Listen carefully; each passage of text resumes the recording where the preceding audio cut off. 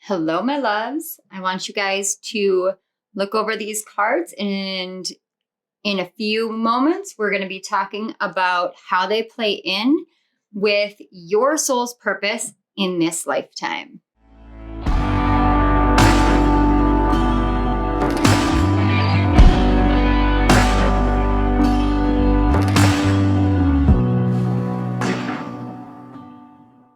Hello, my loves. Welcome back to Chemistry with Kismet Tarot. I am Monica, the Kismet Chemist. For all of you who are new and or returning, welcome to the family. Welcome home. Welcome to the new year. I want to start this new year off by giving a huge shout out to everyone who has supported me, especially through the holiday season. It was, we're just going to, cut straight to it. It was kind of a shit show of a holiday for me. It had some massively uplifting points, getting to spend time with my family, seeing my baby niece, really getting that time, that quality time that we miss out on throughout the year because we all live so far away from each other. It was truly, truly a blessing. With the weather changes and everything like that, my health kind of kicked up to a higher notch than I intended for it. And I think, anybody who suffers from physical illness, we never intend for our health to go the way it goes. But when you run out of spoons and then you just keep going, eventually that catches up with you. And if you don't know the spoon theory, I would definitely suggest doing, a Google search, do a YouTube search. Even if you don't suffer from any kind of chronic illness, if you know someone in your life who does, that is one surefire way to understand a lot of what they're going through.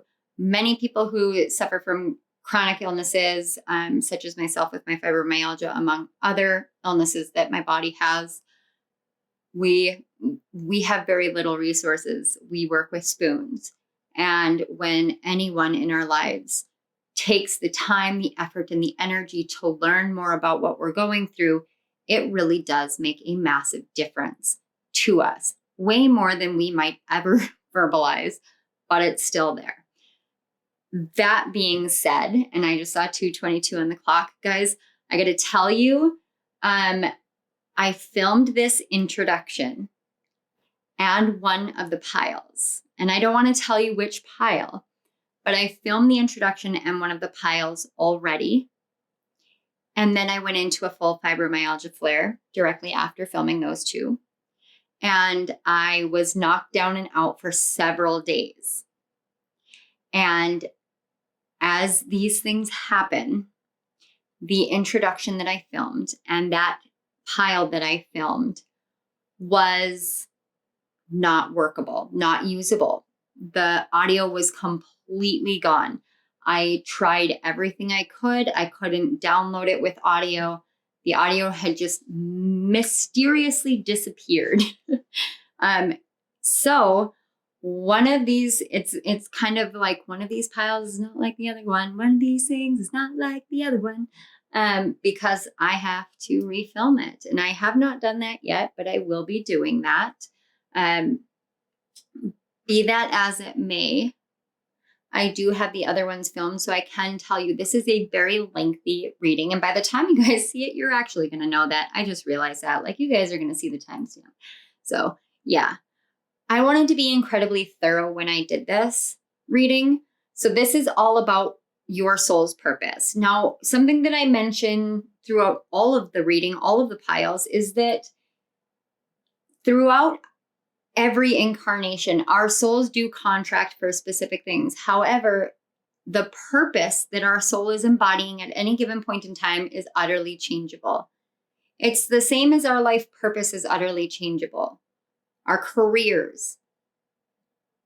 Our souls set out to do certain things, to cleanse, to heal, to learn, to grow, however they choose. It's contained within the contracts written in the Akashic records in each one of our books of life. Though there are pieces of those that I am able to tap into. I can't tap into the entirety of it. So this is one of those readings where discernment is incredibly important. And, you guys know that I tend to do my readings in depth. There's a lot of information, a lot to digest. Take only what resonates. Please take only what resonates. Leave the rest behind. So with this reading, one of the things that I mentioned in the last introduction that you guys unfortunately don't get to see, and the reason why I have this box here is because this is the deck that I'm using, and in one of the piles that I've filmed, and I can't remember which, I actually talk about how much I love these cards and the creator of the cards because they seem to understand the crystals in a very tangible, human way. There's a word for it. I just can't remember it. It's like personification, essentially. So they understand the crystals and their persona, their personalities, their energies in a very tangible, personal way. So if for whoever picks that pile, and you'll remember, this is the deck, it's crystals and the stone deck. I did get this one specifically at Barnes & Noble. However, this is available on I think it's mindfulsouls.com, where you can get the mindful box, which I subscribe to and I love because the crystals that they send are just incredible. Yeah, mindfulsouls.com. So you can definitely get this there. If you are interested, it is a really great, I love the deck. It's new for me. It's one of my Christmas presents. I absolutely love it. But when we're talking about a soul purpose, if you're looking for an overall soul purpose, some of the places that you can look within your astrological chart involves Saturn. And the reason for this is because Saturn kind of works with your Earth Star chakra. And when I started working with Saturnian energy, and I started understanding the nature of the Earth Star chakra, which is located beneath our feet, and it is our anchoring point energetically into this existence, this incarnation. It's our anchoring point. And if you guys remember, I actually mentioned Eliza having a kind of slip of the tongue one day where she's like, is that why the Earth Star chakra is 6 feet below us? Or is that why we bury people 6 feet below us? Because that's where our Earth Star chakra is. And so we bury people so they can return to their anchor point and be released. And it was one of those moments where she probably didn't realize she was channeling, and I recognized the fact she was channeling. And I was like, oh my gosh, I've never thought about that, because a lot of the material says it's 6 inches under our feet, but 6 feet makes so much more sense. Plus, it helps you to understand the nature of grounding yourself into your own energy within the earth itself. So we can struggle with grounding, especially if you live in the northern hemisphere and you live as far north as I do, where in the wintertime, it's really hard to go out and ground. You can't take your shoes off and socks off and go stand on the snow or outside on the ground, because you can't spend the time that you would need to connect to the earth. You can't spend that outside in the wintertime where I live, because it is outrageously dangerous for your physical health. Like, you are risking your life doing so. It's a challenge and a struggle that you have to come to grips with when you live where I live. And it's one of those things that I have worked with spirit on, what helps. Going down in the basement, you're surrounded by earth. That really helps. But understanding that you have an Earth Star chakra that is part of your chakra system, it's part of your energetic system, and it is anchored into the ground, it's anchored into the earth. If we think about it, anchored 6 feet deep, and the same depth that we lay our loved ones to rest, then we can think of the fact that in and of itself connects us to the earth. It connects us to the past of all those that we have lost, but it also connects us enough that we can ground ourselves into this Earth Star chakra. The reason I mentioned Saturn is because when I tapped into Saturnian energy, Saturn is very much the energetic representation of our Earth Star chakra. And in a big way, it's about where our souls came to express itself through. It's where our souls came to anchor karma down. It's where our souls came to anchor lessons and wisdom and structure and rigidity, but also self-discipline, self-reliance. So it's a place that our souls have chosen to anchor a purpose of learning how to navigate the physical world within. So one of the places that I was called to mention to look at in your natal chart is your Saturn placement. What house, what sign, and then the rulership of the house and sign. So if your Saturn is in, say, the third house, and your third house is Gemini, making you an Aries rising, then you would look at the rulership of that sign and house, and that would be Mercury. So a lot of your karmic purpose, your soul's karmic purpose in this world is communication. And then you want to look at, your close environment, your siblings, the way that you learn, education, all those third house things, and evaluate how it's kind of played out. So that's one way that you can get in touch with your own soul's purpose, is knowing your Saturn placement, whether it's retrograde or not, understanding, how that energy works and what the rulership of that is, and how those planets and energies interact with your Saturn placement. Now that can go a little bit in depth, but the core of it is Saturn in the house and the sign, and how that impacts your life in the physical form, how that impacts you in the realm of you connecting with your soul and feeling fulfilled in a deep, meaningful manner, all the way to the core of your soul. The other placement is the north and south node. Now, our souls are represented by the moon within the chart. The moon is the soul. In a big way, the moon is kind of like the soul of the earth. The theory of how the moon came into being is an asteroid striking the earth, breaking off a piece of it, and that piece became the moon over a long duration of time. And so the moon in and of itself is a piece of the earth that is able to bring light to the darkness by reflecting the sun back to its origin point with the earth. And if we think of it that way, then the soul of our charts is where the moon is within your natal chart. So the path of the soul can be seen through the north and the south node.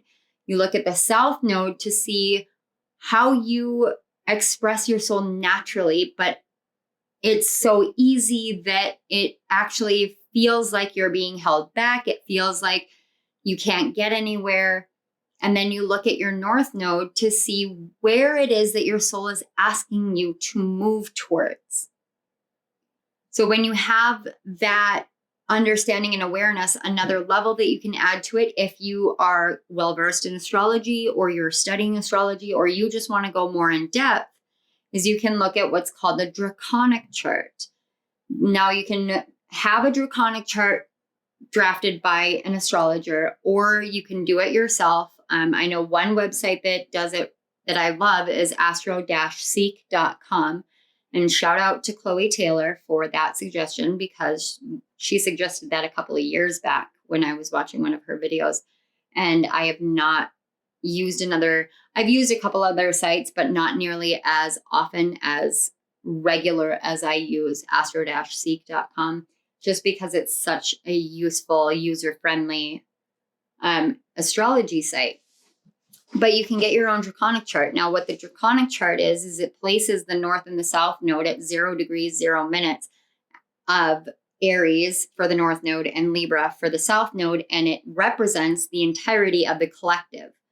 So collective consciousness, and the path that the collective consciousness is on right now is understanding the manner in which the self is expressed in terms of individuality within the whole.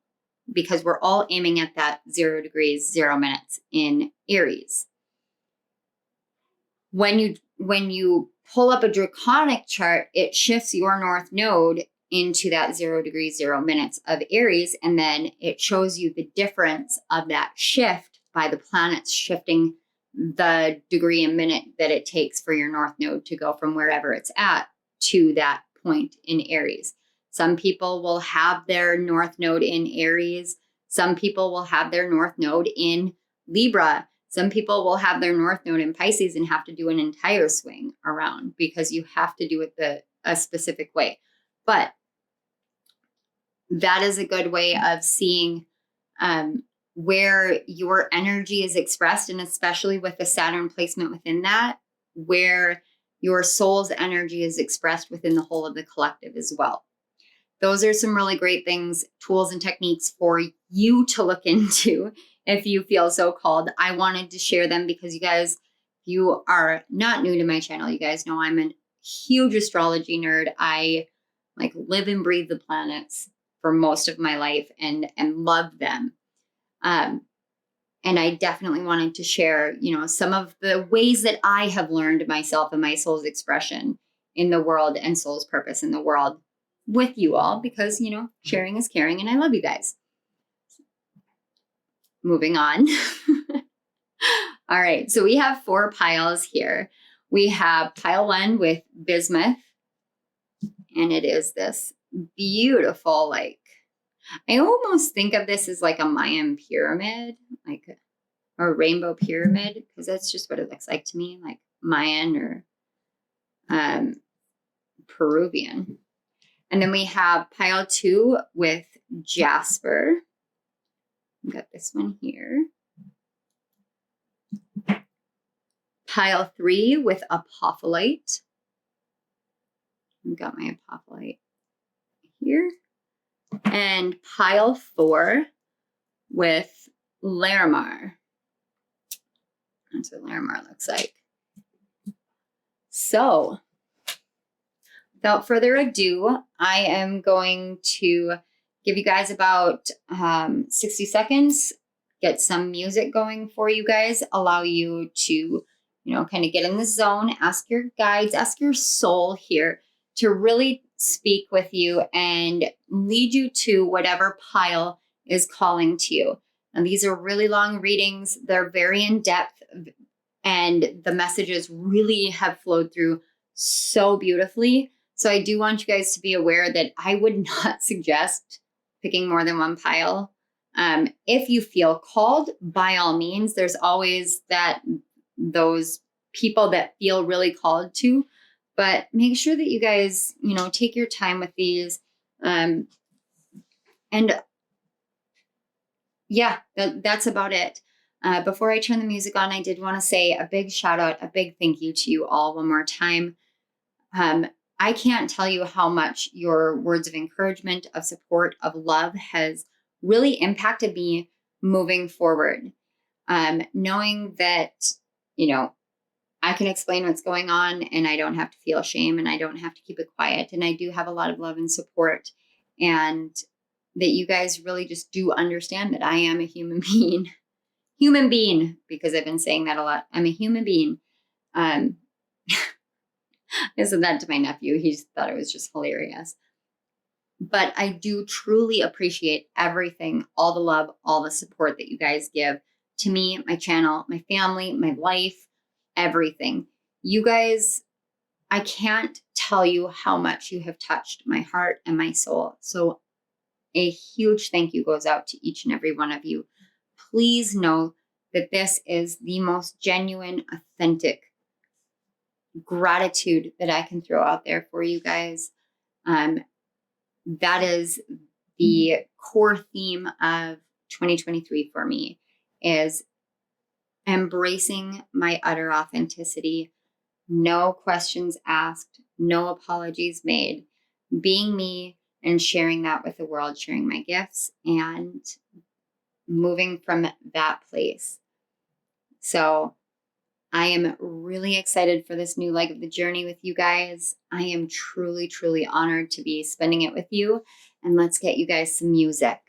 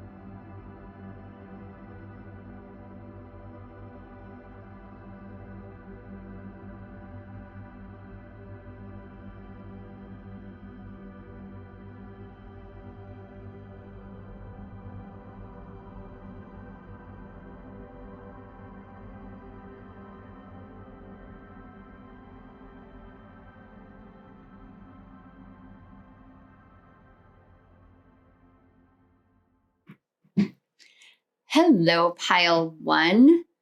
So if you chose the first card, the first crystal, you chose bismuth. So the first thing that I mentioned with it, I'm just going to do another round of clearing. Before we get into the crystal, I did want to talk about just kind of some of the energy of getting ready for your pile. So when I was getting ready for your pile, it was like I needed to zoom my camera out. I needed to change my camera angle. I needed to do, some cleanup. Now, if you guys hadn't intuited, your pile is the one that I have had to redo. When I redid your pile with the choice, before I did the intro, I actually had to choose a different crystal card. I was really upset. I was really frustrated in the very beginning because this would be the second time in less than a month where I have lost hours and hours and hours worth of work that I have filmed. The last time was kind of an unavoidable situation. This time, tech issues.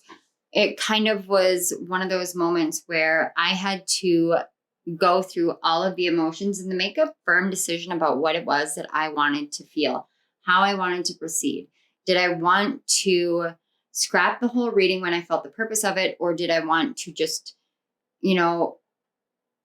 swallow the part of me that wants to kind of kick my feet and scream because, that's hours worth of work that I just had to throw away essentially because there was, a corrupted video. And it was kind of like a series of events that kind of fell into place exactly how it was meant to, for me to be like, you know what, screw it. There's going to be one pile that is different from the rest. And that's why I said one of these things is not like the other one. And I love that about this reading, actually, because when we talk about bismuth and we're looking at your soul's purpose, so why your soul is here, and especially on this part of your journey.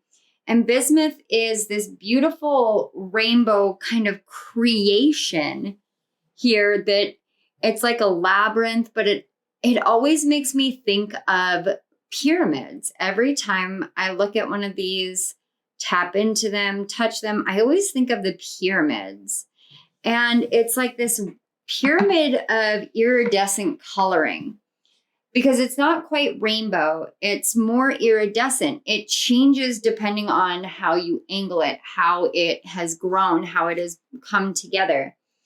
Bismuth is an energy that is deeply connected to the sign Aquarius. So this is a lot of Uranian energy. It's a lot of freedom energy. This is a lot of creativity energy.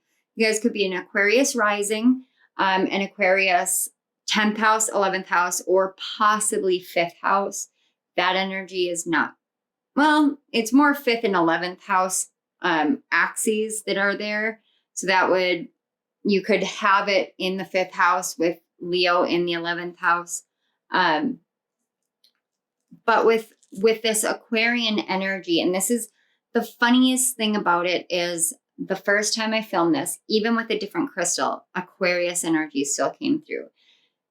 That and a series of events between when I realized that the audio was corrupted, the audio file was corrupted on the videos that I filmed, and me deciding the actual full course of what I was going to do. I had a conversation with David, my husband, who, we've had 2 broken toilets in our house for about a week. And he finally went and got the tools and he was, fixing those. And he came in and he was super happy. And he's like, I fixed the toilets. We have 2 working toilets again.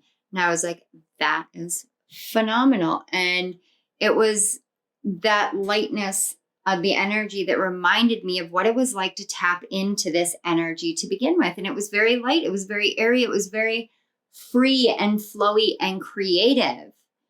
And I was like, you know what? I can do this again. I can sit down and do this message again, do this reading again. I have to put my trust in the universe.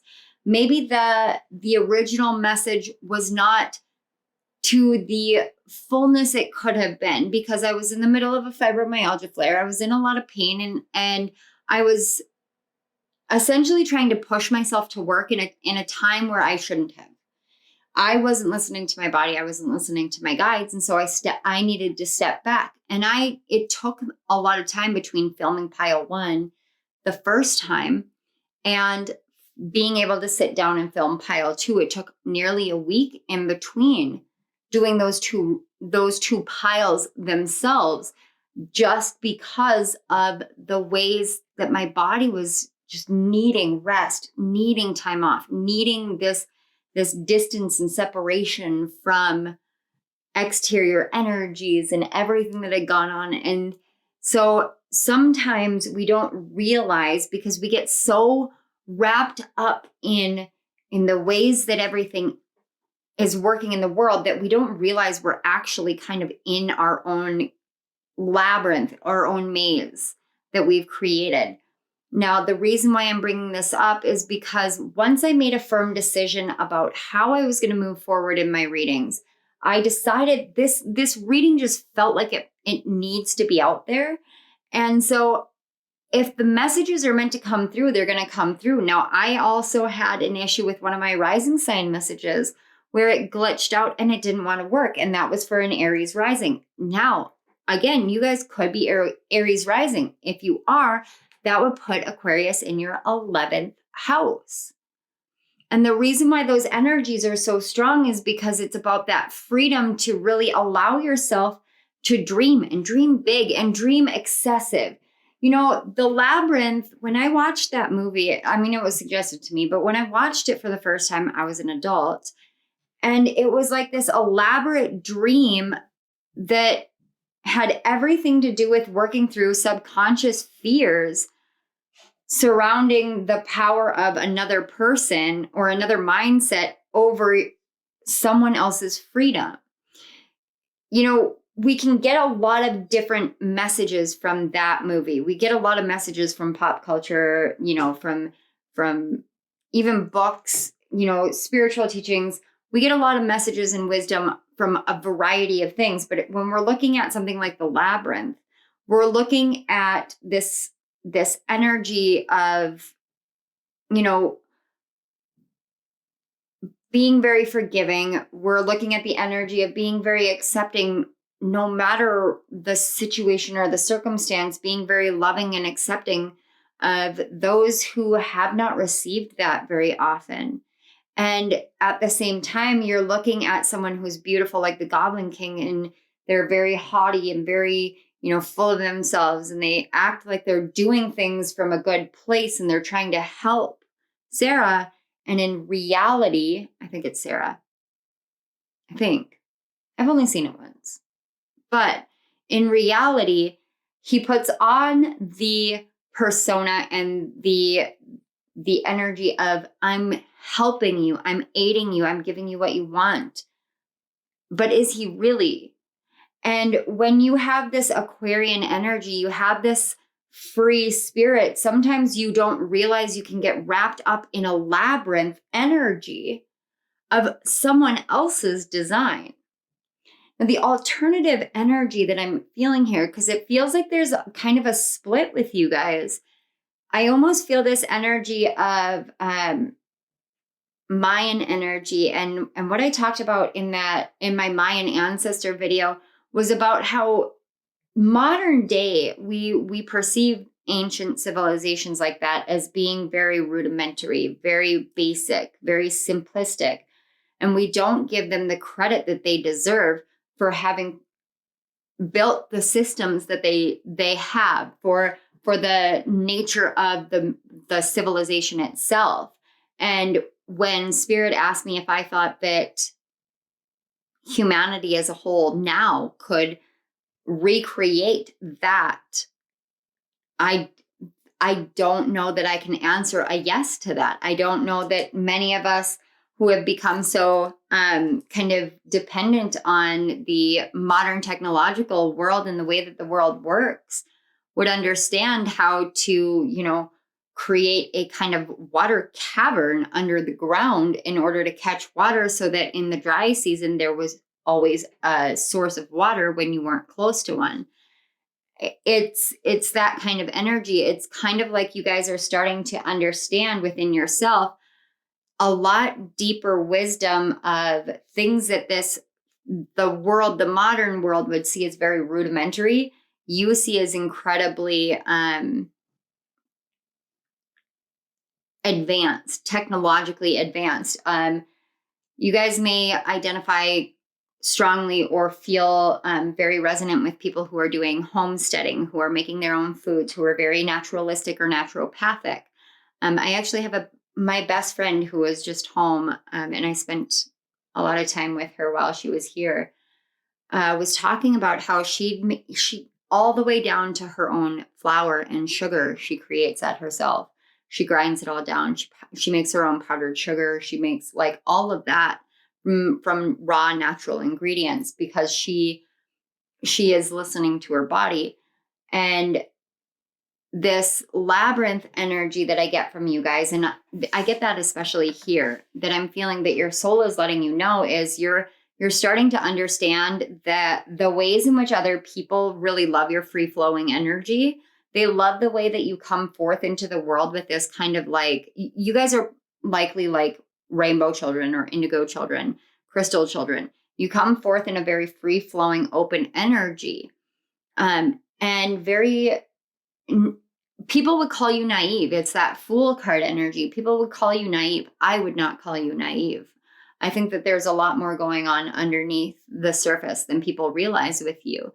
And that's something that your soul came here to do. It came here to embody something that people would perceive in a different way than what is actually going on. Why? Because you guys are kind of like the enemy behind, or you're like the good guy behind enemy lines a lot of the time. You know how to utilize this openness and this open energy in order to get into situations or into kind of communities, groups, something of this sort. It's that 11th house energy of, the more modern 11th house energy of groups and friendships and everything. You know how to use this openness that you have to get in there. But once you're in there, it's like you're evaluating everything in a much more logical, reasonable way. And you're seeing through a lot more than people think that you are capable of, because people think that you're just like very fluffy or very soft. People don't realize that Aquarius energy, no matter where it falls in your chart, is actually a place of hardness. It's a place in which you understand the value of freedom. And how do we understand the value of freedom? We understand the value of freedom by being knocked down, beat down, chained down. That 8 of Swords energy, but it's more of the devil energy. And it's not even those necessarily, but it's someone else inflicting those upon us where we actually genuinely are trapped. And because we're genuinely trapped or locked down by something or someone in our lives, we understand the actual nature and value of what freedom is. And I understand that personally because I've been in that situation. I actually wrote about that in my first book, Chemistry with Kismet, which is how this channel came about, like the channel name came about, because I understood that, people view freedom in a certain way, but they don't understand the cost of freedom for a lot of people. And when we go back to that kind of labyrinth energy, there's a lot of people that evaluate that movie. And this is no judgment on them because it's all about perception. They evaluate that movie and they think that it is Sarah, right? I'm pretty sure. I'm going to look it up while I am channeling for you guys. But they think that her taking her power back is when she looks at the Goblin King and she says, "You have no power over me." But that's not quite the case, because how does she get there? She breaks the labyrinth. How does she break the labyrinth? She leaps off of the steps. She stops running up and down them. And then when she hits a blockage or an end point that's a paradox, because it shouldn't be there. It's a staircase that ends suddenly when it shouldn't end. That's the paradox. She has to realize that the only thing that she can do from there is choose to leap. Yeah, it's Sarah. She can choose to leap off the edge, because otherwise she's just running up and down the stairs endlessly. When she does that, she breaks the entire structure of the world of the Goblin King. In doing that, she takes her power back in that moment. When she verbalizes it, she solidifies it with the universe.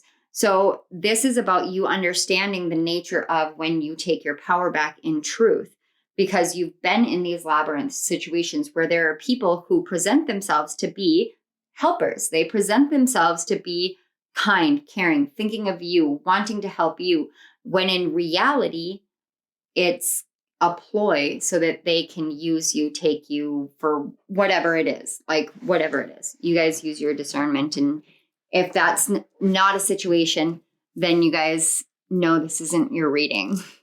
But your soul is letting you know that this is part of the purpose of your soul here in this world, is to understand the nature of other people. Why? Because it helps you understand your own nature. Sometimes we have to use other people as the reflection to learn ourselves. And that's not always an easy thing to accept, because sometimes people reflect to us parts of ourselves we don't want to see, parts of ourselves we don't want to accept we contain.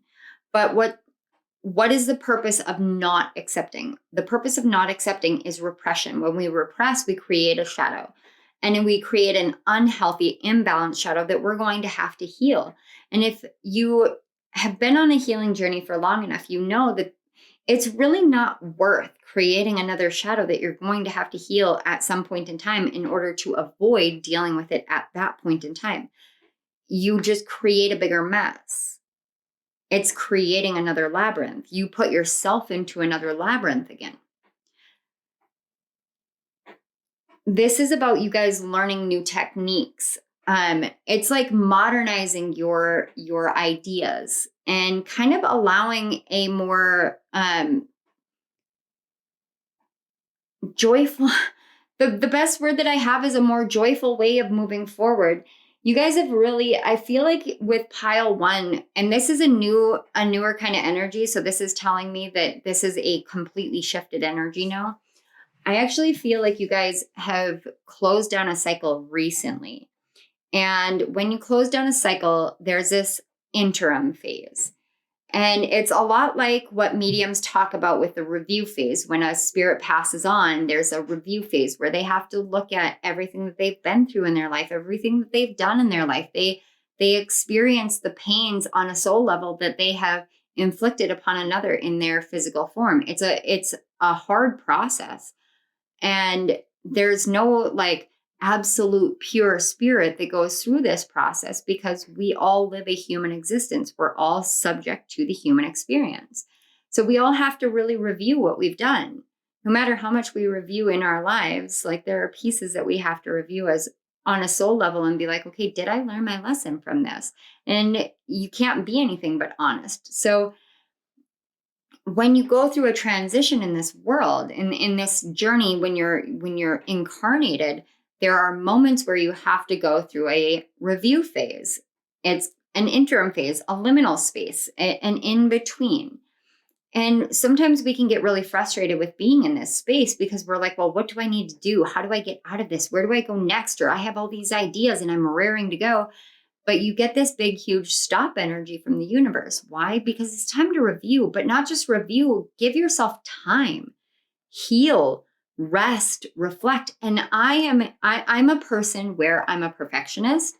I am incredibly ambitious, and telling me to take time and rest, it feels almost insulting to me a lot of the time.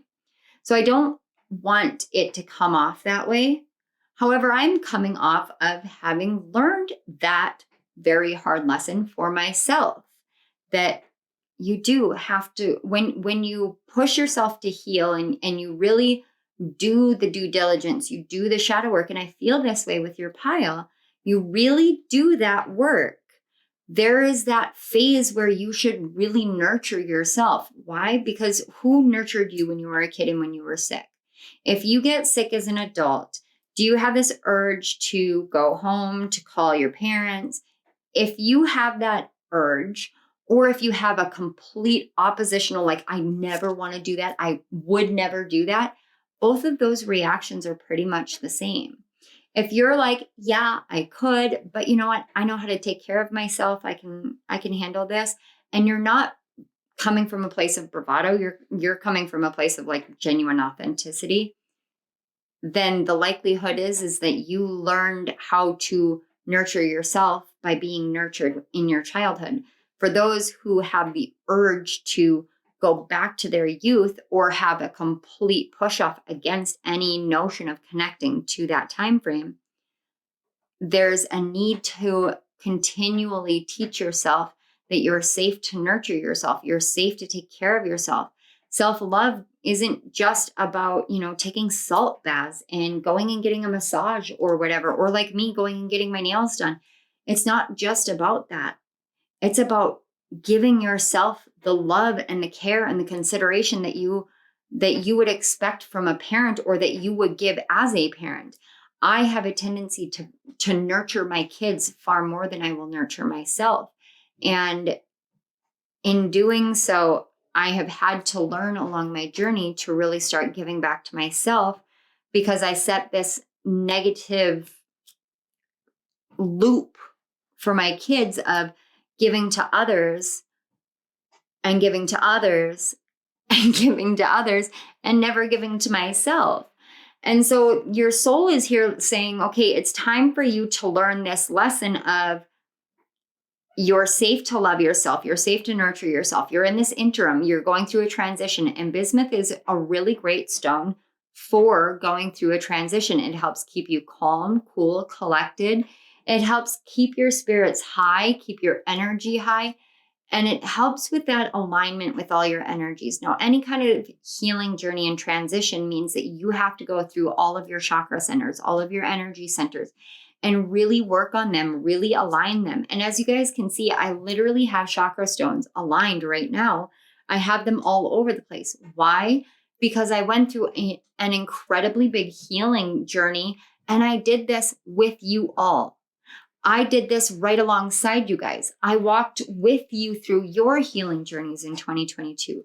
So in 2023, when we go into the seeking energy, the spiritual energy, where we want to turn this knowledge into wisdom, and a lot of people are talking like this is all about alignment. This is about integration for me. This is about seeking the ways of alchemizing the knowledge gained from the healing done into wisdom that will be utilized in whatever way you're called to utilize.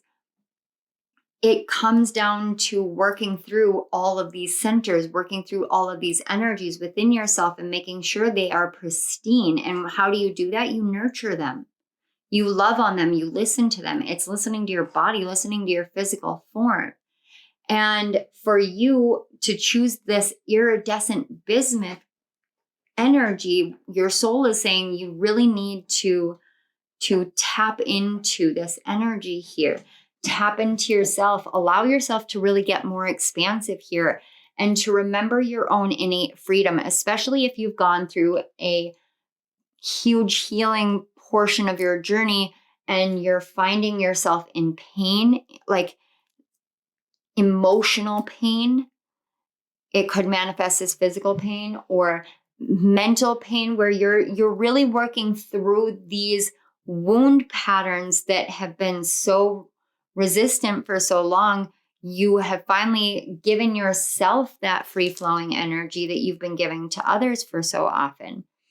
This is the time for you to allow for the universe, for your guides, for your ancestors, for angels, archangels, and energy to really come in and to help heal you so you can move through this transition.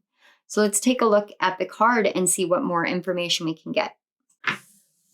All right, guys. So we have bismuth. What it is, an iridescent crystalline metal with a stair-step structure that forms when liquid bismuth cools.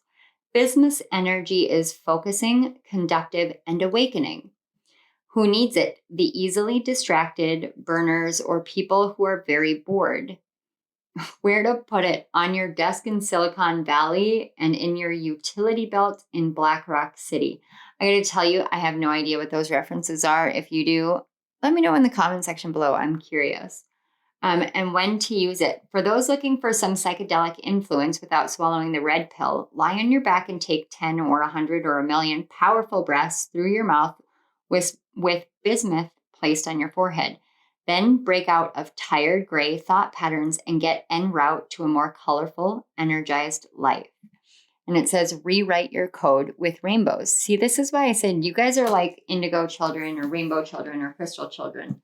But the rewrite your code, I was really getting that because this actually looks kind of like, for some reason, I was getting the image of a motherboard. So again, with you guys are super, super special because you guys get completely different cards than any of the other piles. So, well, almost completely different cards. There's one deck that I kept, and that's just the one deck that I created. But see here, what we're doing is we're going to receive messages from your soul about where you're at now on your journey.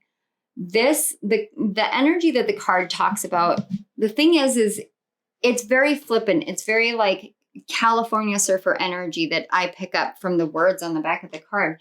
It's that freedom energy, that Aquarian energy. It's asking you to really let yourself see the world through colors instead of the drabness, the grayness, that heaviness. There is that overlying heavy energy that I feel, but I also feel like that heavy energy is from the past. So some of you may have grown up too early in life, and something that your soul wants you to know is that where you're at now is a time frame in which you're meant to learn more freedom. You're meant to kind of break yourself free. Yeah, because we've got the Four of Cups. He's literally stuck in the gray, drab, like darkness of a library. Now, this is a lot of, and I'm not a medical professional. I have studied a lot of psychology. I'm an accredited psychotherapist, but I don't have my PhD. But I am going to say that this energy that I get from this Four of Cups, this one in particular, is a lot of seasonal affective disorder. And I actually talked about that on my channel, how this winter, I'm actually using light therapy. I'm using UV light therapy through the winter time because the winter in North Dakota is very dark, very drab, very gray. And it's been helping me tremendously with keeping my energy and my optimism at its peak level because I'm getting extra doses of vitamin D using this therapy technique.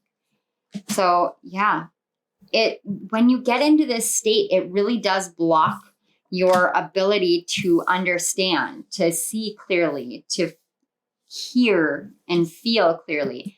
Yeah, we've got the Ace of Swords and the Tower moment.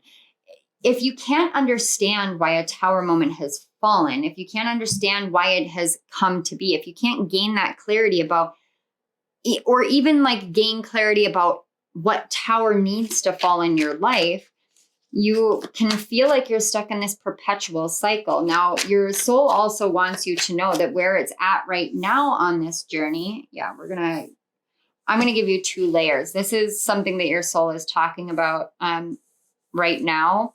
And then we're going to see kind of the reflection of it in your physical world. You may know already from these cards, but we'll see, we'll see what comes out in the channeling.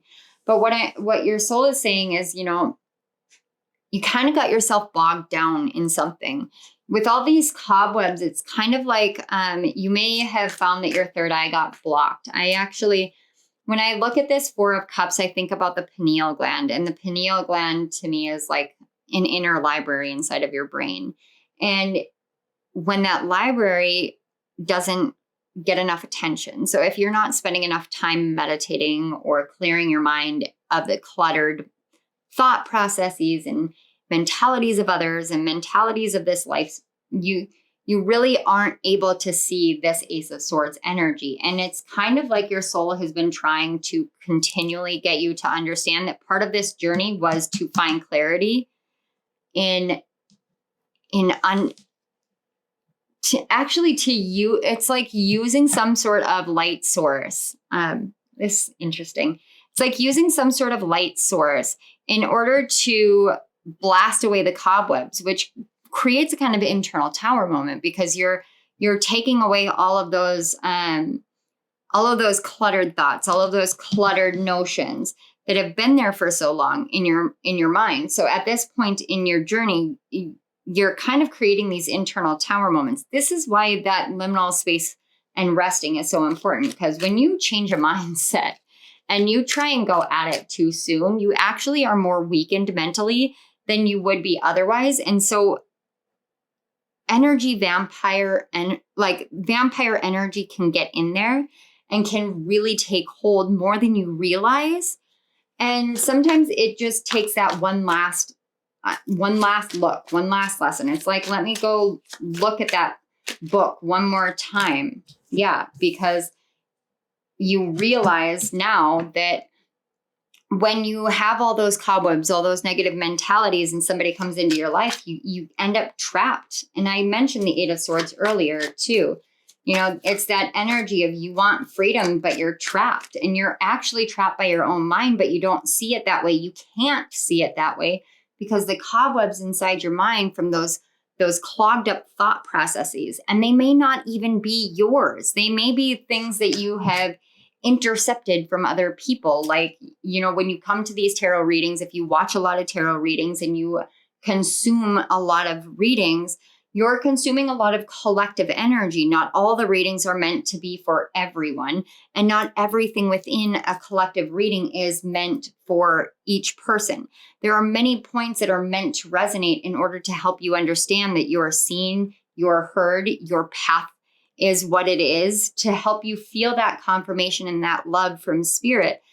But when you consume too much, you're consuming things that aren't yours, even if you're just watching it with a background energy. Now, I'm somebody who's way guilty of this, but it's something that I've worked out with my guides to understand that it's about feeling the energy of spirit more than anything, more than the messages. So there's a part of my brain that I have taught myself to kind of shut off for interception, and then I will protect my energy so that I can feel just the essence of spirit when I watch certain readings.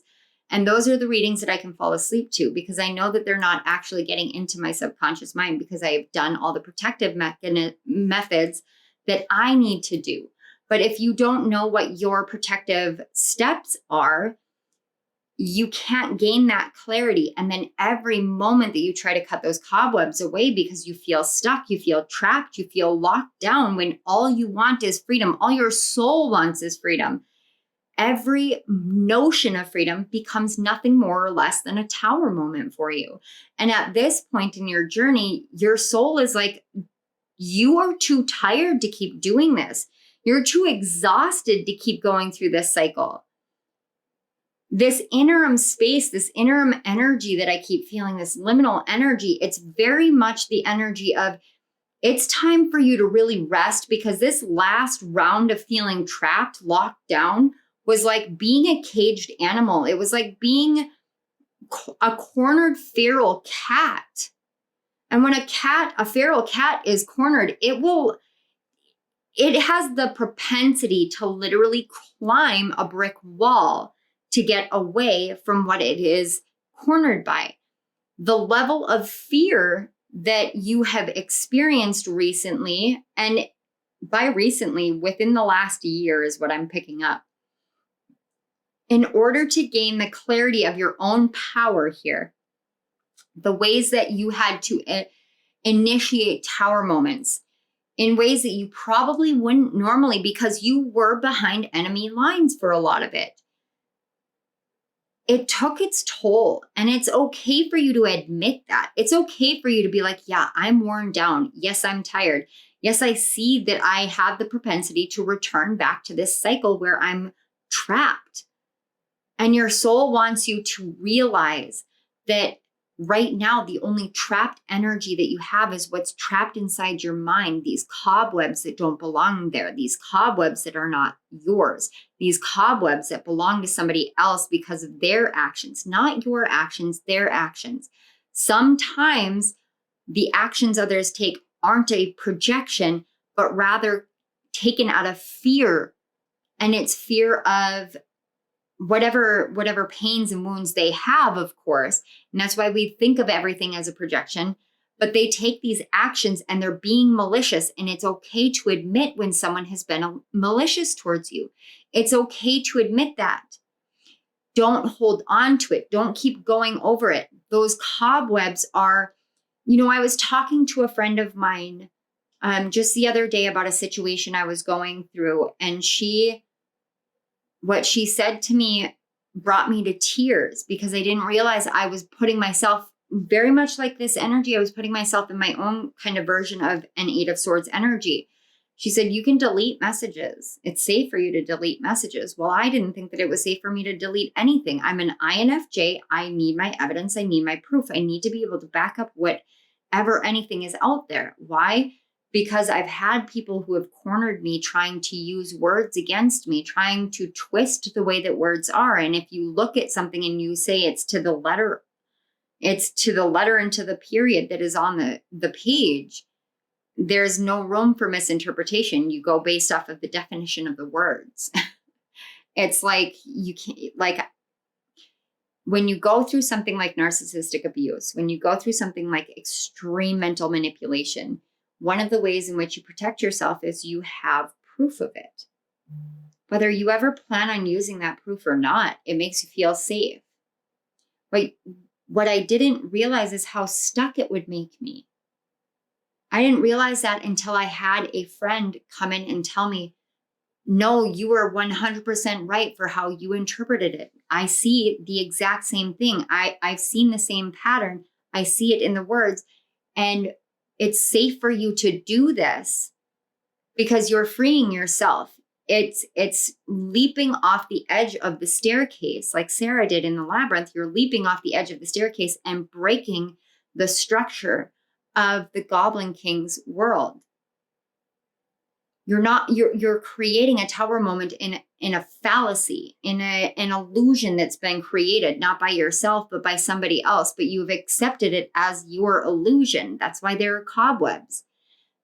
The Ace of Swords here, that whole like using light for illumination, for awareness, for healing. What that is that's you jumping off of the staircase, off of the labyrinth staircase and breaking everything down, shattering the illusion, shattering the world. It doesn't exist when you don't play into it. That's that tower moment. Imagine how many things wouldn't exist if you didn't keep feeding the mentality of it. That's the Eight of Swords energy that you're in a phase of moving out of now. And I can tell you that you're moving out of it because you see all of this blue light here. That's all in the background ready to come in. It's ready to help share with you the fact that, yeah, you're tied, but you're holding the tie down. Let go of that one rope and see it fall away. Once it falls away, then you have this clarity that you need. Yeah, it might feel like a tower moment, but is it your tower moment or is it the tower moment of the person who has created the tower to begin with?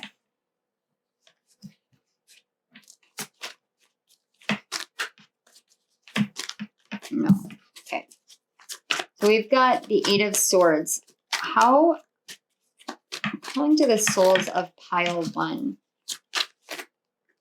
Okay. Yeah. There's the Fool card. And I picked that up so much. That Fool card is such a powerful one because look, she's looking at the fact that her flower has fallen and the feather has fallen. And the feather is a symbol of truth. So this is your Fool moment. You're on the precipice of leaping into the unknown. Why are you just sitting on the precipice? Because a truth needed to come to light. A truth that was blocking you from feeling grounded, feeling safe within yourself, within this new experience coming in, this clarity coming in. Yes, the tower moment may have fallen, but again, I keep hearing, was it your tower moment? What tower moment was it? Was it yours or someone else's that wanted to come? Okay, yeah, the King of Wands, which doesn't surprise me because when that pile fell, that's what we saw. And we have the Lovers on the back. So it has everything to do with some sort of choice. I'm just going to put this here. It has everything to do with some sort of choice that has been made in your life on this journey. It may have something to do with a Gemini, actually. You know, we're working with Mars and Gemini energy, and Mars retrograded in Gemini. And so we've got the Tower, which is Mars energy, and you've got the Lovers, which is Gemini energy. You may be dealing with a Gemini. And that Mars energy, when Mars retrograde energy starts being pushed exteriorly instead of the person listening to it and going internally, that's a manipulation energy. That's a deep manipulation energy. And so it can make you feel this trapped energy. And the truth is that person isn't trapping you. That person is trapped for themselves. They are trapped within this mentality, this mindset, this awareness, this feeling that they don't understand. This kind of drive and determination to get everybody on board with the decisions that they're making. It's like everybody needs to align. You know, you look at this Lover's card and he's really happy, but she looks kind of hesitant, you know? It's like, am I really doing this? Do I really want to do this? And that's kind of that energy where, you know, if someone in your life, or even if this was you and you are both parties in this situation where, you know, for a lot of you, I feel like it's an exterior energy, but it's not that case for all of you. So this may be your own actions trapping yourself. And in reality, you know, with the Four of Cups and the Eight of Swords here, you were trapping yourself. You were trapping yourself in this mentality. But your soul was here to find that clarity through some sort of crumbling. At this point in your journey, your soul's purpose is literally to help you understand some sort of situation. This is a very, very narrow, very focused energy. This was not the case when I first tapped into it. But with this Ace of Swords here, I'm not at all surprised that this has become far more focused, far more distinctive, because it's your soul's purpose in this exact moment is to make sure that you do not stay in this Eight of Swords. Because what happens after you go through this Eight of Swords is you realize a truth you've been holding on to. This red feather is a truth you've been holding on to, of purity of some sort, whether it's purity of intention in yourself or purity of intention from somebody else. Again, that's that Goblin King energy where he says, I'm doing this for you. You made your wish. I'm giving you what you want. That is a fallacy. It's a false purity. It's a false intention. It's that energy of, do I really want to engage in this? Do I really want to go through this? And the second that you started questioning it is when that feather fell. And then you moved into this interim phase. And the interim phase is what makes you feel like you're still in the Eight of Swords energy. But the truth is that the fallacy has fallen away in that red feather. That is someone else's truth. Your truth, I'm hearing your truth is as white as, you know, fill in the blank, because I'm seeing white feathers. So like, you know, you think about, I'm actually seeing like a pillow. There's a scene in Vampire Diaries in the first season where Bonnie comes back and, you know, Elena is, you know, woeful because her and Stefan have broken up for, I don't know, second or third time in the show. Not the last, but Bonnie has discovered that, you know, her being a witch is true, and she has been practicing and training with her grandmother. And so she cuts open one of Elena's pillows, which is a down feather pillow. And it's all these beautiful, bright, like pure white feathers. That's what your truth is like. It's like Bonnie, like making the feathers just fly in the air. And they're the purity of that moment, the joy of that moment. That is your truth. That's the truth of who you are. Light, airy, like feathery, joyful, pure. That's the truth that you are. You are not the truth of someone else's red feather, whatever that signifies to you. Yeah, we have financial health. Okay, so this is just kind of like, and I got to put this over here. I'm going to we're going to shift some of this stuff around. So we're going to put this here and financial health here. So the reason why you felt this is because with financial health and King of Wands, which is my entrepreneur card, the likelihood is that you were on this journey of building something, and somebody came in with a juicy offer, juicy mindset, whatever it was. It may not have been juicy, but they may have thought it was juicy because, I mean, they're coming in from the energy of yellow. So they're coming in from this seemingly empowered place, but a solar plexus chakra that is overworking may come off empowered in the beginning. However, that wears off quite quickly, especially when they're coming towards you and you've got this pure white energy intertwined with green. This is like the highest celestial energy interwoven within your heart and your energy. So you can't and the funny thing is I feel like your solar plexus took a hit because I felt really called to the citrine prior to your reading. I just felt the pull here. So I'm going to put this here because I feel like that person coming at you really gave you like a power punch to your solar plexus. And there's a reverberation of that. But I just heard the proof is in the pudding. I don't know if somebody needs to hear that. I don't know. The truth of the matter is that you came as a pure soul, a pure heart, into a situation where you weren't able to fully see the shadow in play. And it kind of all boiled down to like some sort of materialistic mindset, materialistic purpose. Again, we've got a rainbow here.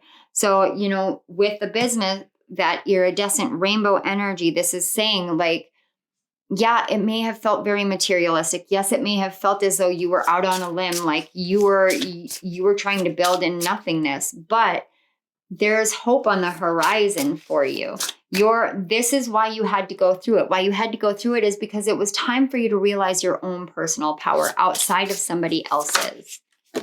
Yeah, travel.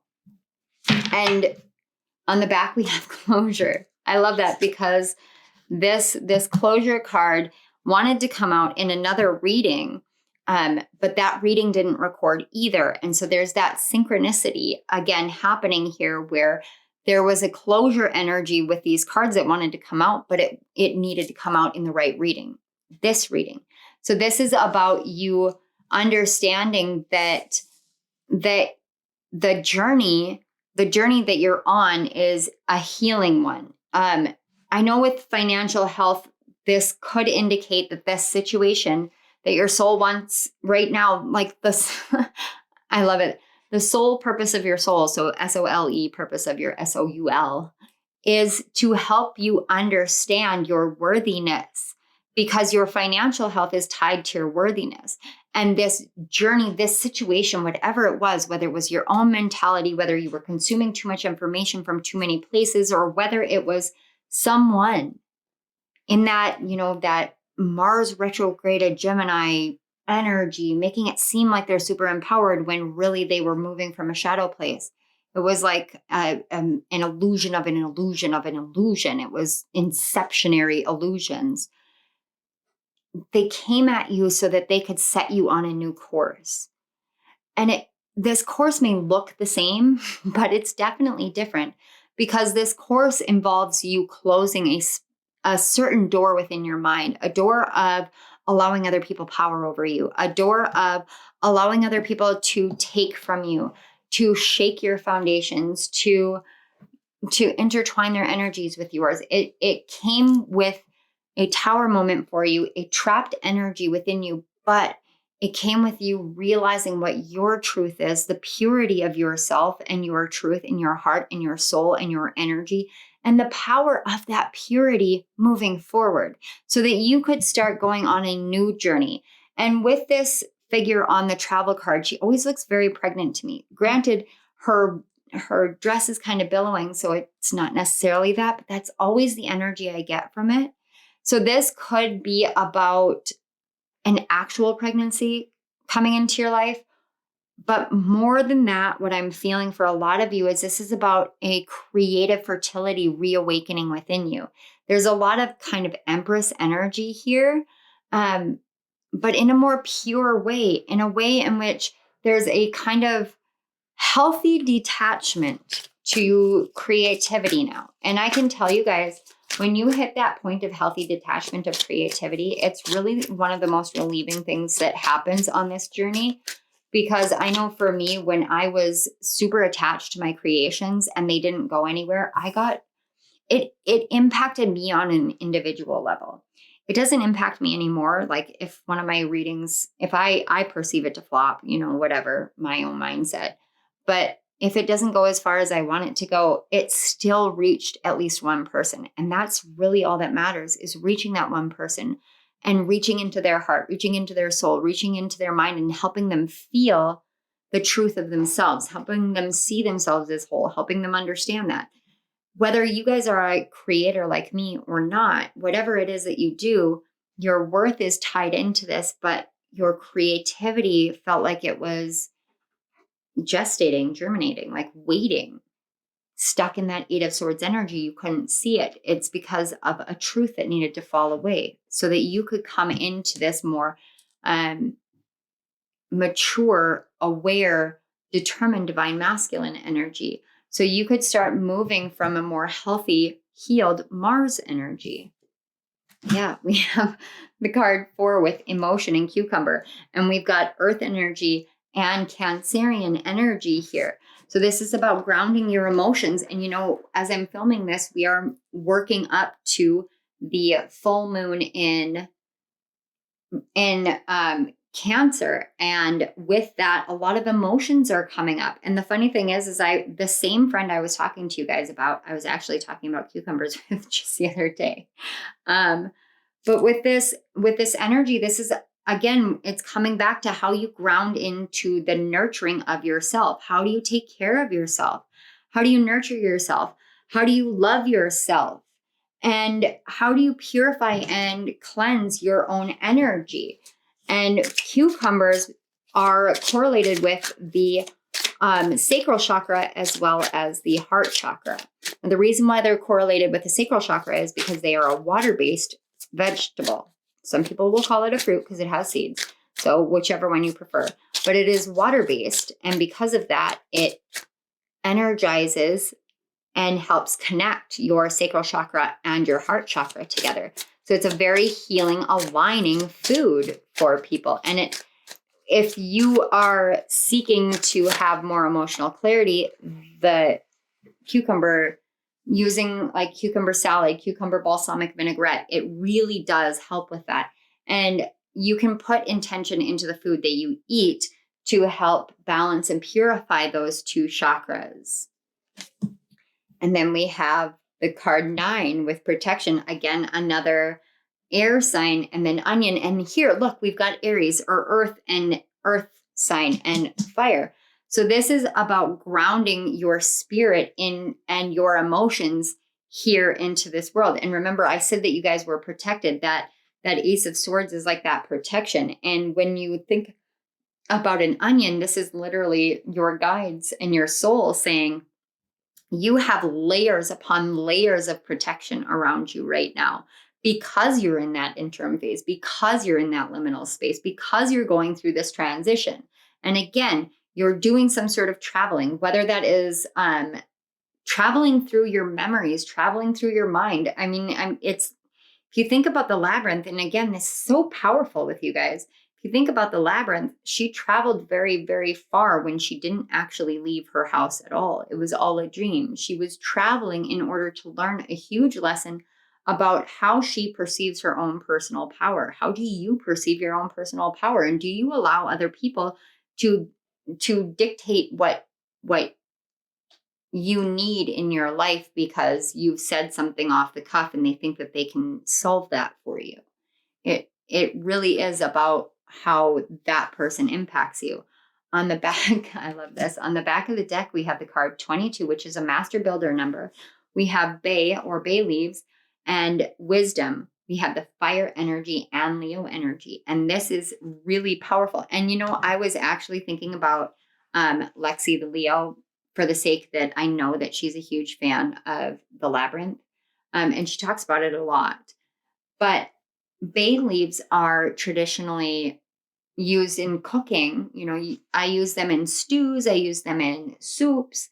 But you can also dry bay leaves and you can write intentions on there and burn them and send that intention into the universe.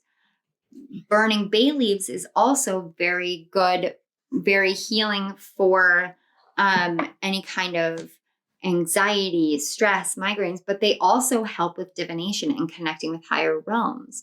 So this is talking about your psychic gifts, your spiritual gifts, the ways in which you psychically travel, but also where you're moving forward in your life.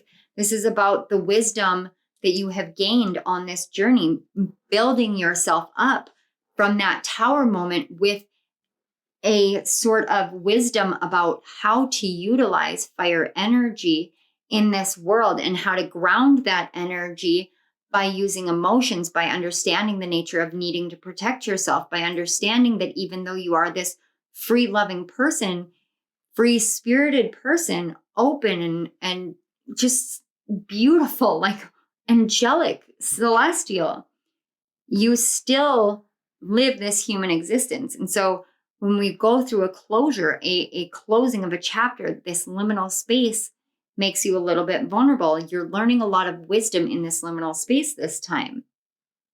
You're learning how to let go of truths that just aren't yours, things that people believe that just don't mesh with you, so that you can sit on your throne of power.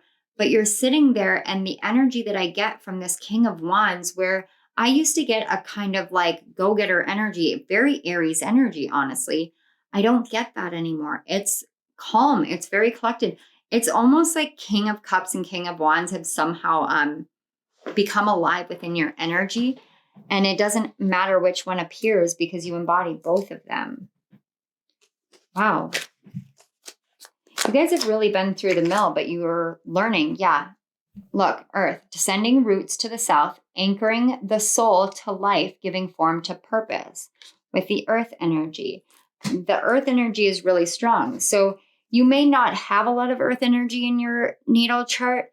And so this is really helping you get in touch with it. It's really helping you ground yourself into that Earth energy. You may have been dealing with Earth energy in some way, shape, or form, whether that's, Earth signs are Taurus, Virgo, Capricorn. They could have been a sun, moon, rising, or what have you. But you could have been dealing with something like that really taught you how to tap into your own soul, because they created confusion. They created chaos, and that's okay. They have to do those things in order to move from where they're at into the next phase in their life. So whatever the interaction was, whether it was another person or yourself or whatever it was, what it was teaching you is this next step on your soul's journey for your soul's purpose is about giving form to it, to your purpose. It's about embodying your soul and really shining that soul forth, becoming that master builder of your soul. Yeah, here. So we have hope is your birthright, which manifests upon integrating this truth. Holy shit. Sorry guys. Sometimes when these cards come out, it really amazes me how much it intertwines with the readings that I'm doing, because I channeled all the cards, but it still just blows my mind. Yeah. And then we've got elemental. There is magic in the mundane and spirit in the ordinary. It's recognizing that sometimes somebody will play something up when they come at you from an overworking solar plexus chakra. It makes things seem very sparkly, but along that journey, you realize that ordinariness is beauty. Ordinariness is divinity. Ordinariness, anchoring down, rooting yourself down, using wisdom, using earthy energy in the right way to move yourself forward. Yeah, again, on the back of the deck, you have southeast. The funneling down of the inner flame fills the physical life with a new passionate purpose. When you anchor that down, you realize that this wisdom that you're gaining is filling you with hope, because you're allowing yourself to feel these emotions, to move through these emotions, to ground them down, to feel them. You guys are really shifting into a very balanced divine masculine, divine feminine energy phase where you're really understanding in this next phase, your soul's purpose is to be embodied in your life and to live fully in existence in this incarnation. It's like your soul wants full expression now. In whatever way that you express yourself in this world, that's what your soul is seeking. You've gotten a sense of clarity in something in your life, whatever this situation was. And it was painful. I can sense it. I can feel it. I can see it. It was painful. But it gave you hope. It gave you passion. It gave you purpose, but it connected you to your soul on a level that you weren't before. It connected you to a part of yourself that you have been fighting off for too long. And the part that you've been fighting off is actually a part that's very calm, very flowy, very easygoing. It's that part that is willing to let the universe take the reins and just create to create. And that's really beautiful, because that is the essence of hope. I'm seriously, okay. There's like literally 3 cards on the back. There were more, but I'm just going to take 3. It says, remember, when you weave your story, you can always frog back to restitch parts missed the first time. You are always learning. This is something that I feel like this journey was for you. So crocheting, frogging back, is to unweave what you've crocheted because you've missed a stitch. So this journey was you frogging back to realize something that you didn't realize before, something about your personal power, something about your love, about the ways in which you are impacted by other people, and how you will allow this to impact your life moving forward or not. This is always a learning journey. And the essence of a frog in and of itself is very cleansing. So this is about you guys also learning how to cleanse, learning how to protect yourself, learning how to protect your endeavors, your passions, your purpose here in the world from other people. So it says, the flames of passion you feel igniting within you are for you to blaze beautifully in the world. That's that King of Wands energy. There is that flame of passion waking up within you. So you will blaze forward from here. So while you're in this liminal space, it says you do not run on limitless power, so go take a nap. You're in the liminal, not limitless, liminal. So go rest, give yourself a break, allow for the flames of passion to ignite and to start blazing within you. That way, when you move forward, you understand this beautiful balance of all of the elements, all of the natural flow of things. You carry this wisdom forth within you, and you do it in a way that is incredibly regal. It is incredibly profound. And it's very, very matured energy, because you're not reactive. You're not reacting. You're moving from a place that you're meant to move from. Your soul's purpose right now on this journey in your life is to help you become fully integrated so that you can fully embody your soul, blaze it forth, and move forward within your passions. Trust that, feel that hope, and integrate your truths, your purity, your truths. Just hear your truth, your truth. You are pure. You are true. So integrate that fully into yourself and allow yourself to really embody that and trust yourself intrinsically, because you know you better than anyone else does. This trial, this tribulation that you recently went through was in order for you to really, really embody your soul more than anything. And that's really beautiful, because it's like your soul came through for you in the clutch. And that's beautiful. Okay, pile one. You guys are the piles that I always want to give a hug to. And I am sending you guys a big energetic hug right now. I want to say thank you so much for being here, for your energies. Thank you so much to your guides, my guides in spirit, for connecting these energies so these messages could flow through. Thank you so much to your souls and the souls for everyone in pile one for coming forth for these messages to be brought forth in the ways they were meant to, the time they were meant to, with the energies they were meant to. Thank you so much. All right, pile one. Thank you again for being here. I love you guys. If this resonated, a great way to return the energy would be to like this video, subscribe to my channel if you haven't already, comment down below anything that resonated, how you're feeling, anything like that. You guys know I love interacting with you. If you're new, you might not know that, but I do. I do love interacting with you guys. And yeah, check out the description box or the comment section for links to my second channel, Rising Sign Messages, links to donate, book a personal reading, you know, the whole nine. All right, you guys, I'm sending you so much love. Thank you again. Bye. Hello, pile two.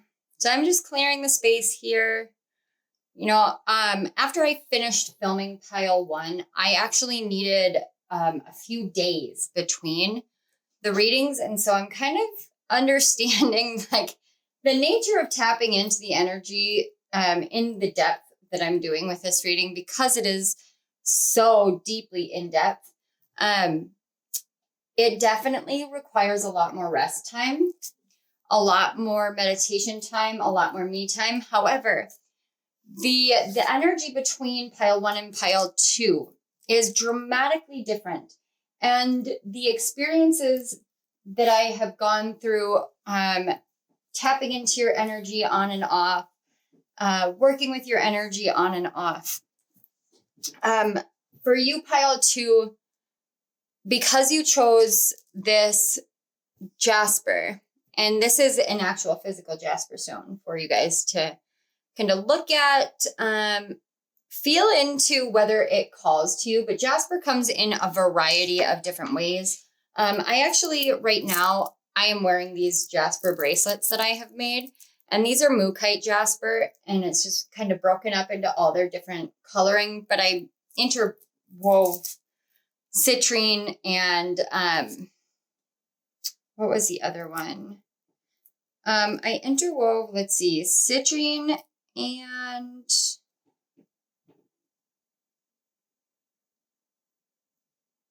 I cannot remember which one it was. Not that it's that big of a deal, because this is really about the mookaite jasper. So the reason why I'm wearing mookaite jasper bracelets, and I have been since the eclipse season, is mookaite jasper is amazing for ancestral healing. Now, the ancestors and ancestral wisdom energies have been incredibly strong in the collective. I'm actually talking with Colleen from Spiritualistic about doing, a collaboration with, tapping into ancestral messages. It's with the wolf moon in Cancer, there is such a strong pull for ancestral clearing. That's one of the big things that I'm getting with your energy in particular. Your energy, and if you guys can hear, my heater just kicked on. It's actually kind of chilly in North Dakota today. But your energy, one of the things that I heard as I was preparing is ancestral clearing. And I almost got this feeling, like this kind of letdown feeling of like, okay, well, I have that confirmation, but isn't there more to this? Isn't there more to my soul? Isn't there more to my soul's purpose here? And of course, there's always more to the purpose, more than what any one reader can tap into at any one given point in time. And our soul's purpose fluctuates and changes as we work through many of the points of the journey that we have intended on coming to. We go through this journey and we clear these ancestral karmic patterns. And sometimes it's painful, and sometimes it's like, okay, I'm just going to make a conscious choice to not act, react, or engage in the same kind of behaviors, belief systems, attitudes as where I grew up. And even something as simple as like, I'm not going to engage in this style of living is enough to clear an ancestral pattern. So a lot of us here are here doing that in this day and age. And we're doing that because there is such a mass call that went out into the spiritual realm for this time frame in the world right now, and for awakening, elevating the awarenesses, raising, I try to stay away from this stuff, but raising the vibrations, raising the frequency of the energy that is in the world. Now, the reason why I try to stay away from that is because there's a lot of pitfalls on the journey of raising your vibrations. But it's important to remember that each and every one of us are made of energy. We are energy at our core. At our physical makeup, we are nothing more or less than energetic particles vibrating at a very high frequency in order to create a seemingly solid mass of matter. And that is an actual, not just metaphysical notion, it's an actual scientific metaphysics evidentiary proof that this is what we are. As you guys can tell, I have a lot of scientific nerdiness for me. This is something that I feel like I can tell you guys because you guys chose the Jasper. And before I even read the back of the Jasper card, I'm going to tell you what Jasper has meant to me in my life, how it energetically interacts in my life and how the energy feels. So with Jasper, it's very grounded, very down to earth. It is a grounding stone. It correlates to the root chakra.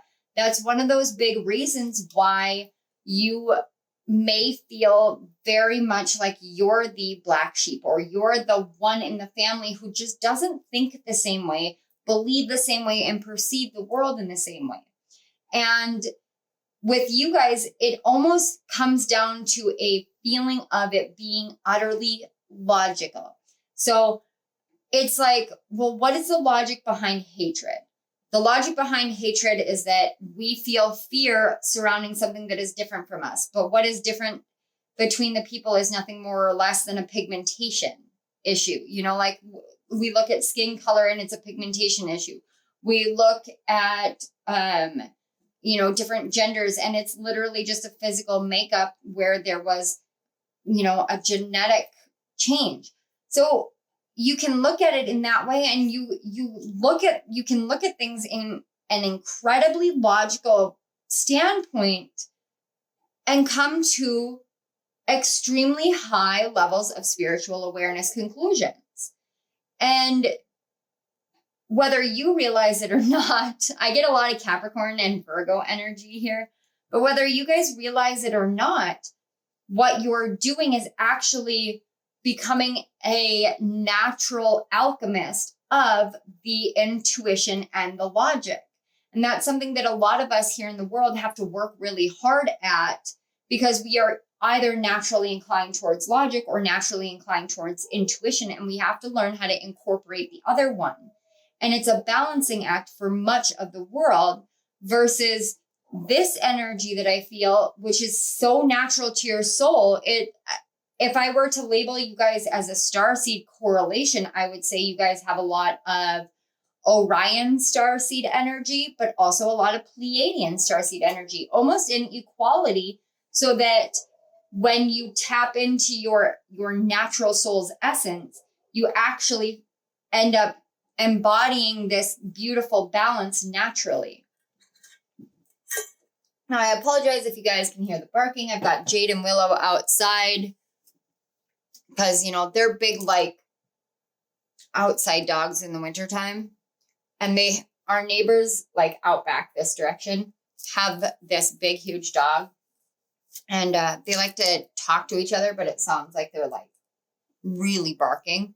But they're just having a conversation with their buddies out back. All right. So let's take a look at this Jasper card and see what it says. So these are the crystals deck. And it gives a little bit of information based off of the creator And then we'll dive in a little bit further into your soul's purpose. Now, the one thing that I wanted to say is I want to remind you guys that I'm tapping into your soul. So the soul's purpose and the life purpose and the career path and all of these things are different facets of the existence that we have. The soul's purpose is essentially, it boils down to why you incarnated here in the world. I know my intro was really long. If you don't want to watch it, it's fine with me. Like, I'm kind of at like what you feel you need here is what I want you to take. But in the intro, I talked about the different ways that you can find an inkling of your soul's purpose on an astrological level. And with you guys, the soul's purpose is far more tied to your physical body, to this physical existence than I have felt to date. When I tap into any of them, whether it's doing a reading on a personal level or whether it is doing readings here, there's something with this physical existence, the physical world, your physical body, which is why I get that ancestral bloodlines thing. So let's take a look at what the card says. It says Jasper, what it is. Jasper describes a huge variety of opaque quartz stones. From Picasso Jasper, which is, I'm going to be prolific, to Mookaite Jasper, I'm going to lay low and power up, to Red Jasper, you're going to want to move out of my way. These earthy babies help align us to our core powers. Who needs it? Air signs and city folk. Where to put it? Wherever you are when you'd rather be barefoot pulling vibes from the earth below.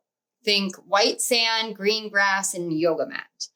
And when to use it. When you want to get back into your body after a stressful work week, a long flight, or a lit meditation session. And it says, strengthen your foundation. And that's really what Jasper does, is it helps to strengthen one's foundation because it does correlate to that root chakra, that base energy of grounding into the physical world, grounding into our bodies, hearing what our bodies are saying. Now, this is something that I personally have struggled with a lot in my life, is hearing my body, listening to my body, moving with my body. Becoming a Reiki master has really, really aided me in that, because when I started studying Reiki, then I learned that it was in my best interest to, start hearing what my body had to say. Our bodies are an intuitive vessel, whether we choose to see it that way or not. What I have found is my body will indicate to me on many occasions, it has done this.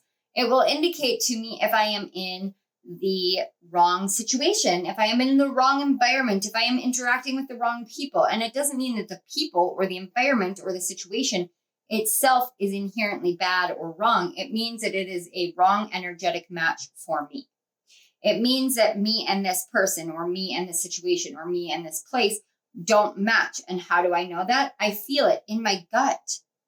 And everybody talks about following your gut, listening to your gut. Well, when I feel it in my gut, it comes in like a punch to my solar plexus energy. So my solar plexus energy will normally feel like it's spinning at a nice steady rate, not too high, not too low. It's nice and balanced. I have had to spend a lot of time on my solar plexus, but it feels like a punch to it, like a punch to the gut. But then I start feeling nauseous and there is like this level of pain. And I had gastritis for years. So like an infection or an irritation and it's irritation and inflammation in the lining of my stomach.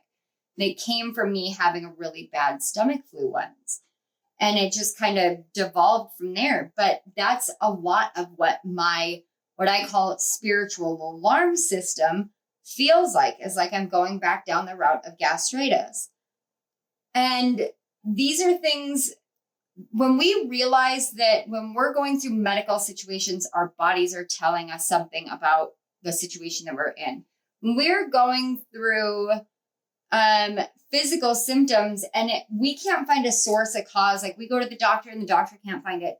It's time to sit down with ourselves and say, okay, what are you trying to tell me? Like, have a conversation with your body. And I know that can seem, especially especially for the logical, like very grounded mind, like what the hell do you mean talking to my body? And I get that. I really do, because it seems so kind of audacious. But what I mean by talking to your body is, I mean, sit down and be like, okay, close your eyes, you take some deep breaths, and you let yourself really feel what it's like to be inside your body. You feel all the sensations. For someone like myself who has fibromyalgia, that can be a very challenging task. A lot of the time, people with fibromyalgia don't want to be in their bodies because it's nothing but pain inside the body. But if we ask ourselves, what are you teaching me? What does this pain mean?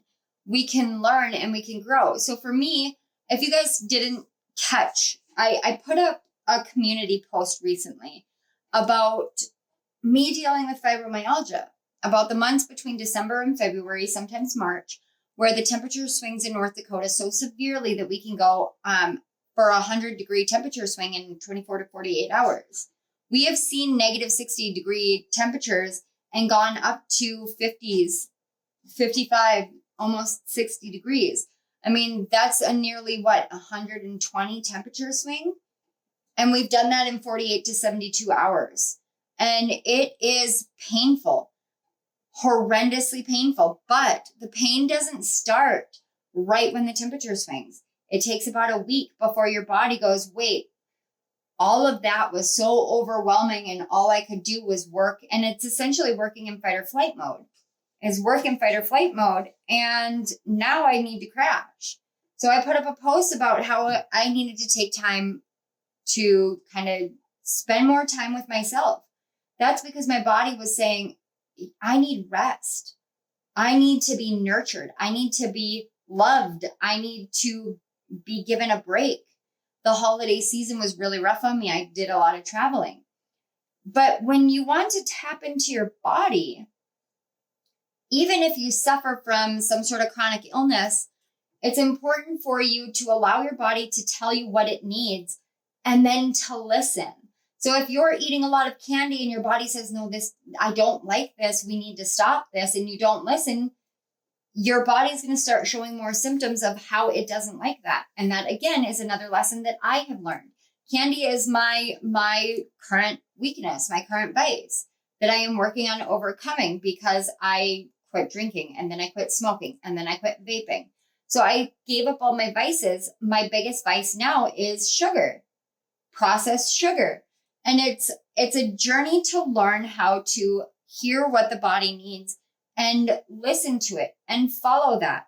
So I'm not a perfect person. I don't eat perfectly. I don't want you guys to ever put me on a pedestal in this area.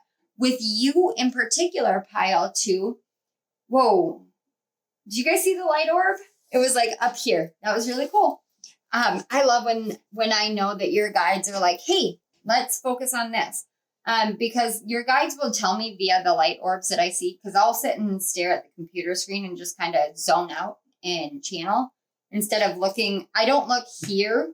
I look over there, essentially. But anyway, your guides want you to know that you have this innate ability to hear your body in a way that other people don't necessarily understand. It's almost like your soul and your body communicate on a level that is very similar to telepathy. So you could say, for instance, that you fell down and you weren't sure if you broke your wrist or not. Your wrist could actually tell you it's broken, and you would hear it almost like it's clairvoyant or clairaudience or claircognizance. Like you suddenly, or you suddenly just hear it. And I really like that. That's very interesting. And if you guys can hear the kind of swishing, I got this fun little cup for Christmas this year, and I have lemon water in it. But a metal straw with a metal cup makes that metal scratching noise.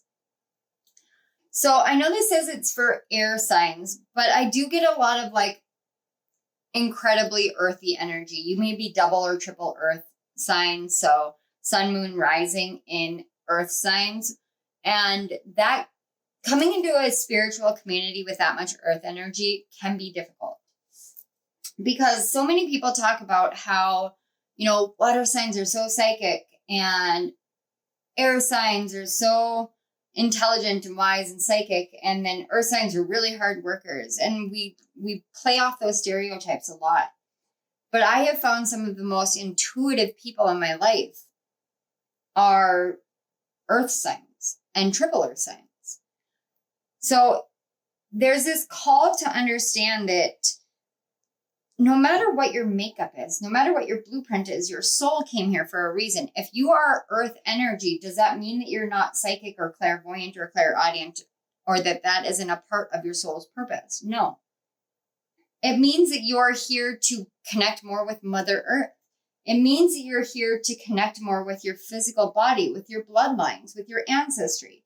It means you're here to be more of the earth than of the stars, because you're made of the stars, which means that you have to come back down to earth and realize that this blessing that we have, that is this existence that we live, is something that you chose.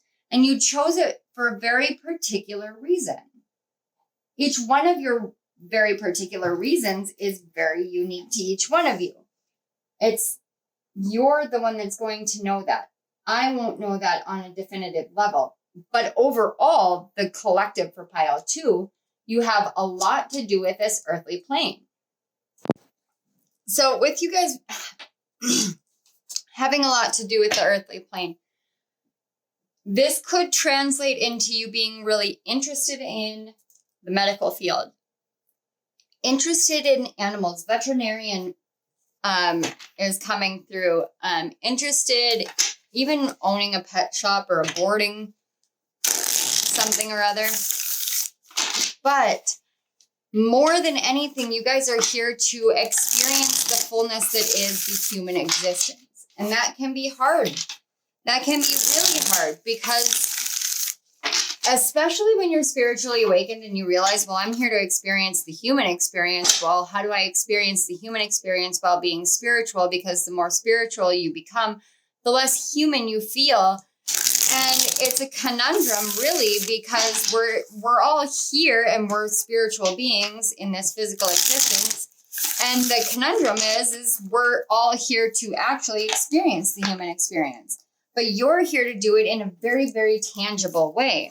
So it's almost, I'm getting a lot of Taurian energy of like, it's like you're here for some sort of decadence. You're here for some sort of luxury. And maybe just being inside of a physical body is a decadence for your soul, because you get to experience things in a way that the soul can't experience without the physical body. And that can come in ways that don't necessarily, that was crazy. Did you guys hear that? I actually have a plate from my ancestors over on my altar that just suddenly like slipped down. And there's nothing over there. Nothing touched it. It just slipped down. It was like, yeah, like an ancestral confirmation. But what I was saying is this can manifest in ways, and this is why fibromyalgia came through, like for me to share that with you guys. This can manifest in ways that you wouldn't think are part of your soul's purpose, because it's like, but that's hindered my life so much. It's hindered me from experiencing life so much. But when we put our, and when I say this, I mean in the realms of, say for instance, chronic pain, chronic illness, cancer, broken bones, like something or other, like an immune deficiency, something that makes you hyper aware of your body. So fibromyalgia will make you hyper aware of your body, but you won't want to be in your body. It makes you hyper aware of it because your central nervous system is misfiring on such a high level that your nerves misfire. And so you have extreme excessive nerve pain that manifests in a way throughout your body that feels like you have arthritis and gastritis and all of these different pains and anguishes and inflammation, but all of it is really just in the mind and the central nervous system with the misfiring. And because of that, it mimics all of these different illnesses. And so you experience the whole gamut of what these other illnesses are without actually having those illnesses, because you know what it feels like. This is the kind of energy that makes an incredibly powerful medical intuitive. One of my best friends is this way. She's, well, granted, she's not a triple earth. She's a Virgo rising and a Capricorn sun. But like, there are many people that have this kind of energy where they don't realize that the ways in which their bodies have made them suffer actually make them better to help other people in this area. So the friend I'm talking about, she is going into radiology, and she's a phlebotomist. So she is in the medical field. However, she also is very attuned with her body. She goes to the gym a lot. She eats really healthy. She's hyper aware of the ways in which food interacts with her body, and she lives a very holistic lifestyle. Even though she is in what we consider mainstream medical, modern medicine, she is still a very much holistic healer. And it makes her an incredibly intuitive person. Now, she's just an example coming through because she deals with medical issues. But I also deal with medical issues, and I am aware because I've also been in that modern medicine, that, you know, mainstream medicine, because I've worked in the hospital and in the operating room, and, you know, been a certified nursing assistant and done all of these things. And then I've worked in the insurance industry to help people make sure they have coverage in their illnesses. And so I've seen like the whole gamut of the medical field. And when your soul has a purpose that has to do with the human body itself, the experience of the human body itself, and especially with this Jasper, where it's like, okay, let me get grounded. And it depends on the kind of Jasper you really resonate with how that is going to play out. So there is this kind of calling for you to do some research and let yourself become more expansive and more aware of what kind of Jasper calls to you the most. If it's this red Jasper, then it's about learning how to build a foundation within yourself. Your soul wants to build a foundation within your physical form and in this earth. It's like, it's that energy of you're made of the stars, but even though you're made of the stars, you're ready to come down and to ground yourself here into this existence, to make your home here. I want to say another reader picked up energy similar to this. It's interesting. I want to say I heard this from a reader about one of my piles, which I kind of was like, is it though? But that's because I'm stubborn. So I'm just pulling these cards. I'm letting the messages channel through while I pull the cards before I start divining these cards themselves. But I find it very curious because I feel a lot of earth energy with you guys, and with the Jasper especially. And your soul, the message from your soul about the place in which your purpose lies right now, which is what these cards are, right now, is pulling out Cups energy. That's water energy. That's emotional energy. So I was actually talking to Czar from Lunar Refresh the other day because she had come across my fibromyalgia post, and she and I are friends. So she texted me and, you know, did the very empathetic, like, I'm so sorry for what you're dealing with. And we talked on a very spiritual level about what chronic illnesses are like, what this pain feels like, you know, the reality of it. I also talked to Ember Moon Tarot and about how, you know, there's this biofeedback loop that we have. Yeah, Four of Wands. And I'm going to keep the Empress out here. Well, I'll just put the Empress here because she's the back of the deck energy.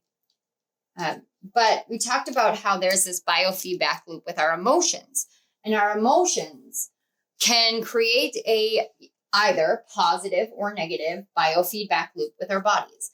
So for you guys, this biofeedback loop is what your soul wants to highlight right now, because your soul wants you to understand that there is healing that can come in. I don't know if some of you are suffering from any kind of chronic illness or are on a journey of learning the mind-body connection here. But what your soul is saying is one of the reasons your soul came here was to experience what it was like to be inside of a body, to dream, to hope, to wish, to find intuition in a physical form, to find that here, and then to harmonize with it yourself. It's the Four of Wands energy, where we normally in the tarot world think of this as like the wedding card. It's the 1111 card. It's the wishes coming true and the awakening card and all of these things.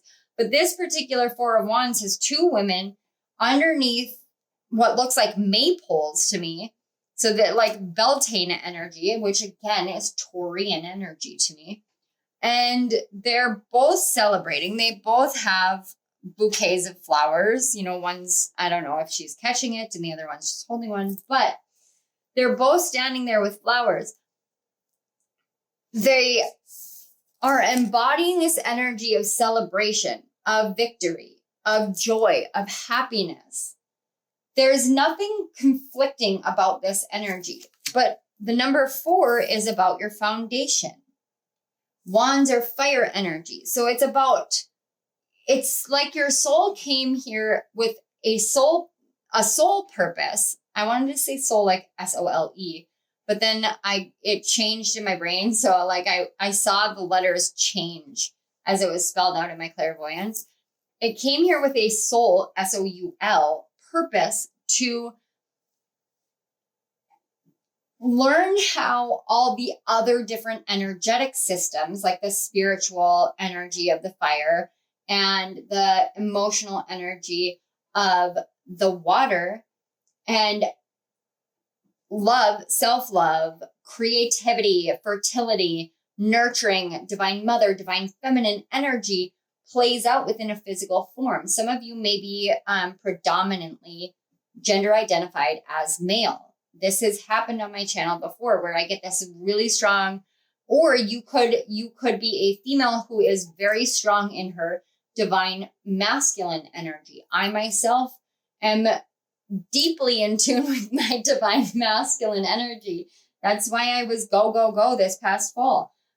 Because my divine masculine energy has a lot of energy. I have a lot of fire energy in my chart, and it's very natural to me. But there's this energy of your soul itself being more divine feminine and wanting to understand how to get back to that essence from the divine masculine energy. So whether you are gender identified as male, or whether you are gender identified as female, or whatever gender you identify as, if you feel more of a connection to divine masculine energy right now, which is creating and building and doing, it's a very exterior, projected out into the outside world kind of energy rather than a pulled internal energy. If you're feeling a lot of that right now, your soul is coming through to say, okay, I understand that you're feeling that, but let me show you why I'm here.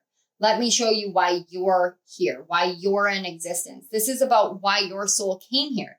The soul's purpose in coming down here. And like I said, it changes throughout our lives, but yours right now is about incorporating these pieces together and learning how to really become more of the divine feminine.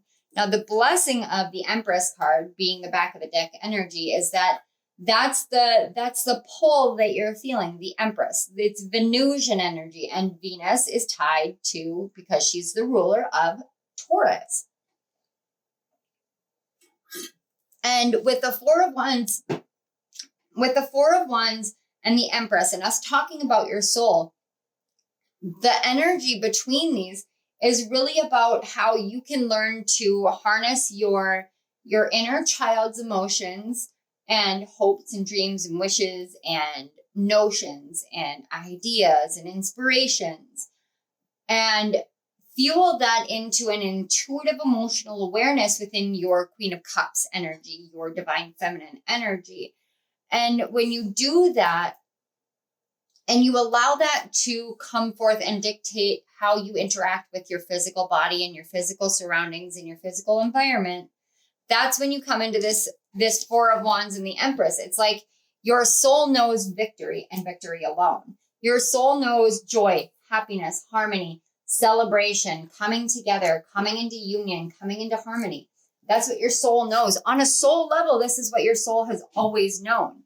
This is what your soul is trying to teach you in a physical form right now. We're never apart from our souls, but sometimes we can disconnect ourselves from feeling into that. That's why some people, you see people who are narcissistic, you see people who are manipulative, you see people who are very egotistical and don't operate on an emotional level. They're very mental, they're very disconnected.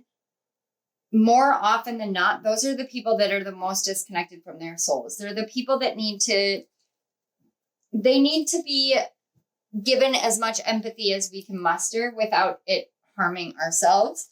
And the reason why is because they don't understand that it's safe to feel their emotions. So creating a safe space to feel your emotions within yourself is one of the biggest steps on this journey. And your soul in particular is saying that is one step that you are on right now. Whoa, those jumped out fast. We've got the Star, the Eight of Pentacles with circumspection. Ooh, I love that card. I love, love, love that card. I got to tell you guys. Ooh, and that's the Sun in Virgo. See, the Star is Aquarius energy, but this Eight of Pentacles is the Sun in Virgo.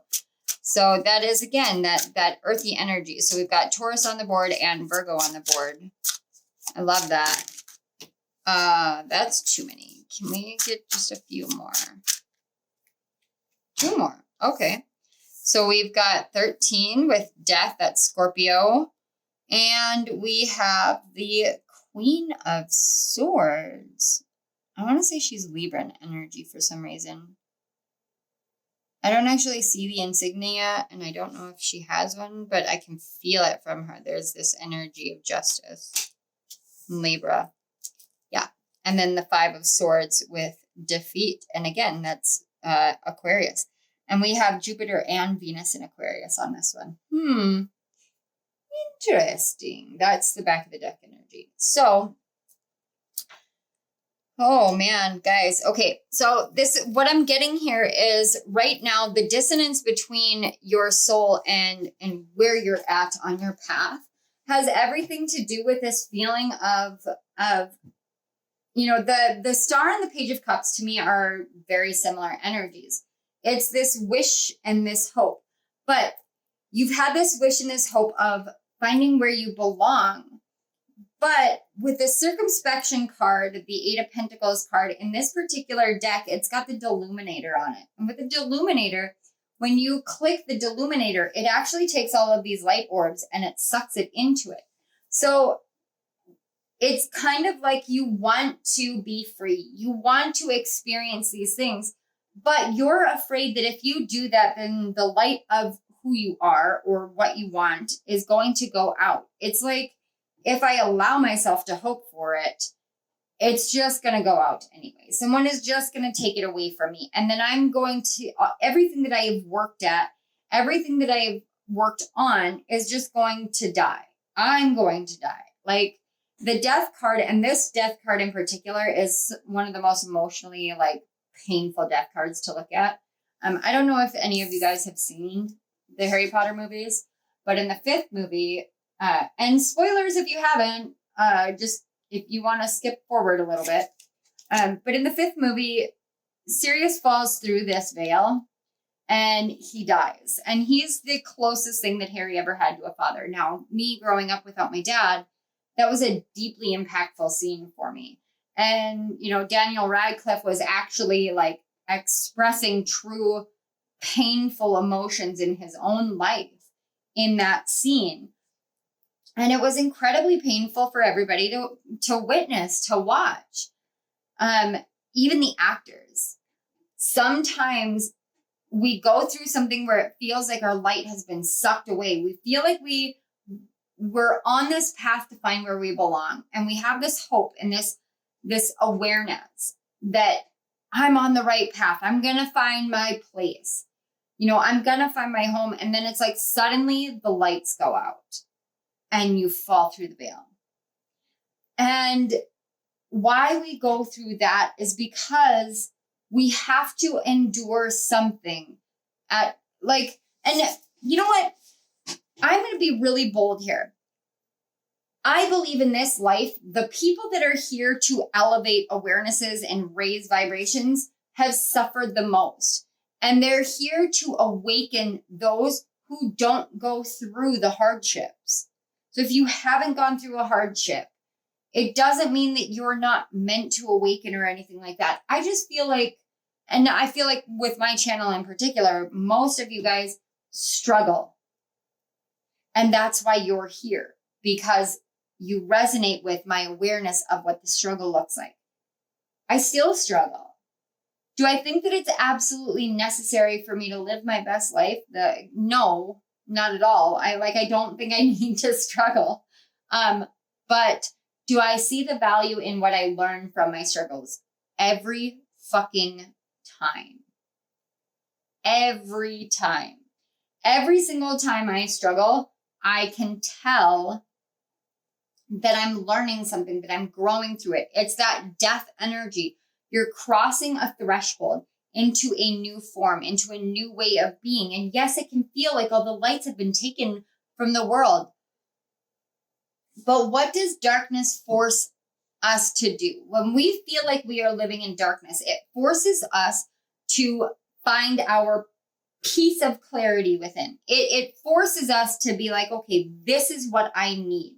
Now, the swords energy is actually Ravenclaw energy. So in this card, you know, it depends on how you view it, because she actually kind of looks like Bellatrix to me. But at the same time, while she looks like Bellatrix, you've got the dark mark in the background. She could absolutely be, not Rowena Ravenclaw, but,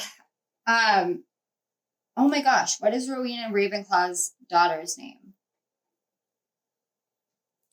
I can't remember off the top of my head, but she could very well be Rowena Ravenclaw's daughter, who is the ghost of Ravenclaw Tower.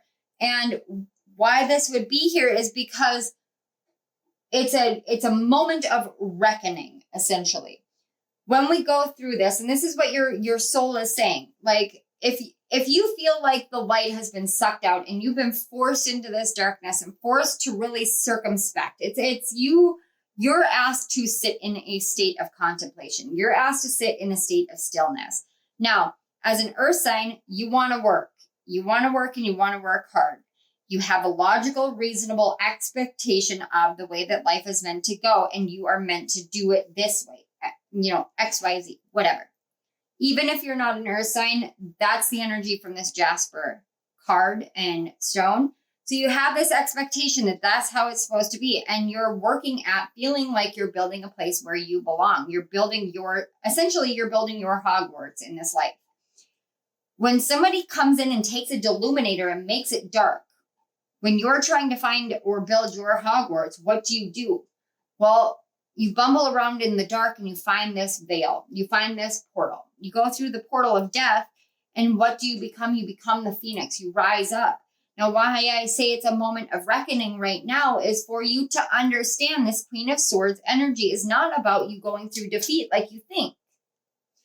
You can think and perceive defeat all you want, because this defeat card, you know, it talks about, in this defeat card, it talks about the Sectum Sempra spell. And the Sectum Sempra spell is an incantation that cuts, and it's dangerous. And these are spells that are created when someone, out of someone's pain. Like Snape creates serpent, or Sectum Sempra out of pain. He doesn't do it because it's evil. He doesn't do it because it's bad. He creates it because he's in pain, because he's in love and he can't freely love the person that he loves, because he is bullied for who he is and how he grew up.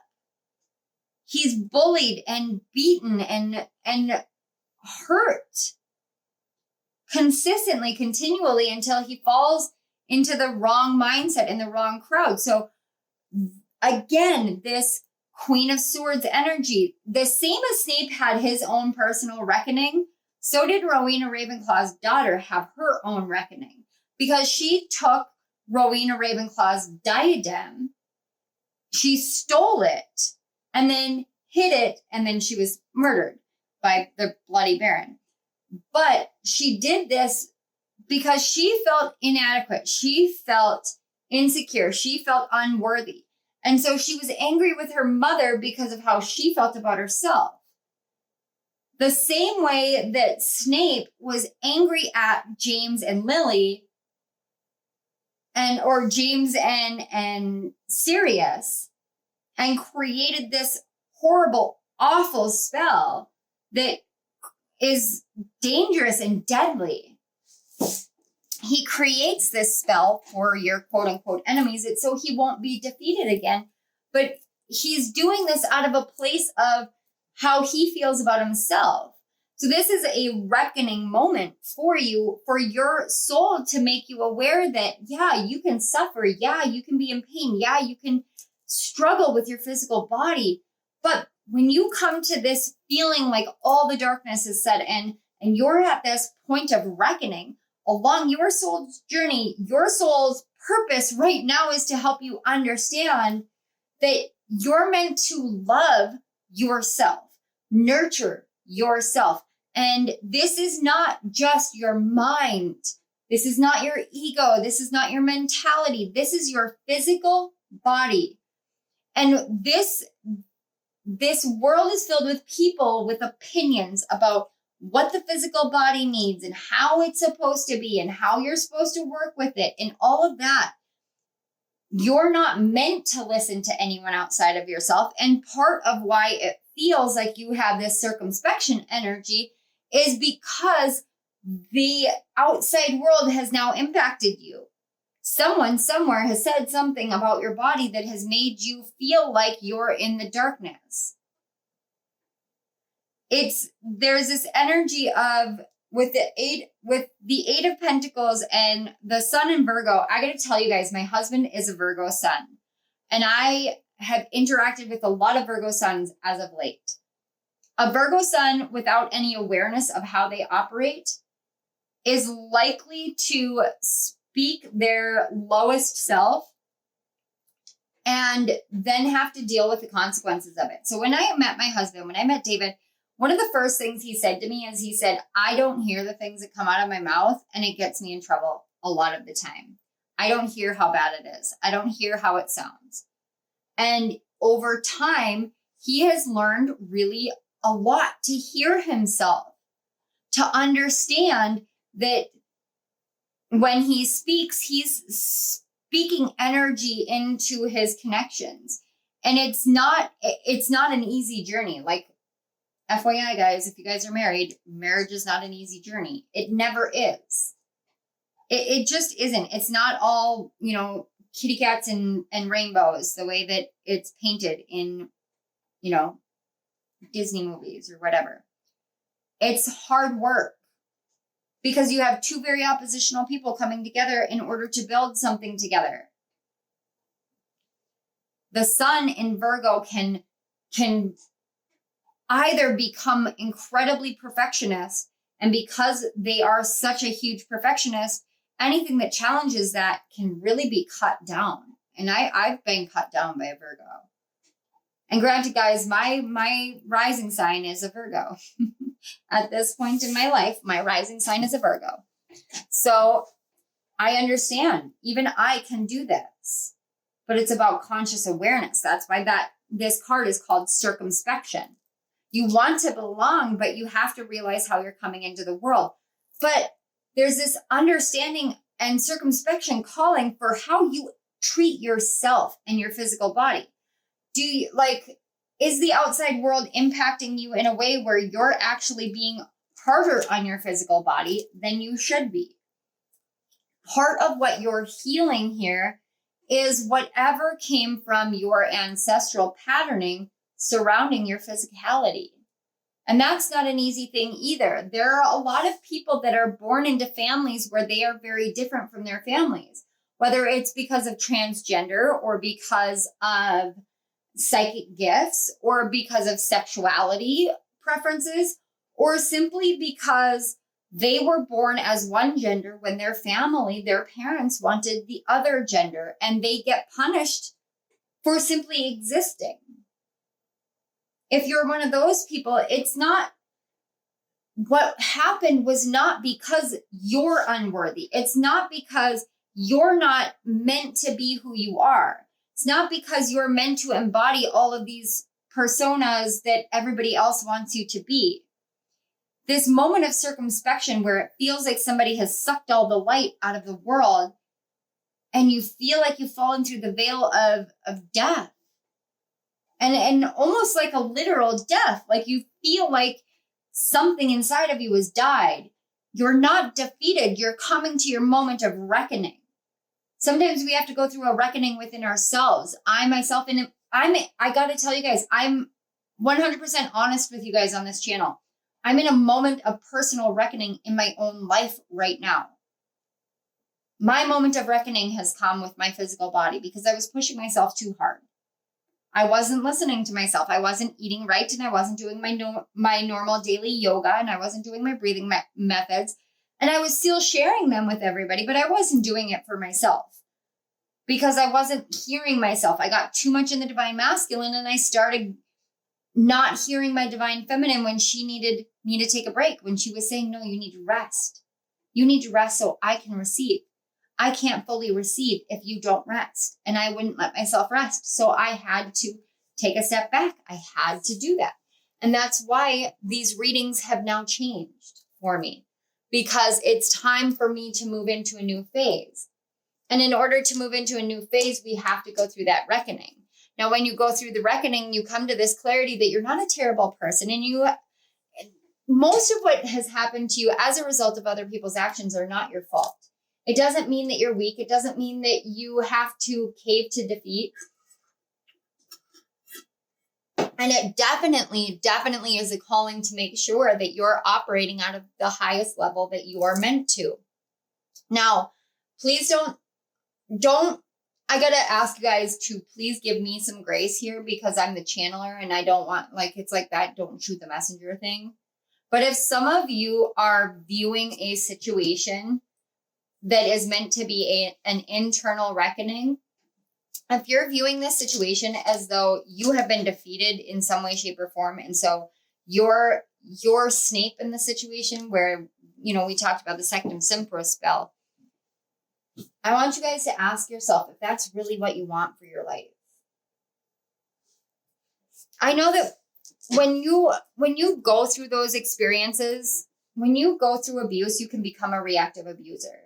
I understand that because I had to go through that phase myself. I'm not proud of it, but I understand the ways in which I tailored a lot of my behavior when I was around narcissists to being very narcissistic. It wasn't true to who I was, but I was mirroring behaviors because it felt safe. I did that a lot in my first marriage because of how he was towards me and towards other people. I had to become that person in order to feel safe, because if I was who I was, it actually made me a bigger target. It's something that I have had to, again, it's one of those moments of reckoning where I've had to come to an internal reckoning. There's this cautionary energy with the back of the deck energy here. And it comes directly tied to the Empress energy where your soul is saying, It's easier to be grounded. It's easier to be logical. It's easier to be hard. It's easier to be harsh. It's easier to be cold. It's easier to not be this way, to not be soft, to not be emotional, to not embody the divine feminine. It's easier not to. In some circumstances, it's easier not to. But be sure that you aren't blocking yourself from crystal clarity within your mind because you feel pain based off of someone else. Be sure that you're not becoming that other person because of how you feel about yourself based off of them. Realize that their actions and reactions and the way that they came at you has everything to do with how they feel about themselves. And release that. All right, so what further information does the soul want you to know? We have patience. I accept that everything happens in divine order. Yeah, that is definitely an energy I am feeling here with this message of where you're at currently with the star, the circumspection, the death. These are some really, really big lessons. When you are learning, death and the star, there's some big lessons. Yeah. Regret. I know that I cannot change the past and trust. I accept that my inner voice will always guide me correctly. And then worry. I am learning that worry doesn't change an outcome. So you guys have kind of this dualistic energy going on where your soul, for pile 2, your soul is saying, take time. It's like that message that I told you guys, like I was not listening to myself and I needed to take more time for myself. I just saw 5522 on the timer. I don't know if either one of those numbers are significant, but 5s are about adventure and change and transition, and 2s are about coming together, harmonizing. It's also divine feminine energy. So it's about intuition, inspiration, psychic gifts. That's the other one. But with this patience, it's like, yes, you could be in a state of regret. Yes, this moment of reckoning could be very difficult. But if you look up here, you see the essence of your soul. The Page of Cups, the Queen of Cups. That's the inner child and the divine feminine, psychic, intuitive energy. The Four of Wands. This ability to come together within yourself and with others and celebrate all things in life. And the Empress, Venusian energy, loving yourself, seeing yourself as moving art, as an expression of divine art in the physical form, understanding all of these things. This is what your soul is here teaching you right now. So it takes patience to learn these things. It takes patience to learn what your body needs. It takes patience to learn that you are not a reflection of those that can't love you. Thank you, Caitlin Style, for that quote. You are not a reflection of those who cannot love you. You are not a reflection of the people who have hurt you and broken you down. You're not broke because they made you feel that way. And you can't change the past. So regret is a 100% normal human emotion. It is an understandable human emotion, but it doesn't get you anywhere. It's like worry. Worry is like a rocking chair. You sit there and you rock a lot, but you don't get yourself anywhere. And then trust. Accepting your inner voice will always guide me correctly. Have you been hearing your inner choice, or have your regrets and your worries been keeping you from hearing the truth of what you need to do, hearing the truth of who you are, hearing the truth of what your body is telling you and what you really need for yourself? And there's this kind of softness that wants to come in for you. But when you are in this really reactive phase because you think you've been defeated, and especially with the Queen of Swords looking at the defeat card itself, she's looking at that defeat card. She's looking at that Sectum Sempra spell going, do I deserve this in my life, or should I be using this against other people? Is it worth it to cut people down? Is it worth it to cut yourself down? If you talk to other people in a really harsh and hard way, would you talk to yourself that way? And if you do talk to yourself that way, does it feel good? There's this kind of energy of like, let's review, but not suck ourselves into regret. It's healing. Yeah, we've got Mercury and the mind. And with this, we have Thoth on here. And Thoth is, no, is that Thoth? Yeah. Thoth is all about truth. You know, yeah, of course, because it's Mercury. Thoth is Hermes I can't even try. But he's about truth. And look, he's got his hand out. And in this card in particular, he's holding Mercury. The truth of the mind here is what is being highlighted. So wherever your Mercury falls, your Mercury may be in Virgo. It may be in Aquarius. It may be in Taurus. Aquarius. Actually, no, it's Virgo Mercuries and Taurus Mercuries, from my experience, can be a bit harder. But it's about how you see the truth and whether you see the truth and whether your mind is allowing yourself to be honest. Are you being honest? Are you being honest with yourself, with your body, with your mind? Oh my gosh, seriously. There is so much Mercury energy. We've got Mercury retrograde, reinvention, and we are currently, when I'm filming this, in a Mercury retrograde in Capricorn, nonetheless, on Earth sign. Mars with force, and on the back, we have Pisces, and I believe, and that's funny because I definitely was picking up Piscean energy and that is the oppositional energy to the Virgo energy that we've been talking about. So this is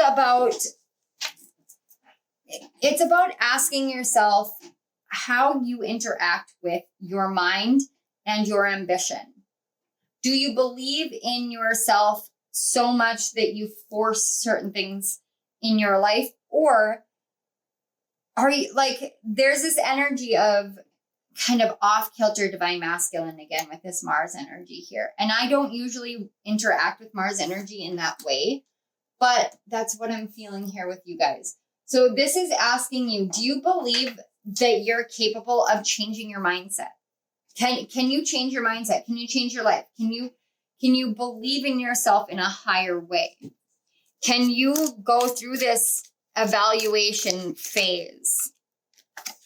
We have, as the sun blazes in the east, awakening the inner flame, beginning a new passion. So that's that Mars energy with fire and that Four of Wands energy. Your soul right now, the purpose is to start something differently with a reinvention and beginning anew. And when you think about the east energy, the sun rises in the east. My gosh, we've got northeast. The path opens to discover the flame in the sky, illuminating the soul's passion. Your soul is asking you to understand that while you are very grounded and you're meant to be grounded, you need to start listening to your body, because your body is trying to get you in touch with your water and fire energy. It wants you in touch with that balance of divine feminine and divine masculine, with purpose and passion, and with emotions and awareness and empathy, a lot of empathy. So this is asking you to really, oh my gosh. You know the truth when it is spoken. You feel it in your body. You see, this is exactly what I was talking about. No one else can share your story better than you, and your voice matters. Again, we have Mercury and Mercury retrograde. Whoa, you guys got a lot. It is okay to not be okay. It shows how you honor yourself in every moment. And then finally, doubt has taught you faith. Abuse has taught you strength. Fear has taught you love. You are magic. You see here, this is what I've been talking about. All of this stuff is what I've been talking about. And on the back, we have southeast, and that's earth and fire. The funneling down of the inner flame fills a physical life with a new passionate purpose. So this is about reigniting some sort of passion within you. There is, in this, there's no air energy beyond this Mercury popping up. So this is, and the Queen of Swords, but this is really about taking yourself out of your mind and back into your body. so that your body can start feeling your emotions, can start feeling passion again in a brand new way. So this is about seeing, again, everything that I've said. Your soul wants you to understand your body is your best indicator. Everything that you've gone through has taught you what you need. This card right here embodies exactly that. When you are listening to your body and your body says, no, you need to take this step, you need to do this, that's when you come back and you honor yourself. No one else can share your story better than you, and your voice matters. So that circumspection card where it feels like someone else took the light, took your story, took your voice, they can't do that. You're the one holding the deluminator, and you don't realize it. You're the one who has sucked all that light away. Now you know your soul is here to say, yes, you've felt this. You have felt this. I'm confirming it for you. This is your truth. You have learned these things. You are magic. You do matter. And you are being called right now to have this reckoning moment, to have this moment of letting go of the pain and the anguish and the reaction. Because retribution is meant to be divine, not us. We may be divine inside of a human body, but that means that we are still human and we are still susceptible to all of the human emotions. So if you're not okay, if you're not feeling okay, if you are angry, hurt, pain, it's okay to take a step back. It's okay to hear what your body needs. It's okay to trust your personal story over the stories of others and to honor yourself completely. It is okay to see all the moments of regret, worry, doubt, abuse, fear, because each and every one of those moments you have overcome. That's how you live a reckoning moment. So now your soul is saying, I'm trying to bring in this water energy, this fire energy, so that you can feel passionate about life again. So you can feel passionate about the purpose that is your life. If you allow it, that's what your soul will do for you here. Your soul's purpose at this point in time on your journey is about reigniting you after a hardship, after being broken down, after feeling like you can't be who you're meant to be, after going through that death portal and having that moment of reckoning, of realizing your actual worth.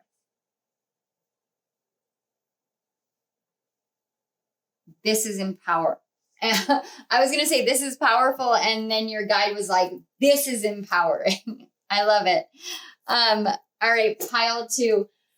I know this is a long reading, but I wanted these readings to be really what your souls need right now. So I am honored that you stuck around for the duration of it. I am honored for your energy here on my channel. I am honored for everything that you do and bring into this community. So thank you so much for that. I love you guys so much. I want to say thank you to your guides, my guide, Spirit, for facilitating the connections and allowing these messages to flow through in such a powerful, profound way. Thank you to your souls, for all the souls of pile 2, for everything you have endured, that you have overcome, that you have seen within yourself, and that you continue to do for yourself and for the world. You guys are amazing.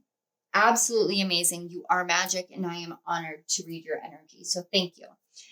If this resonated, a really great way to show me, and also as a beautiful equal energy exchange for all that I put into these readings, is to like my like the video, subscribe to my channel, comment in the comment section below. That shows the algorithm that, this is a good video. You guys really enjoyed it.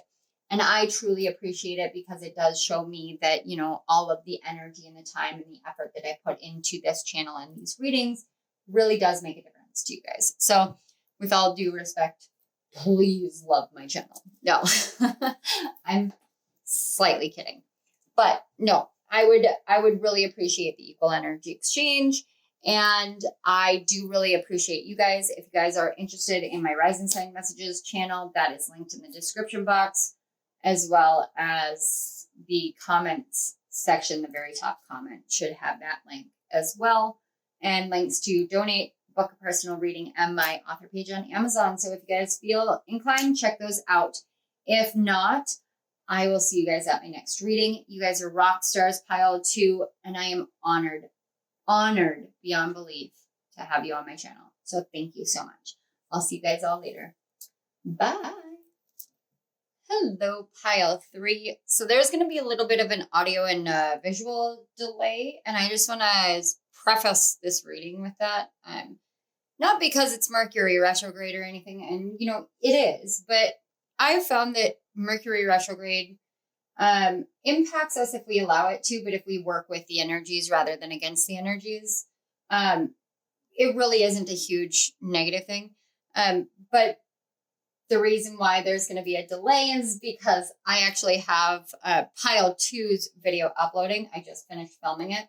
And I was going to wait on your guys' until the afternoon, but your guides were pretty insistent. Like, no, this is, you guys, it's time for me to tap into this energy for you guys. So I guess we're just going to kind of roll with it. I don't know what to expect because between pile 1 and 2, I needed like almost a week in between filming those. But for you guys, it's literally like wham, bam, let's go. So first of all, as you could see, I was cleansing your energy using Palo Santo. I am going to tell you guys, I'm not at all surprised to see that the Palo Santo was really, really thick in the cleansing. I am not at all surprised to see that it is continuing to cleanse at all because you, pile 3, chose the apophyllite. And this is my actual apophyllite stone. And I usually keep this in a very like sacred space for me. I had to ask permission to use the stone itself from my guides, because it is such a powerful crystal in my life. I know a lot of people don't really talk about the power that is apophyllite, and you guys chose this as your soul's purpose stone. So before we get into the card apophyllite, and I know the it's kind of hard to see, and I'm going to try and edit this so that you can see the cards a little bit better, but I'm filming during the day and I really love the natural sunlight. So yeah, anyway, what I was saying about the apophyllite stone is that I feel like people don't talk about the power that is an apophyllite stone nearly enough, because it looks so similar to clear quartz that we can often associate it with clear quartz when you get a clear apophyllite stone. When you get a colored apophyllite stone, that's a kind of different story, because then you can understand, like, this is why it's hitting my, you know, for instance, apophyllite can be green. It can be kind of an orangish color. So this is why it's hitting my heart so strongly to have this stone. This is why it's hitting my sacral plexus so strongly to have this stone. Whatever it is, whatever color the apophyllite comes in. But when you have a clear apophyllite stone, it quite literally works with everything and anything. So my first interaction with apophyllite started with me working in the sense of, like, I was in an incredibly high anxiety state. I did not know how to unclench my jaw. I would go through meditations where I would be just absolutely astounded by the fact that there were these people who did guided meditations, and they're like, unclench your jaw. And I'm like, how the hell did you know my jaw was clenched? It was that level of tension in my life. And this was back in like mid to late 2021 and into early 2022, where I was really like, I was doing a lot of shifting. I had done extreme excessive levels of learning Reiki and working with Reiki and being attuned until I had gotten my Grand Master attunement rather.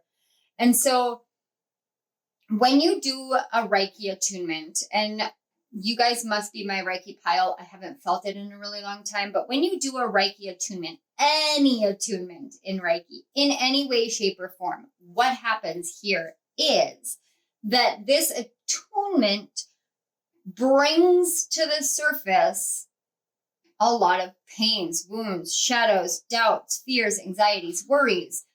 And when we are not skilled in shadow work, or we are resisting shadow work, that begins to manifest in the physical form. So we're asked to realize that our physical bodies are starting to indicate the stress level of our mental body, our emotional body. And because of that, it almost creates this feeling of cloudiness or a blockage between us and our spiritual selves. That is why, sometimes we feel like we can't hear our guides. Sometimes we feel like we can't hear spirit. Sometimes we feel like we can't hear our higher selves. It's because our emotions and our minds are so twisted and it's just like braided together in this thick mist or smoke, like the smoke was when I was cleansing, this thick smoke, so that everything seems a little illusionary. And when everything seems illusionary, then we start wondering what is real.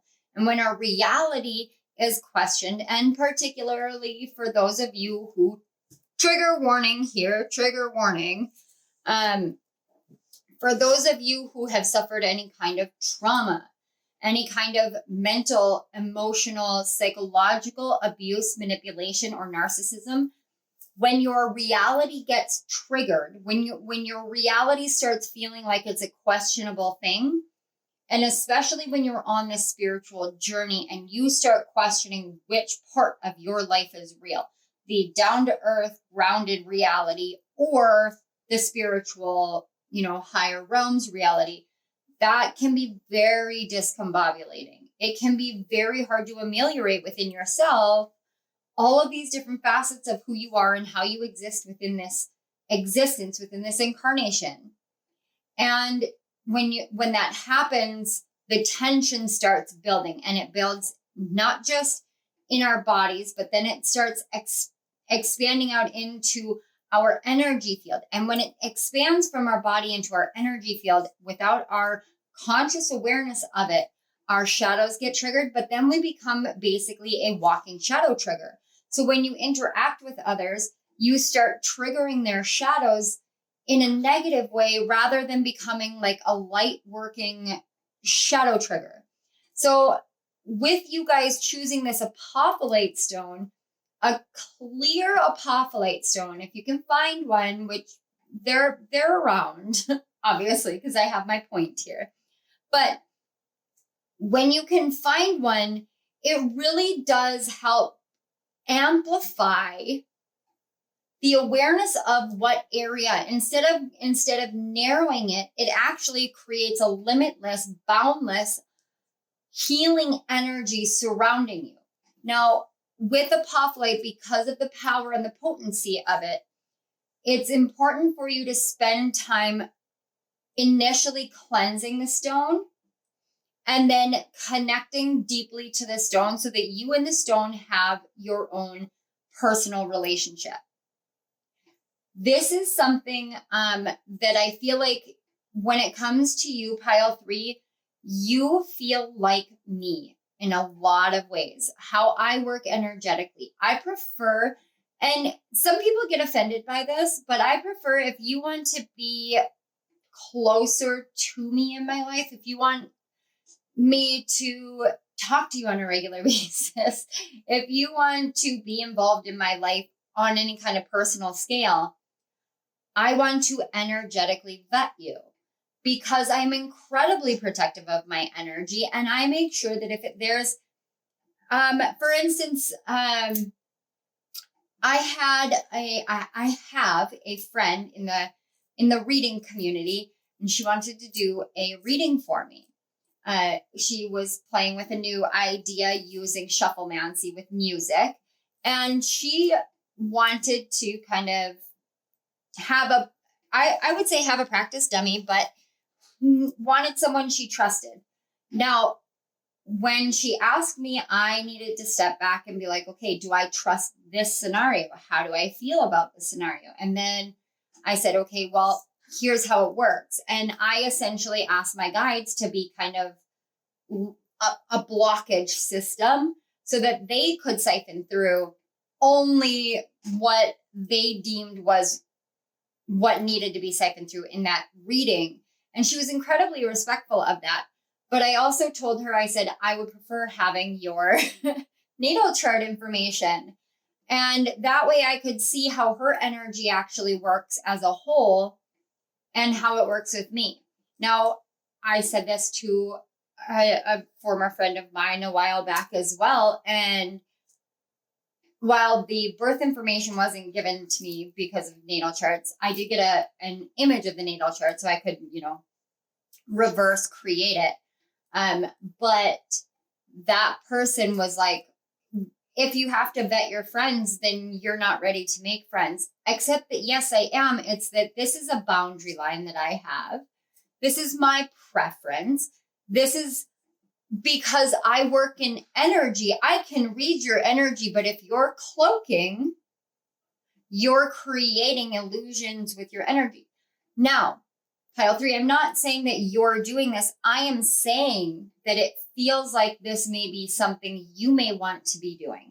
Being more conscientious of how you interpret energy, what is natural interpretation of energy to you, in order for you to start utilizing that when you're working in the world. Because you feel like my light workers that are shadow triggers, that means that when you trigger someone's shadow, they're going to want to be like you. There's this energy of glomming on. So when I look at this apophyllite stone, you have two different colors mixed in with the clear on the outside. So it's like one part wants to glom on to your heart. There's this energy of wanting to take your energy, and that in and of itself creates tension. So whether you're a Reiki master and going through an attunement energy where you're learning how to adapt and adjust to everything that's being purged out of you and coming up out of you, whether you're just in a very high tense situation in your life, whatever it is right now, your soul wants to make you aware that you have the power to tap into crystals in a different way than most people in order to help strengthen, fortify, and clarify your own energy system. And apophyllite stones, in my experience, have been utterly amazing when it comes to healing and working through anxiety, depression, high tension, physical, mental, and emotional, all at the same time. Apophyllite is a really great stone to work with when you're working with your shadow because it helps keep you calm and centered and balanced. And because it does look like a clear quartz, it does carry those similar properties of a clear quartz, where when you work with an apophyllite stone and you build that relationship, energetically speaking, when you build that relationship, you can actually ask the apophyllite stone to have a specific focus especially when you're working with a clear one, have a specific focus to help you with that shadow work. Like, I know that I'm going to be working through the shadow work of this specific area of my life, or this specific trauma, this specific idea, or negative mindset, negative biofeedback loop. I'm working with this specific area, and I know that my reaction has been this traditionally. Because I know my reaction has been this traditionally, I want to sit down with my apophyllite stone, and I would say put it in your left palm for divine feminine receptivity. So you want to hold it in your left palm and just kind of feel the waves of how the stone is working with you right now. So to give you, for instance, for me with this stone, because it's highly attuned to me, right now, one of the things, if you have seen any of my like rising sign messages, or anytime I'm on camera in my office chair that I sit in here, it's a swivel chair. So I get very anxious and I will spin my chair back and forth. But when I have the stone in my hand, I can feel tingling underneath it, and I am now still. So I'm not hyper anxious. I'm not in that anxiety, reactionary energy, I'm very still. I'm very calm. Now, once you understand how it helps, now you know, say, put it in your left hand and say, I'm going to be working through, and I'm going to use it for instance, I'm going to be working through a shadow of anger. I would like help in the specific form of helping me see anger from the highest perspective possible so I can understand my best course to transmute it. Because we don't want to deny our emotions. We don't want to deny what experience we're having and what we feel, but we also don't want to fall to being controlled by them or being swept asunder is what I'm hearing. So you can do that with this apophyllite stone if you feel called to it, and allow the stone to really become, it's like in the spiritual community, one of the big concepts that I have noticed that I have felt and channeled myself is some souls come here in a buddy system. It's not twin flames, but they're buddy systemed. They're soulmates who go through very similar experiences and they agree to come into each other's lives at a certain point. Whether they agree to come into each other's lives at a certain point in order to trigger wounding patterns between the two, which I have had happen with soulmates before, where we've come into each other's lives and everything has seemed so aligned, but the energetics between the two of us don't match and we're triggering each other's wounds to test our own healing. And we have served the purpose of the time frame in which we were meant to be in each other's lives. Now we're not meant to anymore. Now it's time to close that chapter down. Or you meet your soul buddy. I have two friends in my life who are genuine soul buddies. I literally I pulled their synastry natal charts and I was like, oh my gosh, you guys are soul buddies. Like you guys are on a buddy system. You guys came here into this incarnation. You agreed to meet each other. And these are the ways in which you guys agreed to work together and heal yourselves through the interactions that you have. And I know both of these people, but not very well. One of them I don't know very well. The other one is one of my best friends. So this is her other best friend.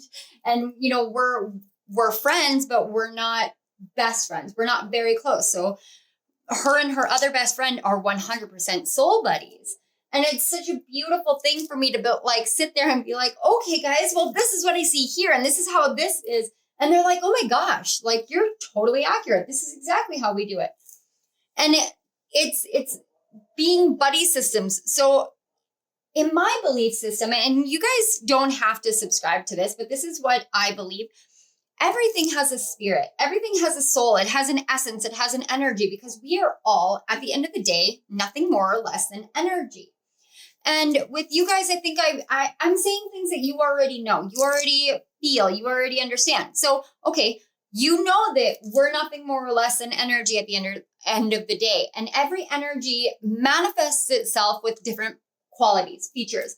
It's kind of like, it's like carbon, okay? If you think of carbon has different isotopes. You've got carbon 12, carbon 13, carbon 14. Each of the isotopes reacts differently or creates different substances and is a different form of the same thing. We're all essentially isotopes of our past selves or our future selves. We have multiple incarnations, so we're isotopes, okay?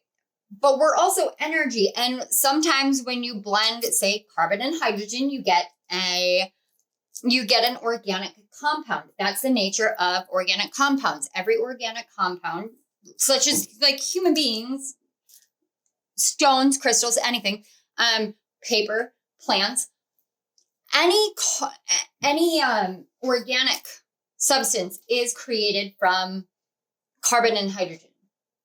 And then it blends different elements together to make it. So now you think about it that way. Okay, so you are a physical being. You're an organic compound. So you have carbon and hydrogen. The apophyllite stone is a physical being. It has carbon and hydrogen. So because of that, you guys have similarities.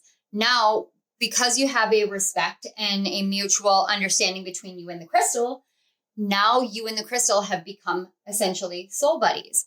So in this way, the apophyllite stone being part of your soul purpose is talking about how you're meant to connect to things outside of the normalcy that society, not humanity, but society says has a consciousness in order to access that consciousness. So for me, one of the things that I do, I am just starting to really deeply connect with crystals. They have started calling to me literally since like January 1st. They're like, okay, it's time for us now. And I was like, oh, this is cool. I have a lot of crystal Reiki certifications, but I had to work through a lot of other energies before the crystal energy was really able to come through for me. I had to work through a lot denser energies because crystals work on a much higher frequency. Even the grounding stones work on a much higher frequency than most things that we would think. But with apophyllite calling out to you guys, it's saying that you guys operate in a way where you interact on an emotional, mental, and spiritual interaction with non-animate, inanimate objects in order to be able to portray their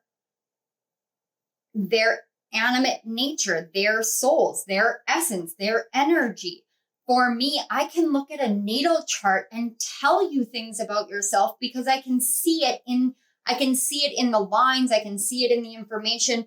I don't know 100% how it works because I know I had to do a lot of studying of astrology and then I had to forget a lot of what I studied of astrology to do what I do with astrology. But it's genuinely a blessing for me to work with what is believed to be big hunks of rocks in the sky, but I can feel their sentience. You feel certain things sentience. It's like some of you may be candle magic practitioners is coming through really strongly. Whoa. But you understand what kind of wax needs to be used. And I just saw 2222 on the clock, which is really powerful energy because that's a double master builder number. That means that you guys are double masters. Likely, you could be double masters in different forms of Reiki. You could be double masters in different areas of your life. You could have a double master's degree even. But with this energy, with the candle magic stuff, it's like you understand the nature of the colors, but you understand them to what they want. So we associate, say, violet with the crown chakra. However, it can also be, this or that or this or that. I honestly wouldn't know because I don't interact with colors quite the same way. I do when it comes to them. And this is the funny thing.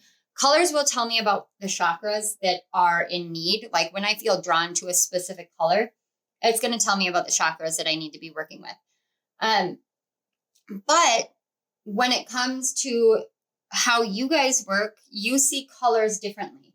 You see colors in a tangible nature, in a physical nature. It's like you could interact with a color and have a parent-child relationship kind of energy between the two. And that's part of why your soul is here. So we're going to take a look at this apophyllite card now. That was a lot more channeling than I thought you guys would have. All right. So it says apophyllite. What it is, apophyllite acts like a teleportation device to places transcendent. Often sourced from enchanted India, birthplace of Tantra, Yoga, Nagchampa, apophyllite clears skepticism, cynicism, and logic from the spiritual path. Who needs it? Anyone looking for that ray of light from on high to hit them with something good. I like that. Where to put it? Wherever you practice religion, meditate, channel, or pray. When to use it? When the spiritual life feels like a moving target, when you feel skeptical about your true purpose on earth, When you feel like your yeah, but thoughts are dishonoring the innermost you. And it says, beam yourself up, way up. I love these cards because you can tell that the creator of the deck has a sense of humor, and likes to like make light of certain things, but also they are able, whoever created this deck, I can't remember who it is. What? Sorry guys, Willow's in here. Maybe you guys have Sagittarius energy, but the creator of the deck definitely absolutely has this interaction with crystals like I'm talking to you guys about. Give me one moment. I'm going to let Willow out. All right, guys, I am back. I apologize for that. I quite literally just let her back in. And she came in here and was like, no, Mom, I want to go outside. And that happens sometimes when I'm channeling. Usually when I'm channeling like Sagittarius energy, she'll be like, I'm here. I'm here. I'm here. She just really loves Sagittarius energy. But for you guys, you're the pile where every time she does this with piles, where she wants to go outside while I'm doing the reading, I always feel like it's because she needs to be on guard. Like she wants to protect things. So you guys might have spirit animal protectors, or you might just be a very protective individual. And that comes right back to that whole like vetting energies. And even stone energies. I want to say, I watched a video from, I think it was Jessica Alexandria with Bahati Life. And she really talked about how particular she is with where she gets her crystals from, who she gets them from, and how she utilizes them or sells them, resells them after she has worked her magic through them. And I really respect that because I have a local crystal shop here in my hometown, but the crystals themselves don't feel good about how they have been harvested. And I have bought a few crystals from there, and it's taken a lot of work to really cleanse out the energies because of I want to say curator of the crystals. So it's there, a lot of people's intentions can be placed into things. And I feel like you guys sense that a lot. And you have this really high vibration naturally, this high energy naturally. You are naturally quite, I just keep getting vibrancy. It's like if you have ever read any material on people who go on psilocybin trips. And when they go on a psilocybin trip, they talk about the ways that colors become hyper amplified. Colors become ever more illuminated for them. Not so much like, acid or LSD or anything, but with psilocybin, because it's so natural, it helps you see the world more naturally. See the world from the energy of being a part of Mother Nature. And with that, it's kind of like that's how you guys are capable of seeing it. But if you're a Reiki master and you've been attuned, or you have gone through some sort of spiritual shift or change where you've come into what would be equivalent to an attunement energy, that energy, that feeling may be a bit bogged down right now. That's what I'm getting. And that would be why you guys felt really drawn to the apophyllite as well, because apophyllite is so great for when you feel that boggy energy, when you really feel drugged down, for you to cleanse and clear it. It really does. It works wonders for it. So let's see, what does your soul want you to know about your purpose right now? And something that I mentioned, I don't know if I mentioned it fully in my intro, but I know I mentioned it in at least one of the other piles. I can't remember if I mentioned it in all of the other piles, but our soul's purpose can change. There can be an overall purpose to the incarnation, but we can have a purpose at any given point in time of that point in time.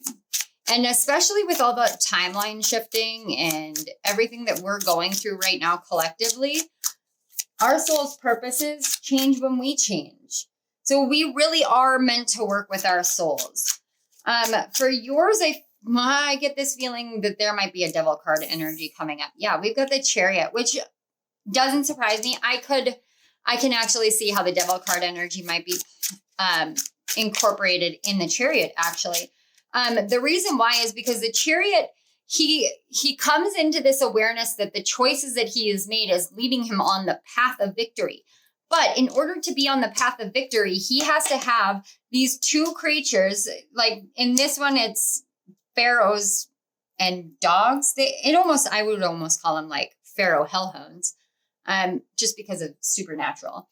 But it can be sphinxes, it can be horses. It just depends on what the creator makes.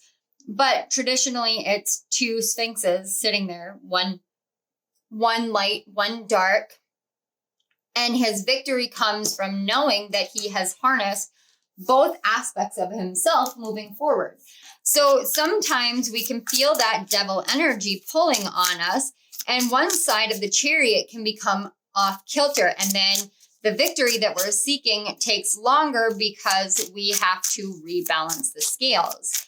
And it's that pulling energy that I feel with you guys, like something glomming onto your energy because it's not quite right. And this Chariot energy, first of all, it's Cancerian energy. So you guys may be a Cancer, Sun, Moon, Rising.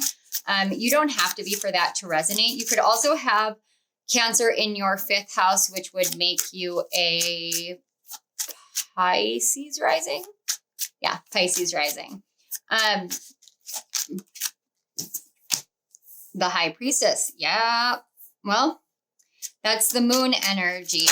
So we've got Cancer and the moon out here. So that's double powerful Cancer energy. But with this energy here, it's kind of like your soul is letting you know in this incarnation, your greatest victory is not going to be one where it's like you, me, and whatever. It's going to be something that you do internally. But it's important when the devil starts infiltrating your brain, and by the devil, I mean like, the negative thought patterns. I don't mean like actual evil entities or, Satan or anything. Everybody has their own belief systems. I don't subscribe to those, but I do understand negative energy. But when it comes to this message from your soul as it stands right now, your soul is saying that you have every piece of wisdom for your journey that you need. You have the victory within yourself. You have the balance within yourself. Your soul literally is letting you know that this is the part of your journey where balance of your light and dark aspects is becoming the more natural way of living your life. It's who you are. Because with the Chariot, we've got a masculine figure, and with the High Priestess, we have the High Priestess who is a feminine figure. We also have this balance of light and dark. We have the balance of masculine and feminine. So this is about you guys elevating. A message that I got, I can't remember. Yeah, Queen of Swords, not surprised. And on the back, we have the Hanged Man.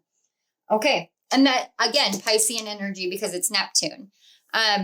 Queen of Swords always makes me feel very Libran energy, very justice energy. But what your soul is saying here, and I just saw 3322. So you guys are like, whew, okay.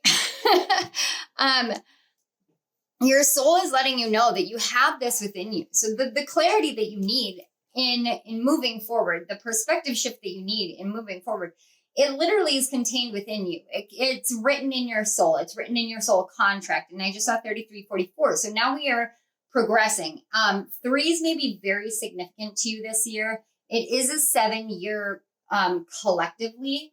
So 3s and 7s, you guys might be my 3s and 7s pile where, you may have a life path 3 and a soul urge number 7, or I always forget whether it's destiny number and life path number that are the same.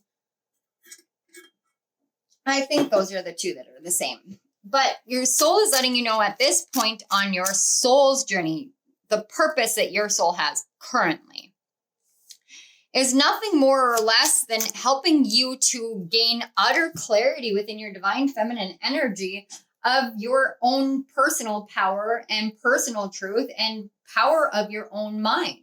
So this is talking about that devil energy again. And especially with the Apophyllite coming up, that devil energy that manifests in anxiety, in tension, in stress. The Hanged Man, and I just talked about this on my channel in a community post. The Hanged Man is the energy of completion. Even though we think of the World card as completion, it's about the mirror. It's about what we have learned. So this is saying, your soul is saying, you're coming into a phase of utter clarity, utter victory. Victory in your own following of your intuition. Your intuition is clearing. Your spiritual connection is clearing. Why? Because you've gone through the journey and you've allowed for enough perspective shifts to bring things into balance. Now, the other thing that I was going to say that I had channeled was about this, it's like levels of healing. And I don't understand it fully, and I'm still working through it completely, but it was about levels of healing and how we can perceive our level of healing based off of whether we have integrated our shadow. When we understand that our shadow is always a part of us, when we understand that we all have an ego and our ego is crucial and essential to life as we know it. Like, we can't exist without our ego. Our ego is our persona. Our persona is who our souls chose to incarnate as in this world, and therefore they are inextricably intertwined. And if we were to try to circumvent that or, kill the ego, it's essentially killing ourselves. You cannot kill the ego. You can transform it, transmute it, and heal it and become your highest version of yourself expressed in a physical form. You're still going to have an ego. It's about whether your ego is healthy or unhealthy. Now, when you come to this point where undoubtedly you have healed the ego complex, all of those things that go on with the ego complex. Am I moving from a self-empowered place, or am I moving from an egotistical place? Am I lording my power over others, or am I leading by example while not impacting other people's personal choice? Am I living my highest level of expression I possibly can in this life? When you have moved beyond that, then you move into the stage that you're in right now, pile 3. And I think in a big way, it feels a lot right now as though you guys didn't realize you have shifted into this next level. So you can focus on the shadow a lot, but the shadow is not what needs focusing on because you've integrated it. You and your shadow are working together, working harmoniously. This is about learning how to harness your divine feminine and divine masculine internally, and learning how not to project it externally, and how to really shift your perspective surrounding your entire existence here and your purpose here to incorporate a different level, a new awareness. And there is that saying, new level, new devil. And that's not meant to scare you. It's meant to help you understand you're progressing. You're progressing, which means you're ready to face whatever new anything that comes at you, because what is a new devil? It's literally the old one in a new form. It's the same thing in a new version, so that you can say, oh, I recognize this. I've been through this. I've gone through that. And now I'm ready to face it head on instead of run from it. I'm not going to get wounded by this in the ways that I was wounded before. It may lead me to a healing journey, but I know what I have healed from before, so it's not going to impact me in that way. And moving forward, the ways in which it feels like it's going to be triggered has everything to do with your divine masculine versus divine feminine. It may be challenges to your intuition. It may be challenges to your sense of spiritual clarity, spiritual purpose, spiritual awareness, spiritual path. And it may be something that makes you feel like you have to sacrifice something in order to continue moving forward. But the question that you have to ask yourself in those moments that your soul is saying, really see that you're the Chariot and the High Priestess and the Queen of Swords together. And it's somebody coming against those three energies together would end up in the Hanged Man, but you put yourself in the Hanged Man. Can you see that you're these things? And if somebody comes at you and starts challenging your path, your purpose, your chosen destination, and it gets into your head, ask yourself why they were able to. What is it that they possess that you felt as though they had authority over you? And then step back into your sovereignty. Because if you're the Chariot and the High Priestess and the Queen of Swords, you have utter sovereignty over your intuition, your path, your purpose, your destiny, and over your mind. And look, we have the Justice card here. And granted, this is like the worst Justice card ever, but I get it. We've got the Star, and then we've got the Two of Pentacles with change. And on the back, we have the King of Cups.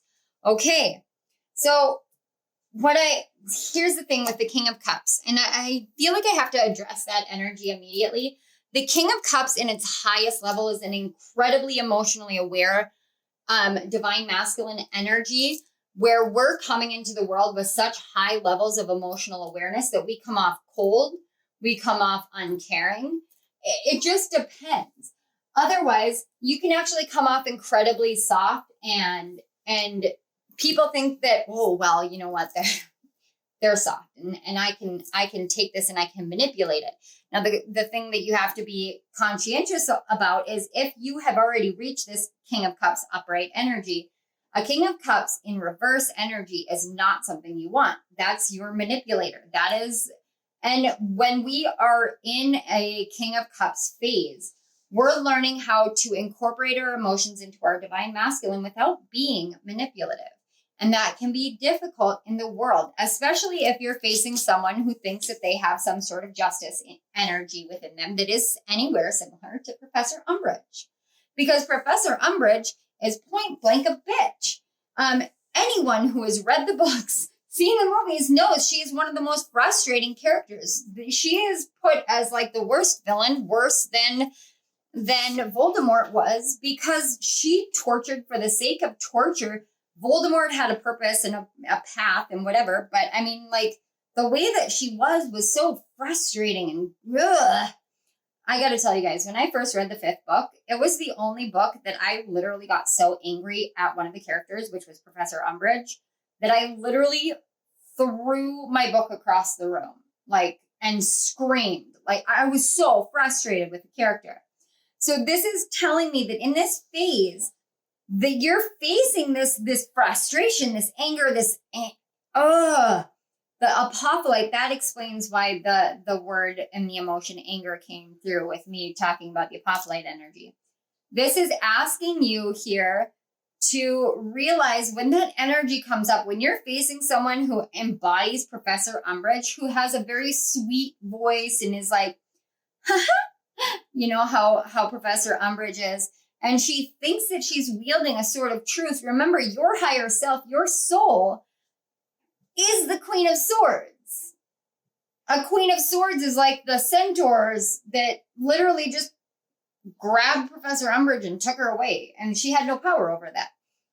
That person has no power over you unless you allow them to have power over you. So this person is impacting currently, and it doesn't have to be a person, it can be a mindset.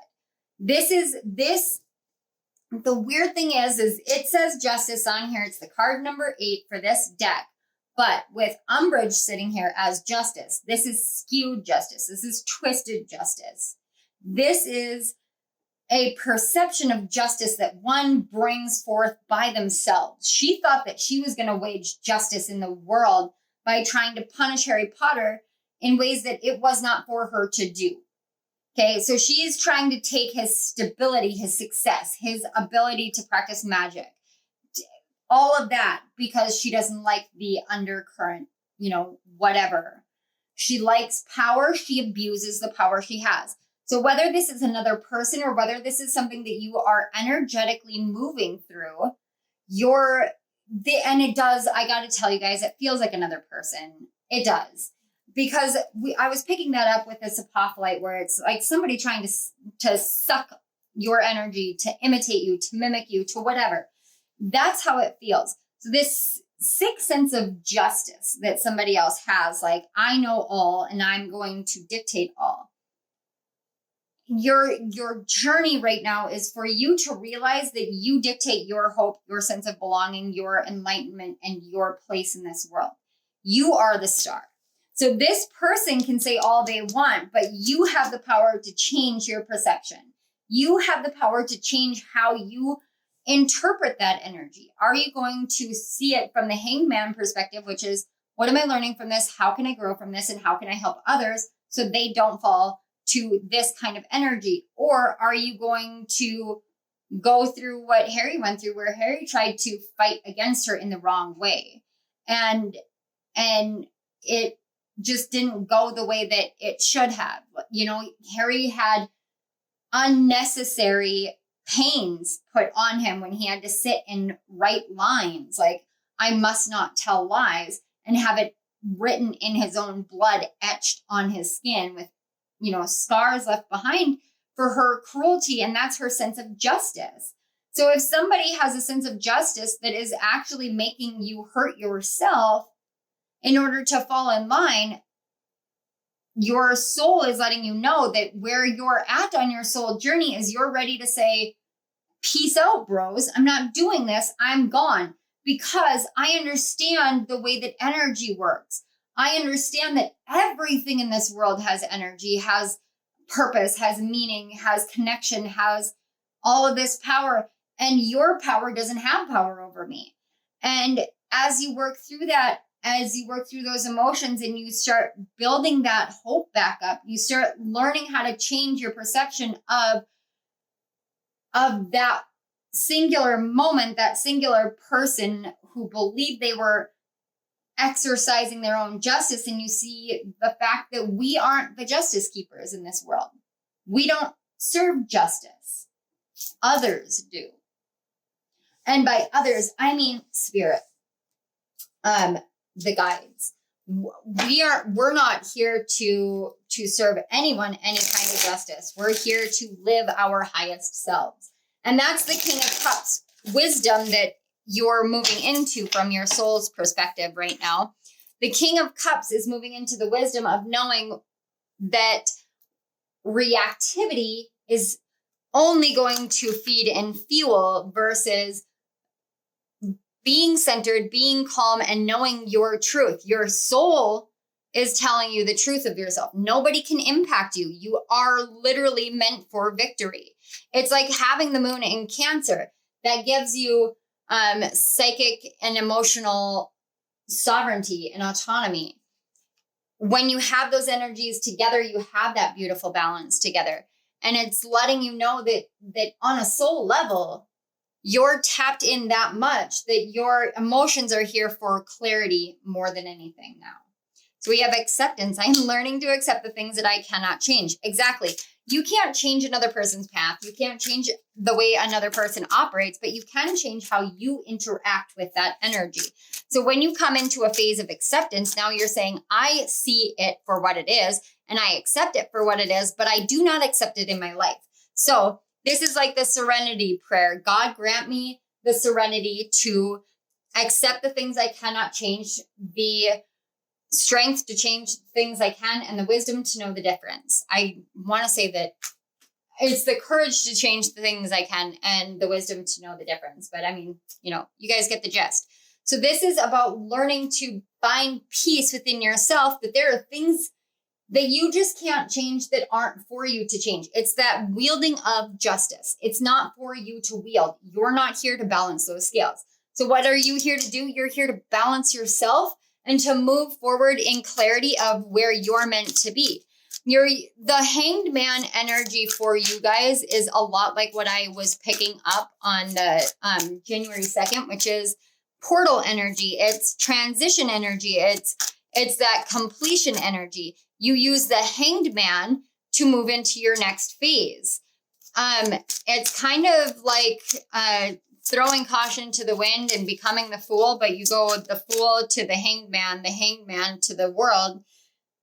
The world kicks you back to the Hanged Man so you can look past and future to make an informed decision in the present with utter clarity. There we go. Yeah, freedom. I possess the power and the free will to create my own happiness. You have all of these higher chakras that are here and really clarifying this energy for you. It doesn't matter what happened in the past. And I know that that's hard to accept. And I know that's hard to hear because yes, it impacted. It hurts. When a person comes at you with an umbrage justice energy, it takes all your strength to not punch them in the throat. Like, just point blank. That's the anger. That's the reactionary nature. That's a King of Cups in reverse. You could manipulate the situation and paint it in as horrible as you want to paint it. But the truth will always be seen. So why would you, it's kind of that energy of learning how to not diminish yourself on this journey in order to match someone else's low levels. Now is your time to realize who you are on a soul level. Your soul's purpose right now is to help you understand that, help you step forth into that, help you understand that you have utter clarity within yourself. And so anybody coming at you with this umbrage justice energy just doesn't stand a chance, because you and your soul are partners, you're buddies, you're on this path together.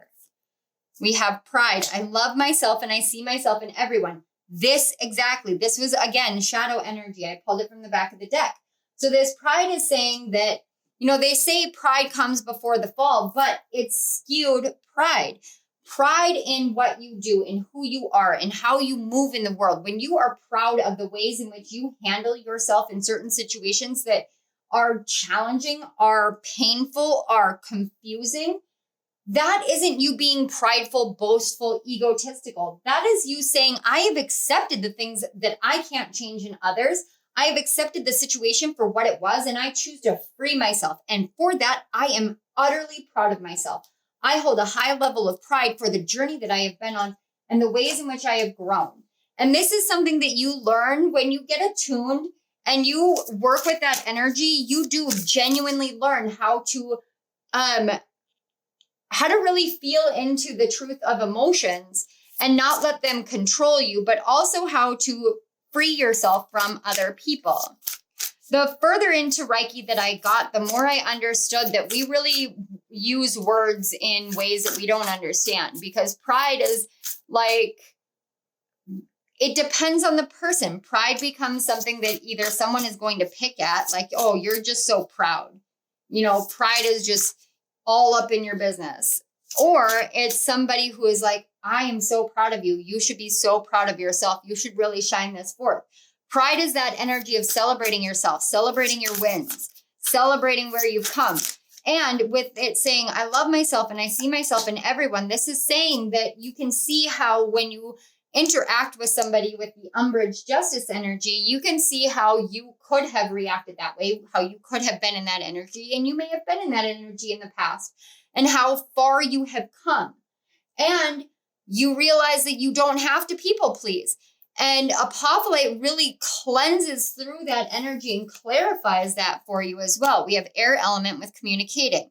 So again, and that reduces to a 12. So again, we're coming straight back here to this Hanged Man energy where you're learning a new way of speaking with yourself, and you're learning how to hear the truth in everything that vibrates and communicates on a vibrational level.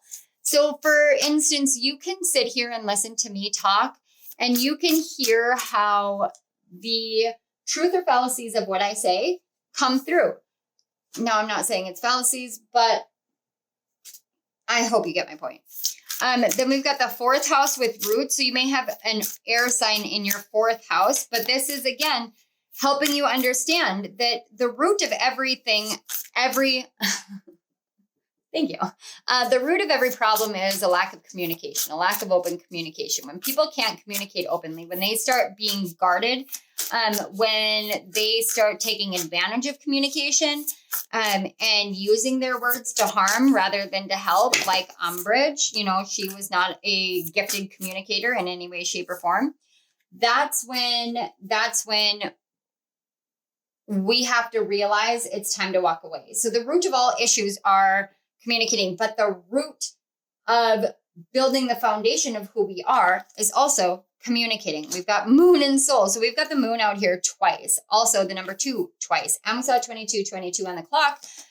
You guys are very tapped into the spiritual energies. We've got part of fortune increase. So you guys are absolutely here on this journey right now to move into a phase of an increase based off of really communicating with your guides, communicating with your ancestors, communicating from the soul about the nature of how you've built your foundations, how you've really stepped into being your truest self. I am really seeing you guys having grown so much. I'm seeing you guys growing in a way that people don't necessarily see the amount and the depths of growth you've had. Sometimes we know without seeing. Trust your knowing, for it is spirit showing you the truth energetically. Oh my God. Okay. I know I created these cards, but when they come out and they support like the fullness of the channeling, I'm like, holy shit. I get really excited. So knowing without seeing is claircognizance. It's spirit shows you things energetically. It's just like I said, you have a connection with colors, with candles, with crystals, whatever it is. You can see the truth energetically. It's like me being able to see the truth energetically with astrology. There's ways that I've framed it where I understand the truth energetically. I don't know how I know, but I trust the things that spirit shows me. Can we get just maybe one or two more instead of 10? I think I had one that flipped over. Okay. That song in your head is a message from your guides. So you guys definitely have clairaudience as well. And your emotion, oh my God, your emotions are 100% valid, yet they are not meant to control you. We literally talked about that as well. And that's that King of Cups energy.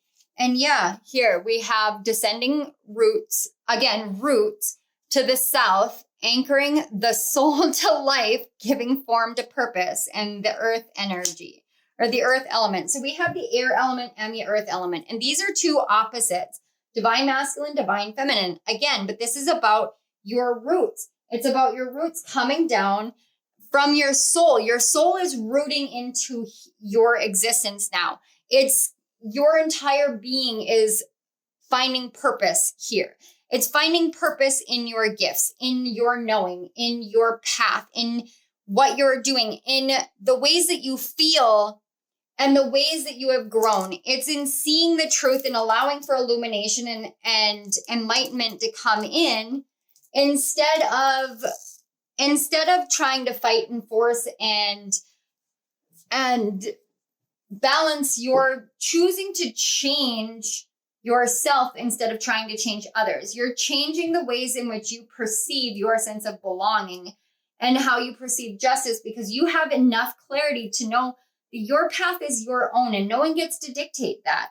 You know what the truth is because spirit has taught you throughout whatever medium or modality you use, whether it's Reiki or crystal energy or colors or magic or witchcraft or whatever energetic modality that you have connected to in this life. Spirit shows you the truth that you need to know. Your own soul shows you the truth of who you are.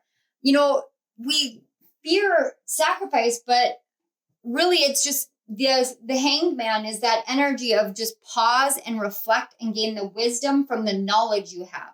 Let that knowledge turn into wisdom, because if you don't, you end up moving from that justice umbrage energy.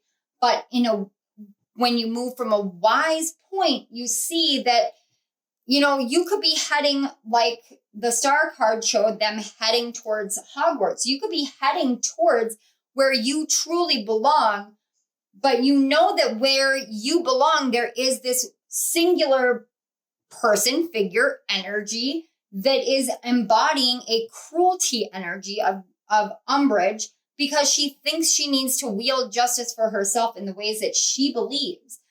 And it's non-gender specific. I'm just using Professor Umbridge, who is a she. But it's this energy believes that. And you're going, I accept that energy is there, but I also accept that I belong there. That's where I'm called to. That's where my purpose is. So I'm going to go there regardless of that energy, because I can't change that energy, but I am free to choose my path, and I am free to live my life fully in my path, regardless of whether this energy is in existence there. And in that way, then you see how you used to be whatever way, like I used to be this way or that way. And you take pride in the growth that you've had. You take pride in that. And then you see that your pride is not an emotion that is controlling anything you do. It is helping you step more fully into yourself. And on this part of your journey, your soul is the biggest purpose that I can see here is your soul helping you to remember your rooted nature within your soul, to remember that you speak from the soul. There are not many people who move from the soul. There are not many people who communicate from the soul. There are not many people who do that. So it is safe for you to understand that that is a powerful gift that you have, a powerful purpose that your soul has here in this world, is speaking into existence itself.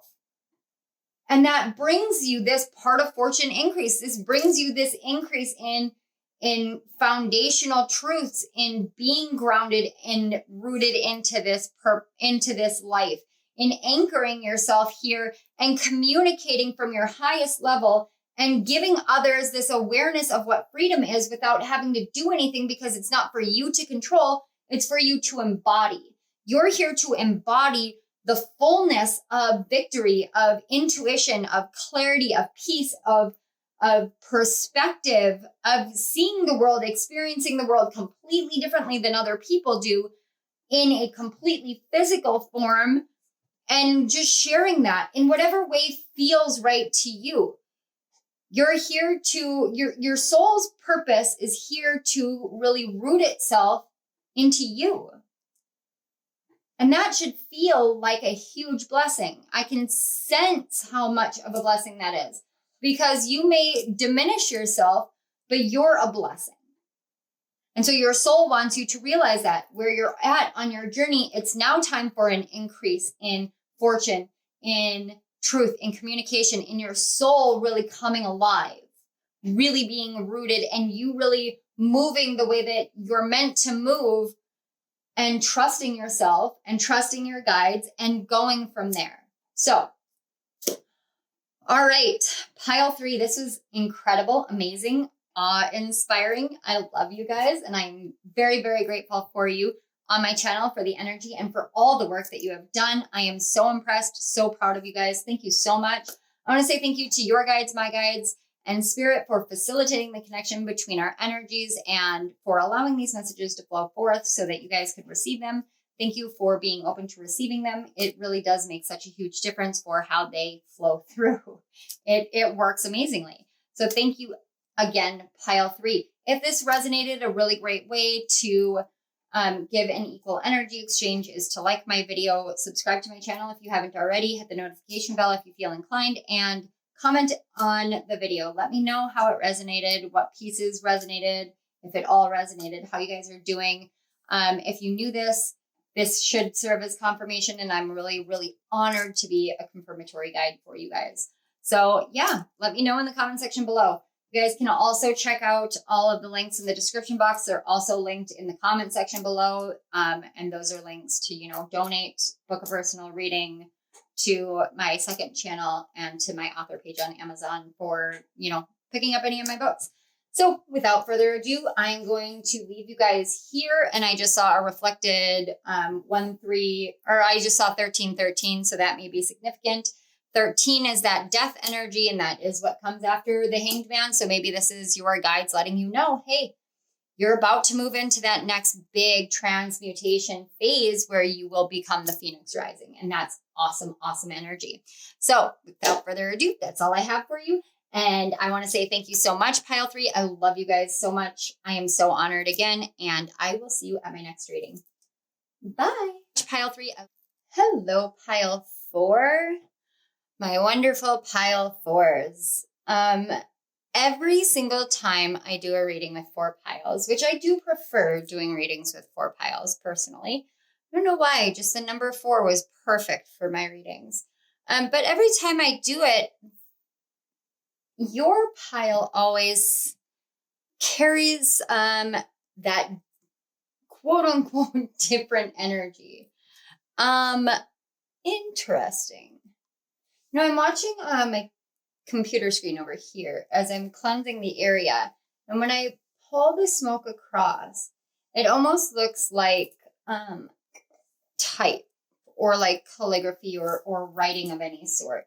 It's very interesting. So my darling pile fours, you guys have chosen the Larimar stone. And this is what it looks like. This is actually kind of a lower quality Larimar stone. I got it at my local crystal shop, which I'm not a huge fan of the local crystal shop. Ever since I got my crystal Reiki certification, I have noticed that I am more attuned to the energies of crystals and stones. And it doesn't have to be a gemstone or what we think of as crystals, like even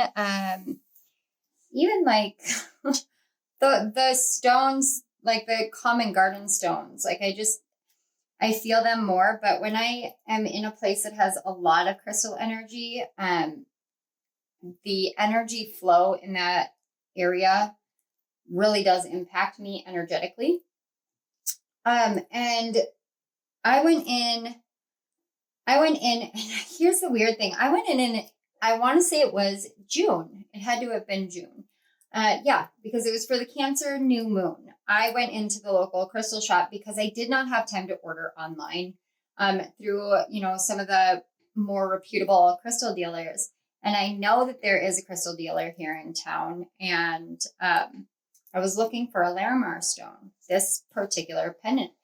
I didn't necessarily need to be a pendant, but I was looking for a Larimar stone. The reason for that is that new moon in Cancer, when it hit, something told me Larimar and Atlantis were going to be incredibly important.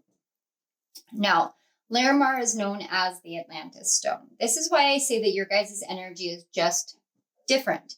It's not bad different. It's not like you're better than anyone else. It's just different. It's very unique. It has a very Uranian quality to it.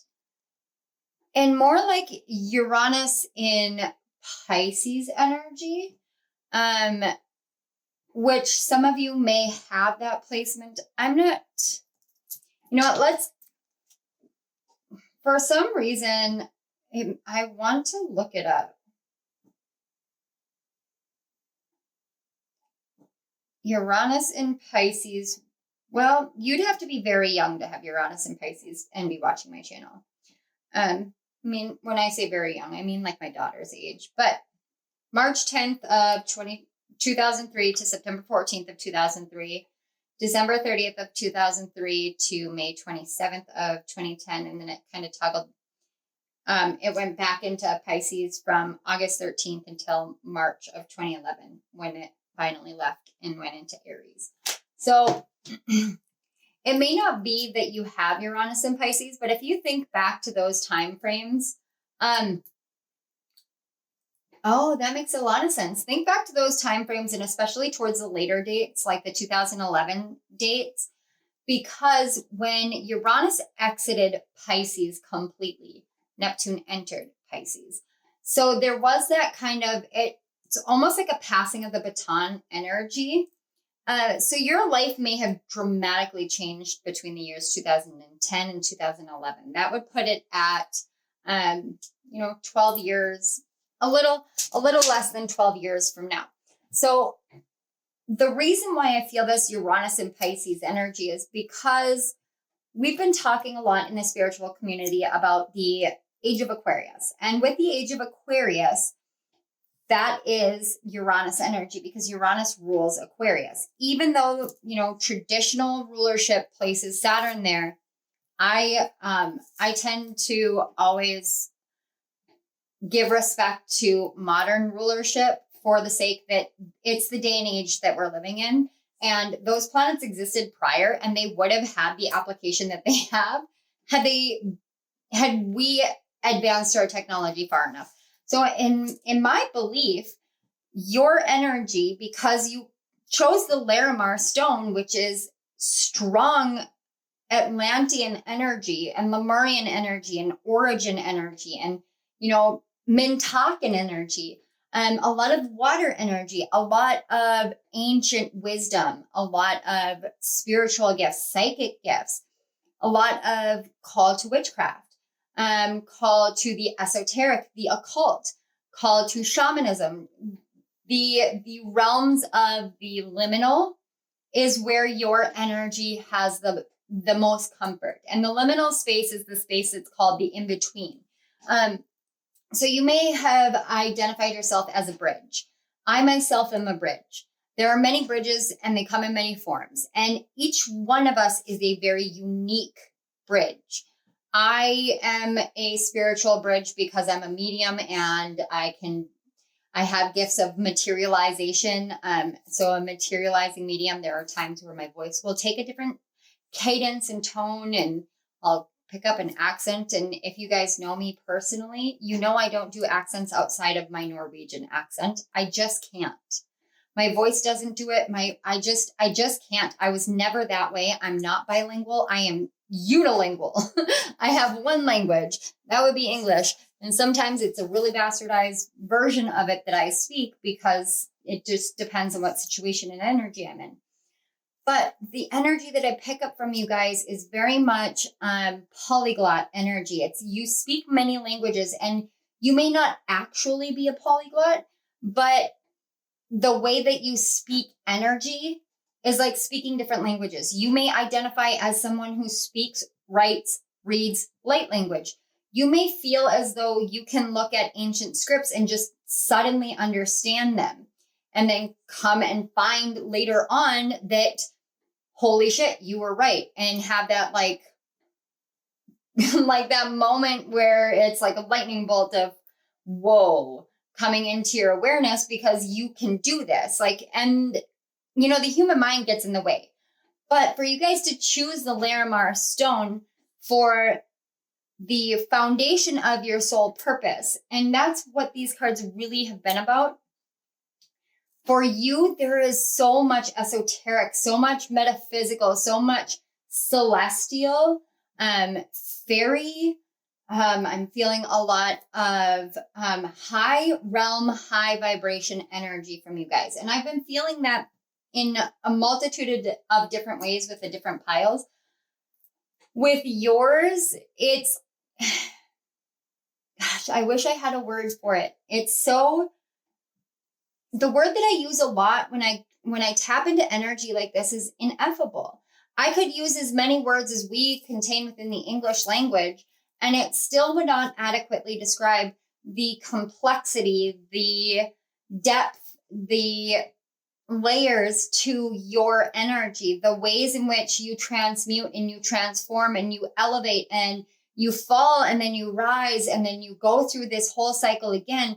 And every single time, you find yourself at a higher peak, a higher level. It's like you guys are constantly climbing Mount Everest in your life, but your Mount Everest is higher than Mount Everest and you're constantly scaling to the top. And then it's like you take a slip and slide down to the bottom. This is really weird imagery I'm getting for you guys, but it's like you get to the top of Mount Everest and there's a slip and slide on the other side. And so like, you're like, okay, let's just woo, like, so every time you hit a peak, you fall that much faster.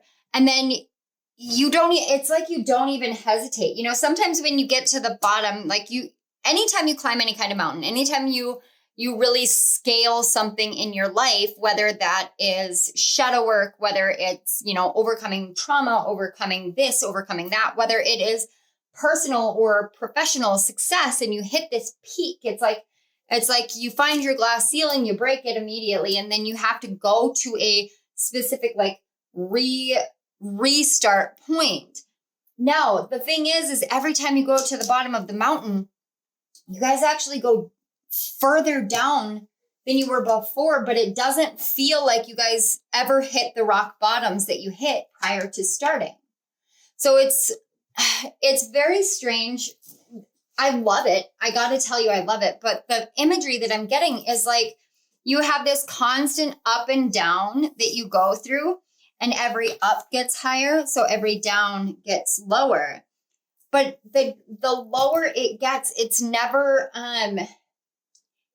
it's never the pain that you experienced before. And every time you hit that low, it almost feels refreshing at this point. It's like sliding off and you're in the heat of the sun and you dive into a glacial pool and you can swim through the glacial lakes. And it's kind of like that energy where you just can do these things. And when the climb is really exciting, the peak is really exciting. And then when you reach the peak, you're like, okay, I'm ready for something new. I'm ready for a break. I'm ready for rest. Something like that. That's your slip and slide energy. But it's like, as soon as you hit that bottom point where it's like, okay, now you have moved through everything you need to move through and you have hit your origin point, you suddenly don't want to rest anymore. And so you're like, okay, let's do this again. Let's get up and go. And for most people, I would say give yourself rest. But for you, I don't think you need it. Energetically, you work differently.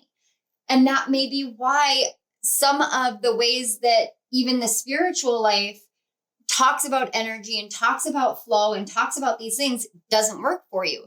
Because I just heard worker bee. But like, and that kind of is the energy, like you're a worker bee, but it's not like the grind and the hustle of modern day. You're this kind of ancient worker bee. Like, you know how to harness your energy in the way that it's absolutely best. So it doesn't impact you in a negative way. And you maximize productivity.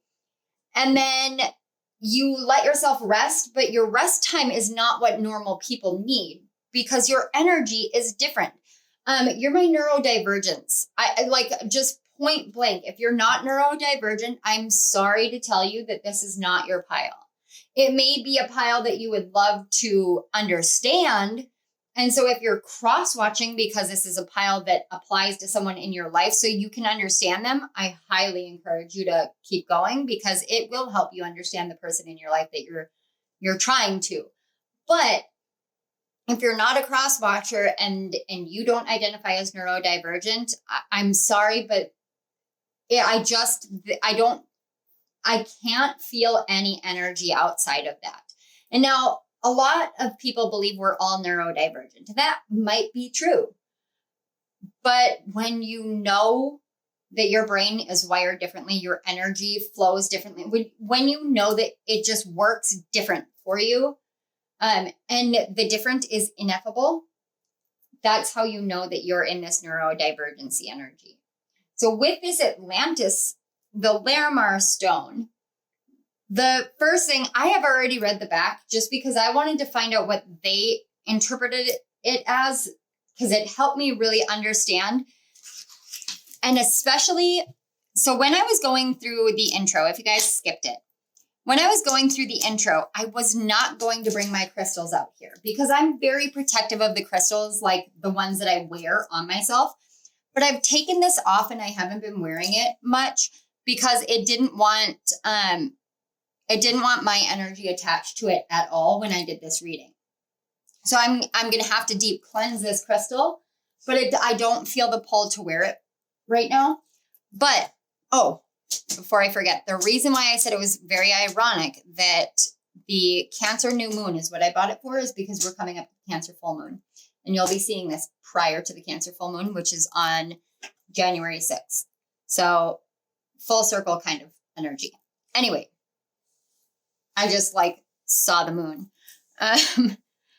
This specific stone, and I hope you can see it, it almost looks like it has burnt edges. Like there's little pieces of what looks like burnt edges. And now I don't even bother asking what it is like naturally, but let me read this card and then I will explain why that matters. And it's really this edging that it has, but it looks burnt. So it almost looks like fire to me. So Larimar, it says what it is it's sea foamed toned Larimar is a volcanic blue mineral only found in the Dominican Republic. Its energy is like a spiritual snow cone for the seething and sweltering. Who needs it? The hot-tempered, any Aries. That's quite specific, but it says where to put it. When super agitated, stop, drop, hold Larimar in your left hand and commence cooling breathing. So you stick out your rolled tongue and slowly inhale and exhale like you're sucking through a straw. When to use it? When you feel like all of the world's problems are suddenly just your problem. When anger stands between you and the formation of articulate sentences. Remember, chill is a choice. Ride the cool breeze with Larimar, and it says slow your roll. So the reason why Piscean energy is coming up so strongly with you guys, and this looks burnt, is because even though it says Aries, it's actually more Mars energy. So if you,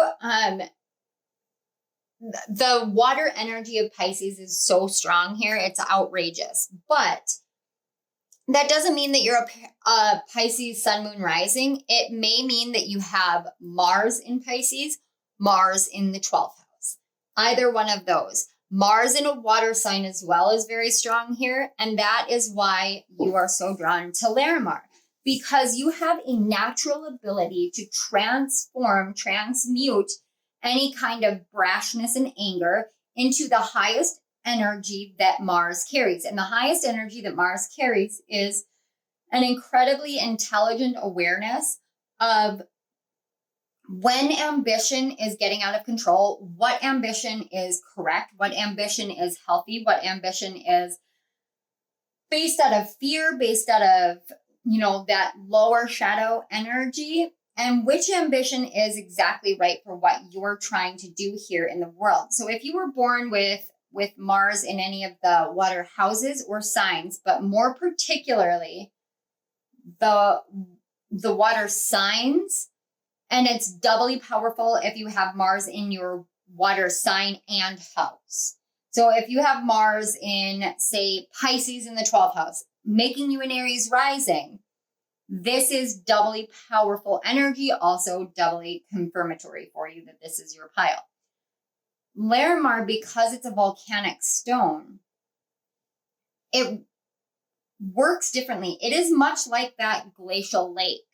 It really is. And it carries even the same coloring as glacial lakes. I don't know if any of you guys have ever scaled a mountain or like done any kind of hikes, but when I was 12, we did a hike in Glacier National Park. And we went, I think it was 8 miles up a mountain. And at the top was a glacial lake. And it was literally the exact color of a Larimar stone. And it was unsafe to swim in because it was so cold up there and the water was so cold, you would go into hypothermic freezing immediately. When we're talking about your soul purpose here, your soul purpose is to learn how to harness Mars energy in a much different way. And that's a really big one. Learn how to, it's like learning how to blend divine masculine energy, like the really quick fire, irrational nature of divine masculine energy, that lowest toxic divine masculine energy, learning how to take that and like use water to transform it. And it doesn't have to be literal water. It could be like, I'm literally seeing somebody like taking their anger and dipping it in ocean waves. It's very interesting. But your soul really wants you to understand that your watery nature is part of your divine masculine, not your divine feminine energy. That's what makes you guys seem so different.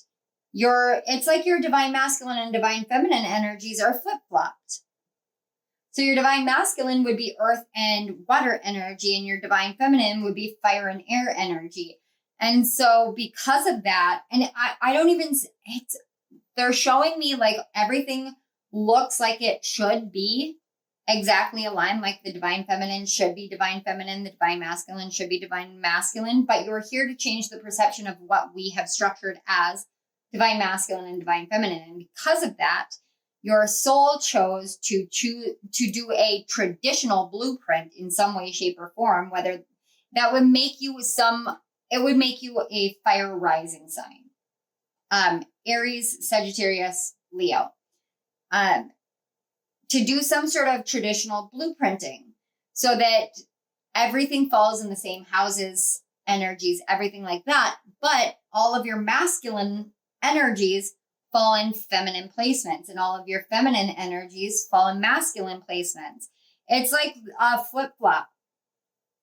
It's very, very interesting because it's like anywhere that you would look in your life that would be a trigger for your mind or your energy, your spirit. So that like that air and fire quality, it doesn't make you feel active. It's like when you go in the ocean, or if you take a shower or a bath, or you go swim in the local pool even, or you go to a river, or you even just listen to the sound of flowing water, suddenly you're like, oh my gosh, I have to do this and I have to do that and I've got to do this and I've got to do that. It's like water replenishes your divine masculine energy. And it's not because you're in a divine feminine receptivity, but it's because that's what your divine masculine thrives off of. Some form of water of some sort. And because of that, that means that you've likely gone through a lot of confusion of feeling like you're not understood, because your soul wants to be heard. It wants to be seen. It wants to be known for its incredible uniqueness. That's that Uranian energy. And not knowing your own uniqueness means that how can anybody else know your uniqueness? So your soul really is here to help you become more self-aware of harnessing this, your individuality, in the sense of knowing that your individuality and your uniqueness is incredibly, incredibly powerful in this life, and what you're called to do. Four of Pentacles, Queen of Wands. See, this is divine masculine energy for some reason. It's like you're, so Seven of Pentacles. Okay. And Four of Swords on the back of the deck. So see, again, we've got earth energy here, and then we've got air and fire. So the earth energy is actually more of your divine masculine energy. And the fire and air is more of your divine feminine. So your soul is letting you know that when you rest, you receive. So when you meditate, when you sleep, when you allow yourself to go into this restful state, that's when you receive. But it's also, it's kind of like, it's like your power rejuvenates. Your energy rejuvenates. So for me, I'm a person that when I go into the shower, I have all these like massive level awarenesses and inspirations. That's why I call it the epiphany shower.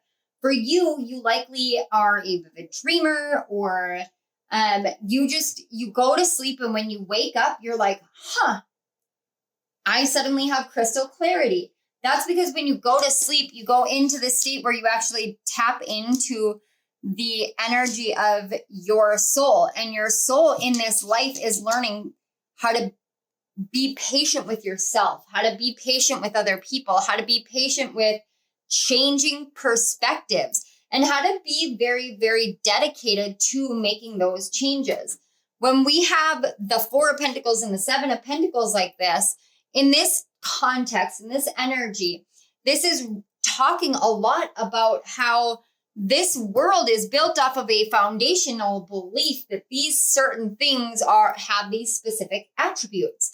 And because the world has that perception, and it's in the collective unconscious, and it's been there for so long, the process to transform it takes time. It takes you knowing your power, and it takes a lot of dedication, diligence, determination, and patience, the utmost patience. And this is something that it's like you get reminded of, because your divine feminine can receive every time you sleep. Like if you look, there's it's like the Holy Mother and her son, so Mary Mother and Jesus, in the window. It's like you can receive this revelation, this awareness, when you're in a sleep state, when you're in a restful state. So you may feel as though that's why your restful states don't need to be as long. It's like you can sleep for 8 hours, and then you know what to do for the next 8 months.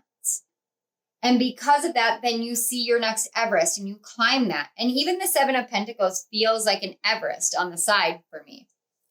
It's understanding that in order to change the foundational beliefs of something in the world, you have to first change the foundational beliefs within yourself. And to do that, you have to stop fighting yourself and start accepting yourself. To accept yourself, you have to learn how to harness your natural energies without fighting them. And that's really important for your soul. And your soul's purpose here is to learn how to work with your natural energies and to understand that if you're here to change the perception of something that has been set in stone for as long as it's been set in stone, like the elements and the divine gender energies, where you're here to show people how we can adapt, change, modernize by seeing that anything is possible. And so we can work with these energies in different ways and really help heal a lot of the toxic perceptions that are there. Wow, I don't know why my voice went up that high, but perceptions that are there, it takes time. And it takes you knowing your own power, knowing your own worth, knowing exactly what you're doing as you're sitting on your throne. And knowing that you're moving from the place that you're meant to move. If you look, the water energy that you embody in the physical form, your soul doesn't carry. There are no cups here. So your soul needs the water to bring that balance, to bring that awareness into your physical form, because you need that in the physical form, because on a soul level, your soul understands everything else. So in another way, your soul is here to understand emotionality. And what better way to understand emotionality than to have something that operates in reverse? Give me one moment, guys. I'm going to let my pups in. All right, guys, I am back. I apologize for that. They were kind of losing it out there a bit. So when you're experiencing things in a completely different way than what society's makeup says you're supposed to experience it, it actually throws your emotions completely off. Now herein comes that Mars in a water sign energy.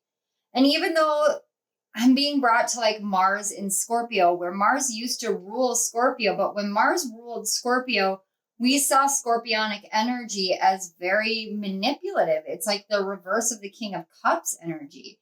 It's incredibly manipulative energy.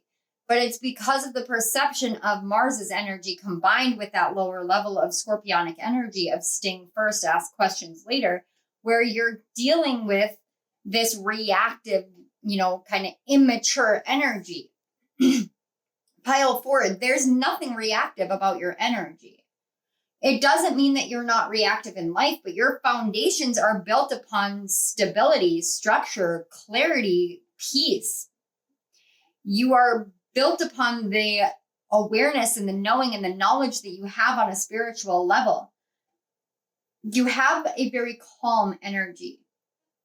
It's calm enough that I feel like this is the one reading that doesn't need to go all over the place. It's almost like your soul is like, no, as long as they understand, it's like you're flip-flopped. It's like you're reversed. It's like it's like being the mirror. It's like being Virgos. Virgos hold a mirror to other people, but suddenly you're the mirror.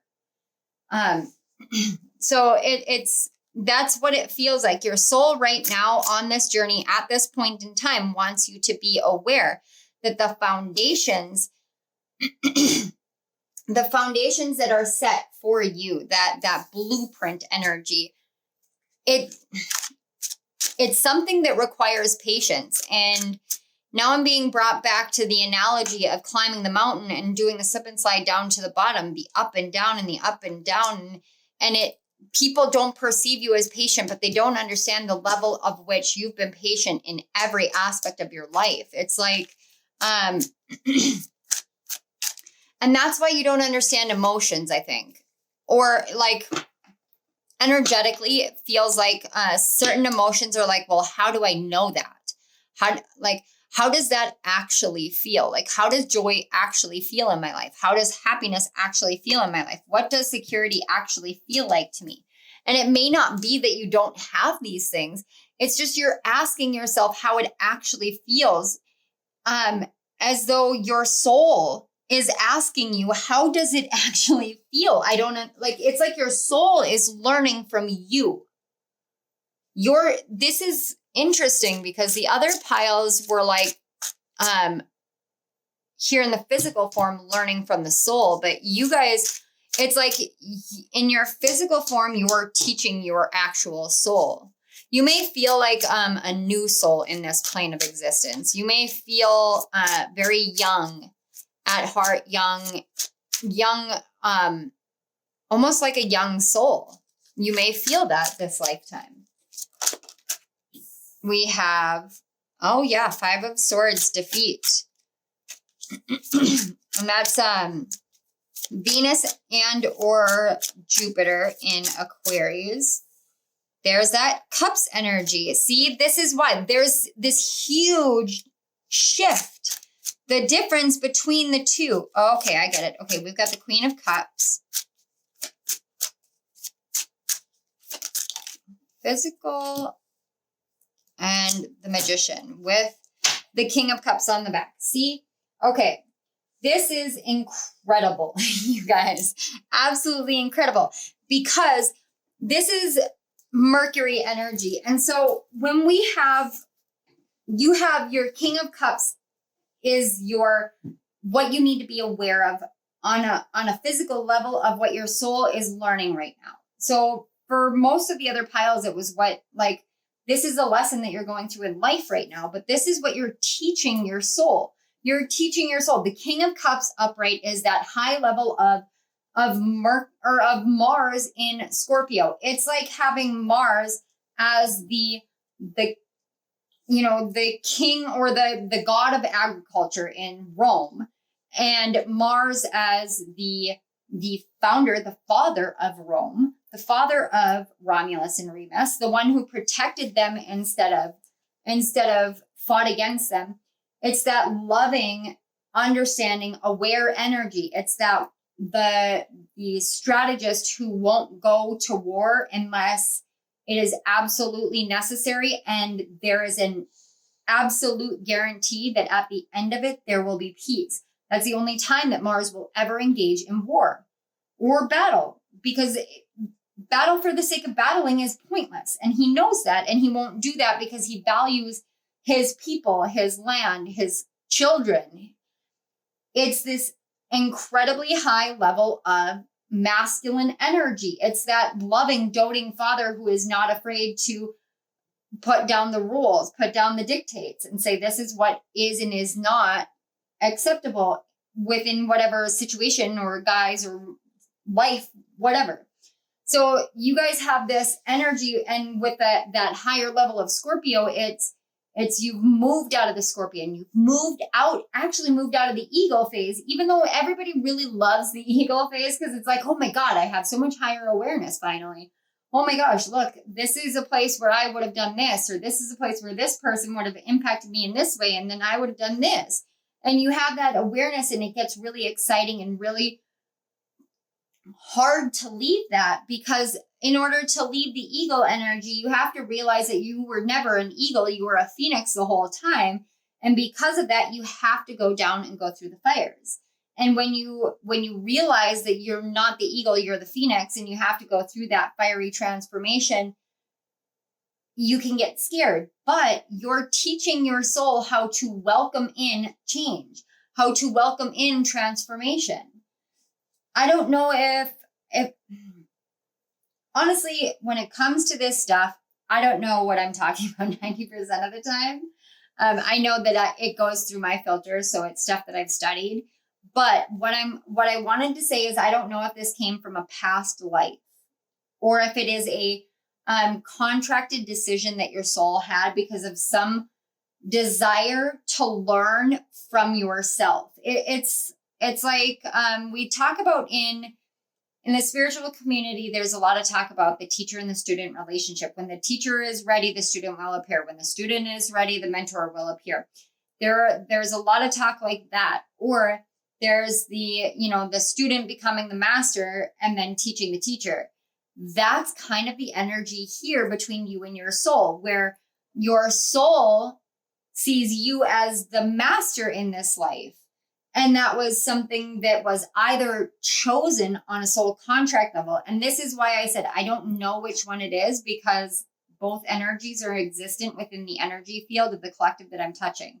So it could be that for a portion of you, your soul chose this exact blueprint, makeup, and situation in order to experience being taught on a soul level from you being human.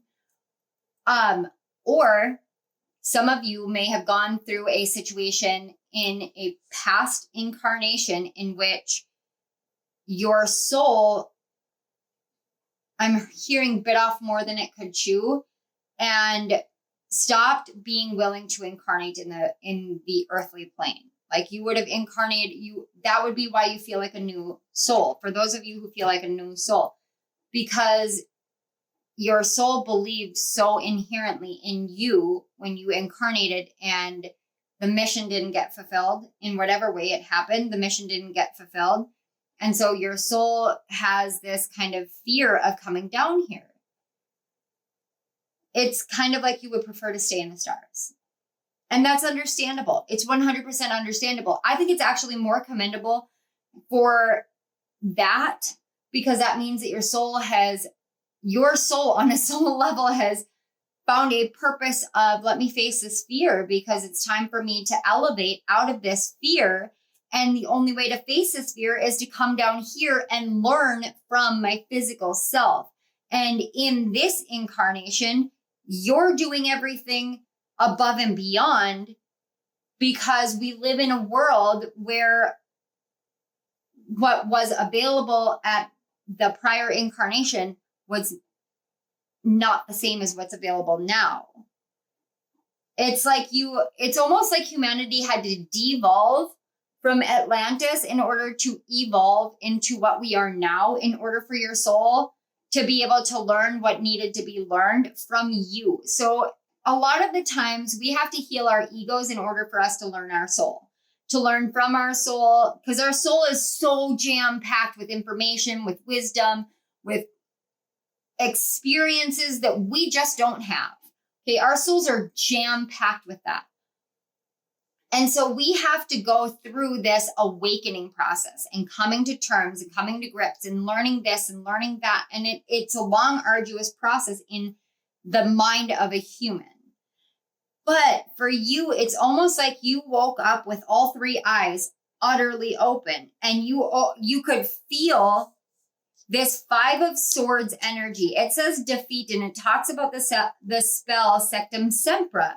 And Sectum Sempra was a spell that was created by Snape when he was being bullied by the Marauders. So like Sirius and James and Lupin and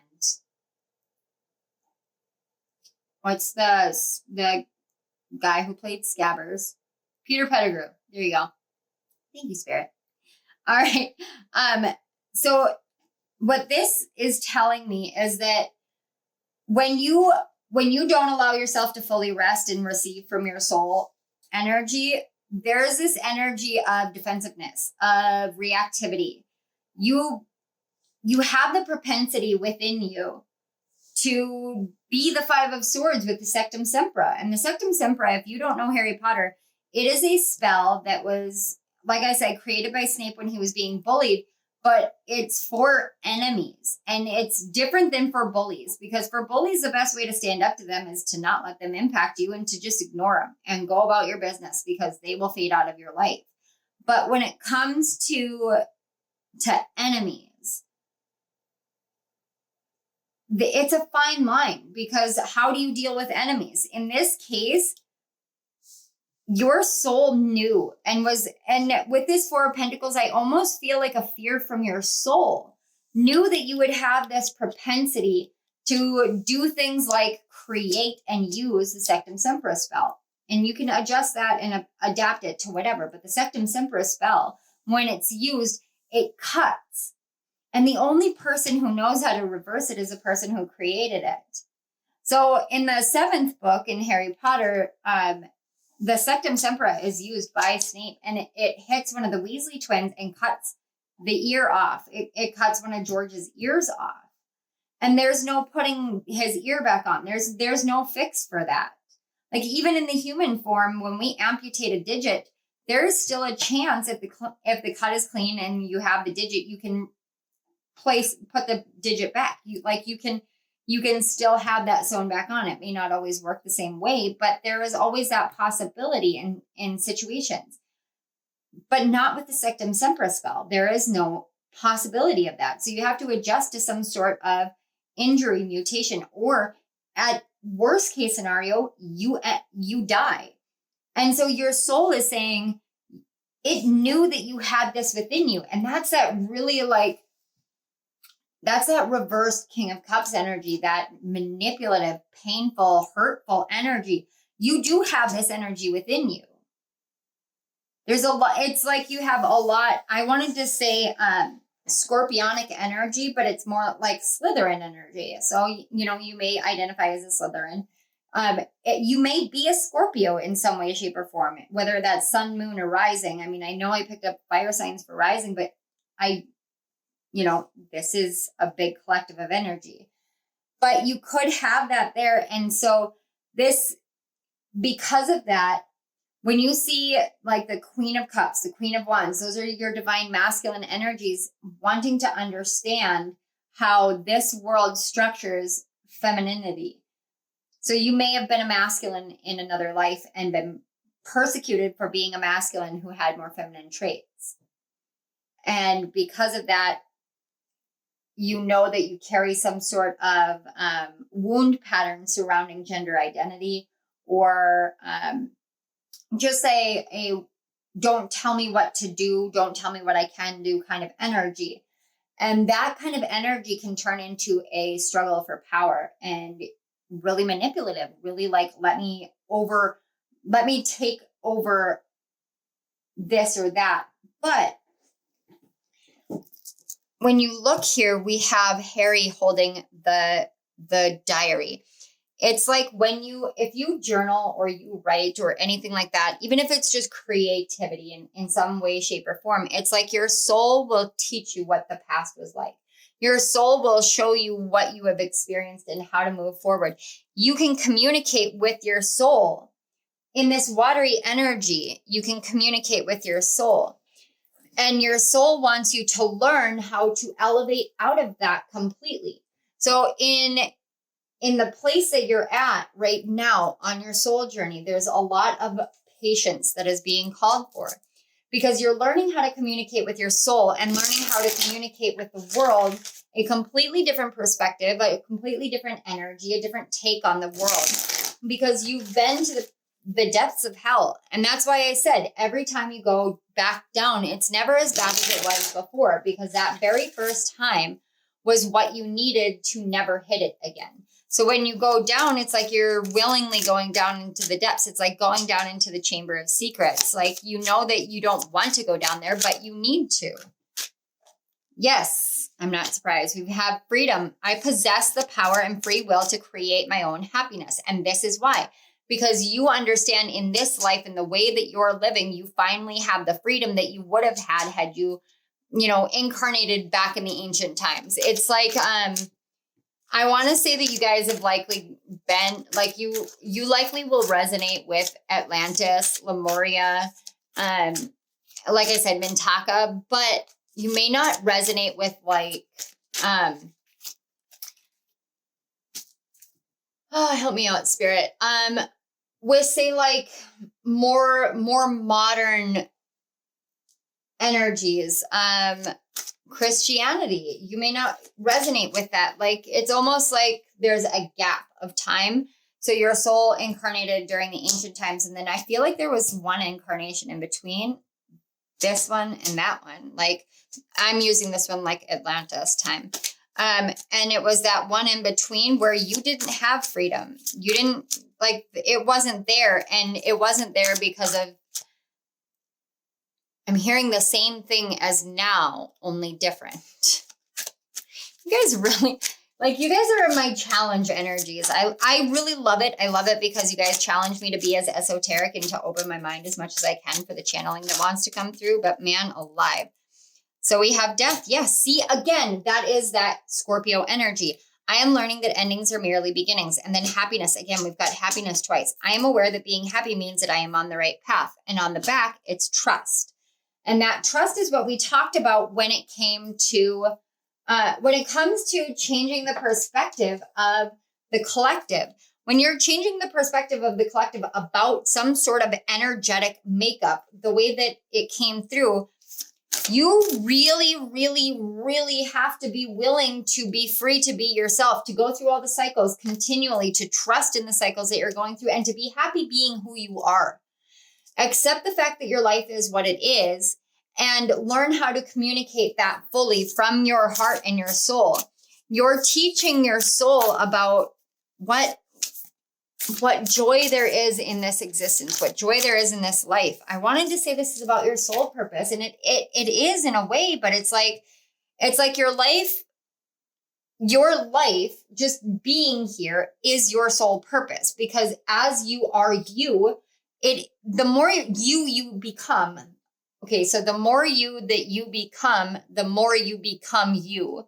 So the more that you embrace who you are, the more you teach your soul that the truth of your essence, of your power, of your capability.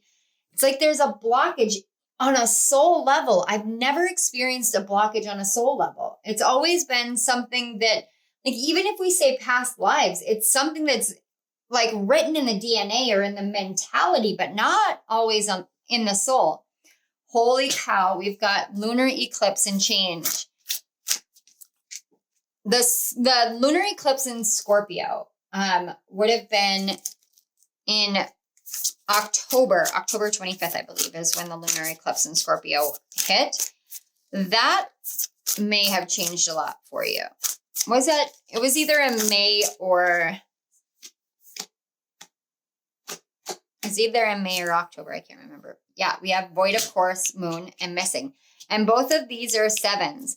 And we have the 7 of Pentacles. So this to me is saying that what you have felt, this shift, what you have felt is it's like you've been missing a piece of the puzzle. The piece of the puzzle is that you're teaching your soul. The piece of the puzzle is that you're capable of doing just about anything. Like you're more free than you think you are.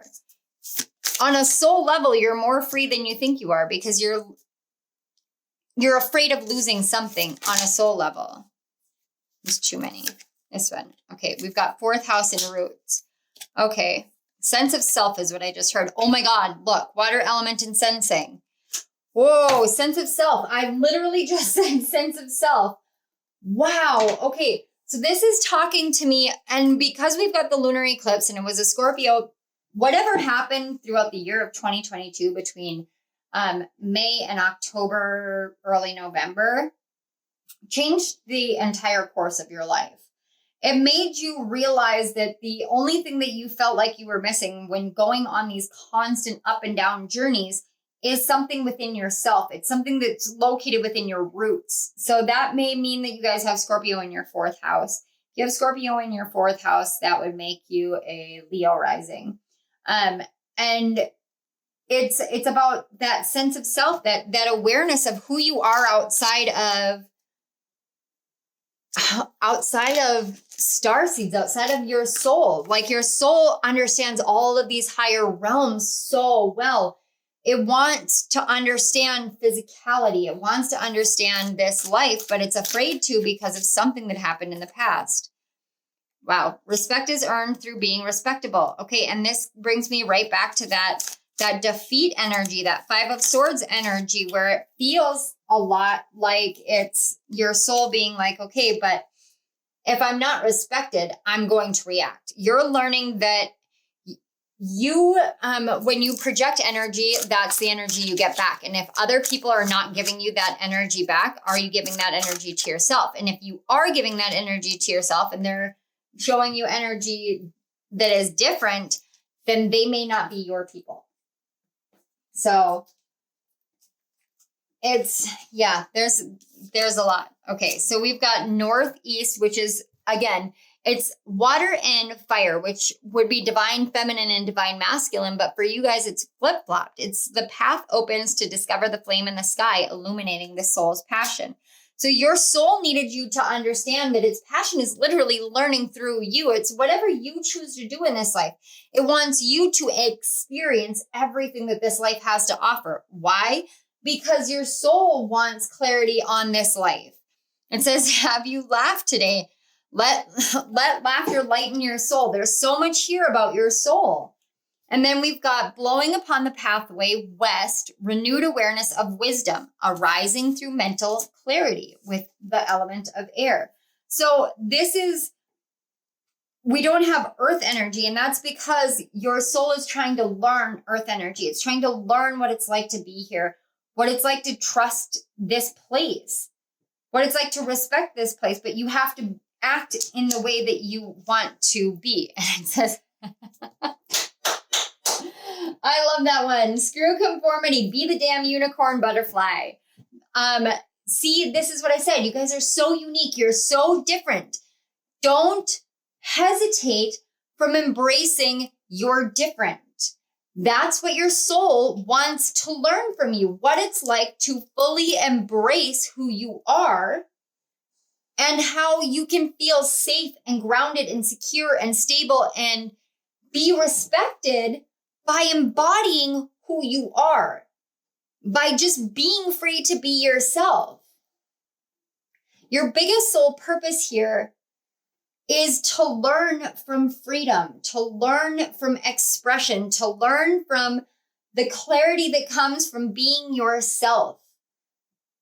It's not always the easiest journey, that journey to oneself, the journey to being oneself. But when you embrace your sense of self, your direction, and your purpose in this world, you stop feeling like anything is missing in your life. You stop feeling like you are lost. You start feeling connected, and you don't have to feel connected by connecting to the way that others connect.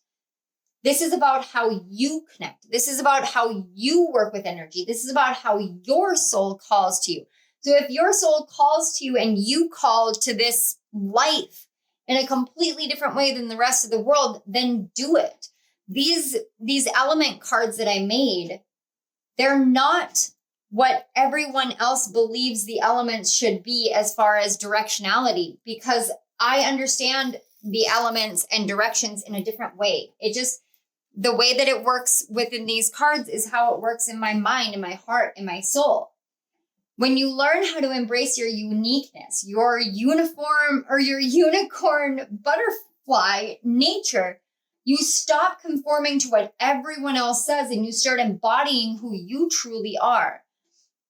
One of the biggest things about like Atlantis and Lemuria is they had such openness. Whenever I tap into those time frames, there's such openness. It's like being in the open sky or being at the open ocean, and there's no one else around, and everything just feels so free, so light. Like it just does. Yes, we could tap into the darker parts of those times, but it's about remembering how we felt. And when we remember that, then we don't feel like there is too much to fear, because we know that we're still made of light. And when we're still made of light, we can be light. We can embody it. Your soul wants to learn from you what it's like to let go, what it's like to be free, what it's like to spread your wings and fly, to embrace change, and to see that the only thing that you're missing is you. It's almost like your soul wants to know that you can do this. And I get this vulnerability from your soul and this strength from your energy now, that your soul wants to know, like, it's almost like your soul is your inner child. It just wants you to know, can we do this? Can we handle this? Your soul's purpose here is to learn to trust your physical form, your physical nature, your physical consciousness, your physical clarity, and the wisdom that you are learning here, to trust in that, to trust that it's not going to set your soul back on any like setbacks or anything like that, to trust that you're here and you're going to accomplish whatever. It's almost like your soul came here without a definitive purpose beyond experiencing trust in oneself. And that in and of itself can be hard to understand because it can feel like you're directionless. It can feel like you're purposeless. But the purpose is self-trust. More than anything, self-trust. And that's why it's saying, like, open up, laugh, lighten yourself, lighten the load, respect yourself. That's what being respectable is all about, is respecting yourself, being true to yourself. That's what it means to be respectable. And then you move into the world. When you respect yourself, you cannot not respect other people. Even if they're not being respectable, you give to them exactly what you give to yourself. And if they don't give it back, you simply walk away. You don't play that game anymore. And that's a strength that you have. So your soul wants you to know, as you feel this need to rest, remember that you're being rejuvenated. Remember that when you rest, you receive. You don't have to focus and do any outward actions to receive right now. You just need to rest and step into the truth of who you are. All right, pile 4. I hope this resonated. I'm curious to find out. This was an incredible reading. I am very honored. I want to say thank you so much for receiving these messages. Thank you to your guides, my guides, Spirit, for facilitating the connection between the energies and allowing these messages to flow so smoothly, so beautifully. Thank you to your souls for coming forth, for being vulnerable, for being open with me so that I could channel the energy, the awareness, and the messages. I'm truly, truly honored, pile 4. You guys are my different pile, and I love that. I love that because I am different as well, and I know that, and I love that about myself. So I love that about you too. So if you're new, welcome. Thank you for your energy. If you're returning, guys, you guys are awesome. Like, you guys are always so awesome. So thank you so much. All right. If this resonated, I would love an equal energy exchange. The best way that you can support my channel is to like this video, subscribe to my channel, and comment in the comment section below. Every interaction that I receive on this channel helps with the algorithm to show the algorithm, hey, we like this. And it really does help my channel, and it helps me grow and my channel grow. And the more that we grow together, the more that you grow. And yeah, it's a beautiful exchange.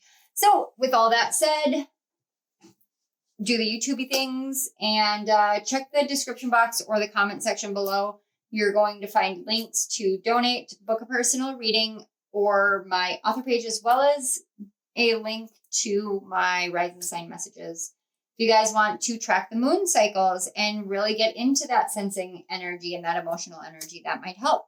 So, all right, pile 4s, I love you guys. I will see you next time. Bye.